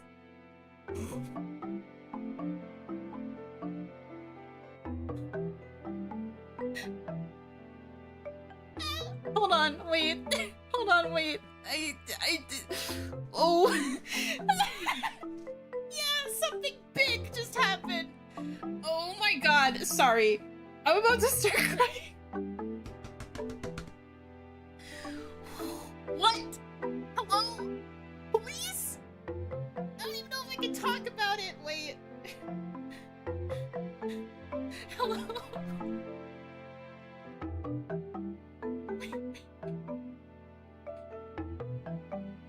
Hold on, wait. Hold on, wait.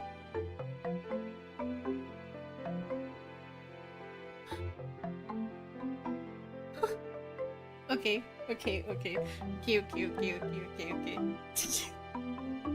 Girl, if it was... No. Now you gotta... Okay, I think I can say this. I'm gonna be very vague about what it is, because otherwise I don't want to get in trouble. But I was just asked to do a lyric commission for something pretty exciting. And I'm kind of gonna pee. I did not expect to see that in my inbox. Hello? Police? Hello? God? Hello? This is finally my dub? Police? Anyway, it's for an... Okay, I can't say anything else, I don't think. I mean, it's just a request. I have to... Oh my god. Sorry. I was looking for something else. I had to check my email for something and then I saw that and I was like, wait. Well, yes, I'm gonna say yes. I have to think about my rates. I don't remember what my rates are. I haven't done an original song in a hot minute. Oh my god. Sorry. I need to calm down. Oh my god.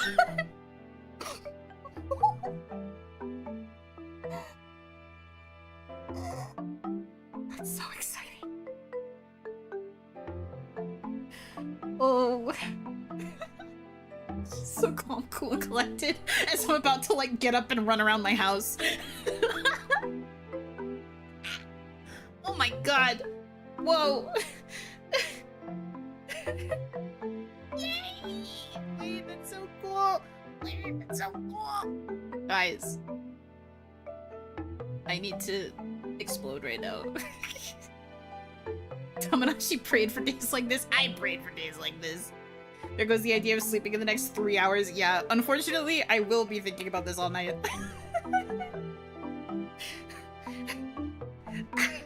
Kicking my feet, screaming and crying, etc. Rate 1 month rent, no 2. Oh Jesus, no, I could never charge that much, but oh my god.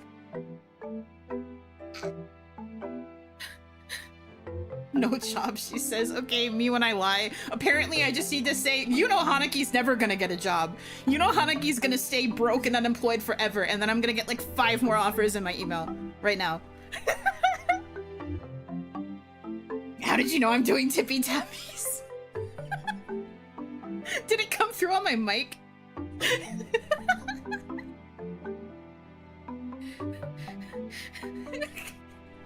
I feel embarrassed that you figured me out.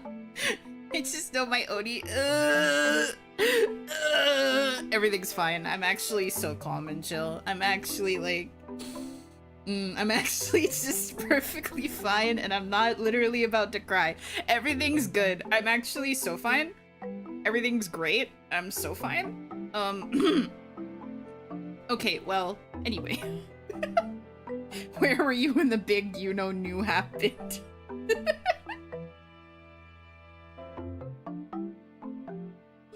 Finally, her feet reached the ground. Shut up! My feet can touch the ground regularly when I sit in my chair. I can be flat-footed, thank you. I just choose to sit like a gremlin.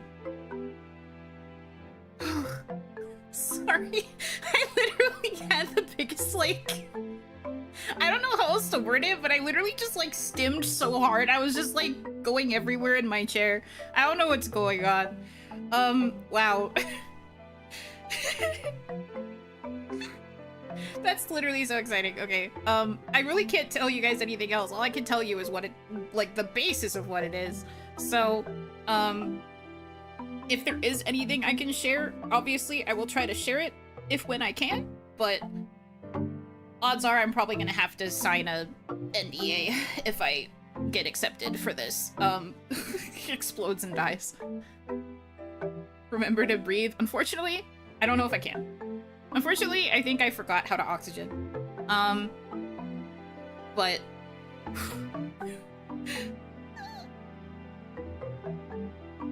a whole ass NDA? Probably, if I had to guess. Obviously, I haven't signed one right now, but I'm still choosing to be as obscure as I can, besides the fact that it's lyrics. I'm going to cry. Oh, I have to think about my rates. Oh god, okay. Okay. Fanning your face. I did a few minutes ago. I'm not fanning my face right now. I did a few minutes ago, though. You still clocked me. Just the clock from 5 minutes ago. Man. Guys. Sometimes life is okay. Sometimes life is worth it. Sometimes you can work really hard and it finally pulls off and you can do something really cool and it's really awesome. I'm dying. Okay. I need to go do girl boss activities. I don't really think I could do it on stream because, you know, I'm already freaking out. Just know that I'm feeling very big yippy. I was already feeling big yippy because I was talking to you guys and it always makes me happy to do that. But I'm freaking out and losing my mind. And so I need to go lose my mind. Yeah, I'm gonna go do the business. I really hope this works out. Okay, oh no, Hiyori! Hi, Hiyori Mokami. Welcome in, Raiders. I hope you had a good stream. I hope everything's going well for you. I got a very exciting email, so I've been having a mental breakdown positive. I hope your stream was good. Welcome in, everybody. For those of you who might not be familiar with me, I am Yuno Hanaki. I am the one and only Oiran of indie singer group Mialoon. I am a yapping streamer. I am a, I like to voice act, I like to sing, I like to, play comfy games, I like to play visual novels, story-heavy games, and I am also a writer. That is the last part of the multiple comma list of things about Yuno Hanaki. And I got a cool email related to writing that is making me freak out. I've literally been sitting here like shaking and like stimming around in my chair and going crazy. You might also know me. I've written several of Hiyori Mokami's voice packs, so that might be how you know me also. Since you're coming in from Hiyori's stream. Hello, hi. Only positive vibes. No, it's actually so positive. I'm really excited right now. I almost cried. I'm still about to cry. This is crazy. I was actually about to end though, because I have to go take care of said business. But thank you for the raid anyway. I'll find a good place to send you guys off to. Because I do have to reply to this, I think. I want to make sure I can reply in time. But thank you so much for the raid, Hio. I hope you had a good stream. I love you so much. I hope you're doing well. Oh my god. I'm gonna explode. And then I'm gonna explode again. I'm gonna put the pieces back together, and then I'm gonna explode again. And then I'm gonna put those pieces back together, and then they're gonna disintegrate into dust. And then I'm going to put the dust into a jar. And then, I don't know what I'm gonna do with the jar, but at least I will be collected together in one singular mass. Awesome. Yay. Love that from me. Cute. Do better. Daniel Smith, thank you for the $5 tip. Well, lads, the Yuno is happy. The universe has lost the pillar that is sad, Yuno. Please consider adopting a brain worm. Some are likely to starve without the espresso depresso soup inside the Yuno. Also, let's go. Thank you. Yeah, at the moment, everything is okay. Sad Yuno is postponed. She is delayed for the next little while because currently I am happy and things are awesome and I'm freaking it. I'm freaking it. Oh my goodness gracious. Okay. I don't know what to do. I've literally just been making crazy noises. I'm sorry this is your first impression of me. Normally I'm more chill, but I am freaking it right now. Losing my marbles. I don't know how many I had to begin with, but... Oh my god. Okay.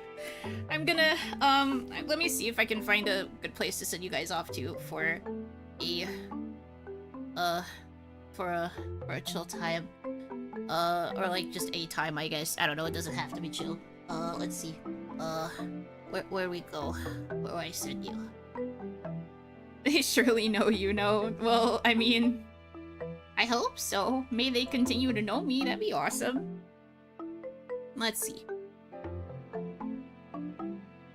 Where shall we go? Let's go to... let's go to... Don't worry, Raiders, the marbles are edible. True. Eat them, eat them up. I didn't know what else to say. I'm losing my mind. I'm trying to find a spot. Let's see.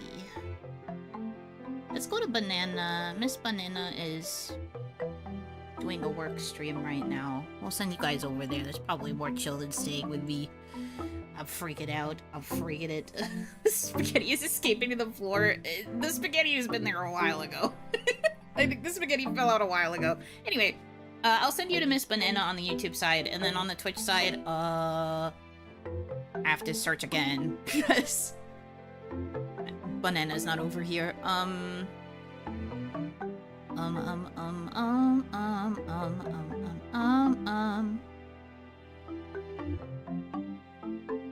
Let's go... Yeah, I'll go here. Okay. So that is it for this stream. Tomorrow, I messed up the time on my schedule, because I'm a bit silly. I was having issues. My schedule was, like, glitching out earlier, so the times got all weird on it, and I forgot to adjust some of them. But Fishbowl is tomorrow. Fishbowl will be at its usual time of 2 p.m., not 8 p.m. I forgot to change that. I'm sorry, my bad. So that will be tomorrow afternoon, and then you won't see me again until Thursday, where I'm going to be playing, another visual novel, dating sim type game. I think it's like mostly matchmaking rather than full-on dating sim. I don't actually remember. But it is like visual novel dating sim type thing. Called, oh my gosh, what was it called? High Times? Something like that. And then Friday is members, and then that's it for the week because I'm locking in on things. Apparently I'm gonna be locking in on even more things because of this crazy situation that I am now in. Awesome. But yeah, so that's the plan for the rest of the week. I will see you tomorrow for Fishbowl if you're able to make it. But if not, thank you guys so much for choosing to spend time with me. I hope that you have a good rest of your time zone, and until I see you again, Yunotsu!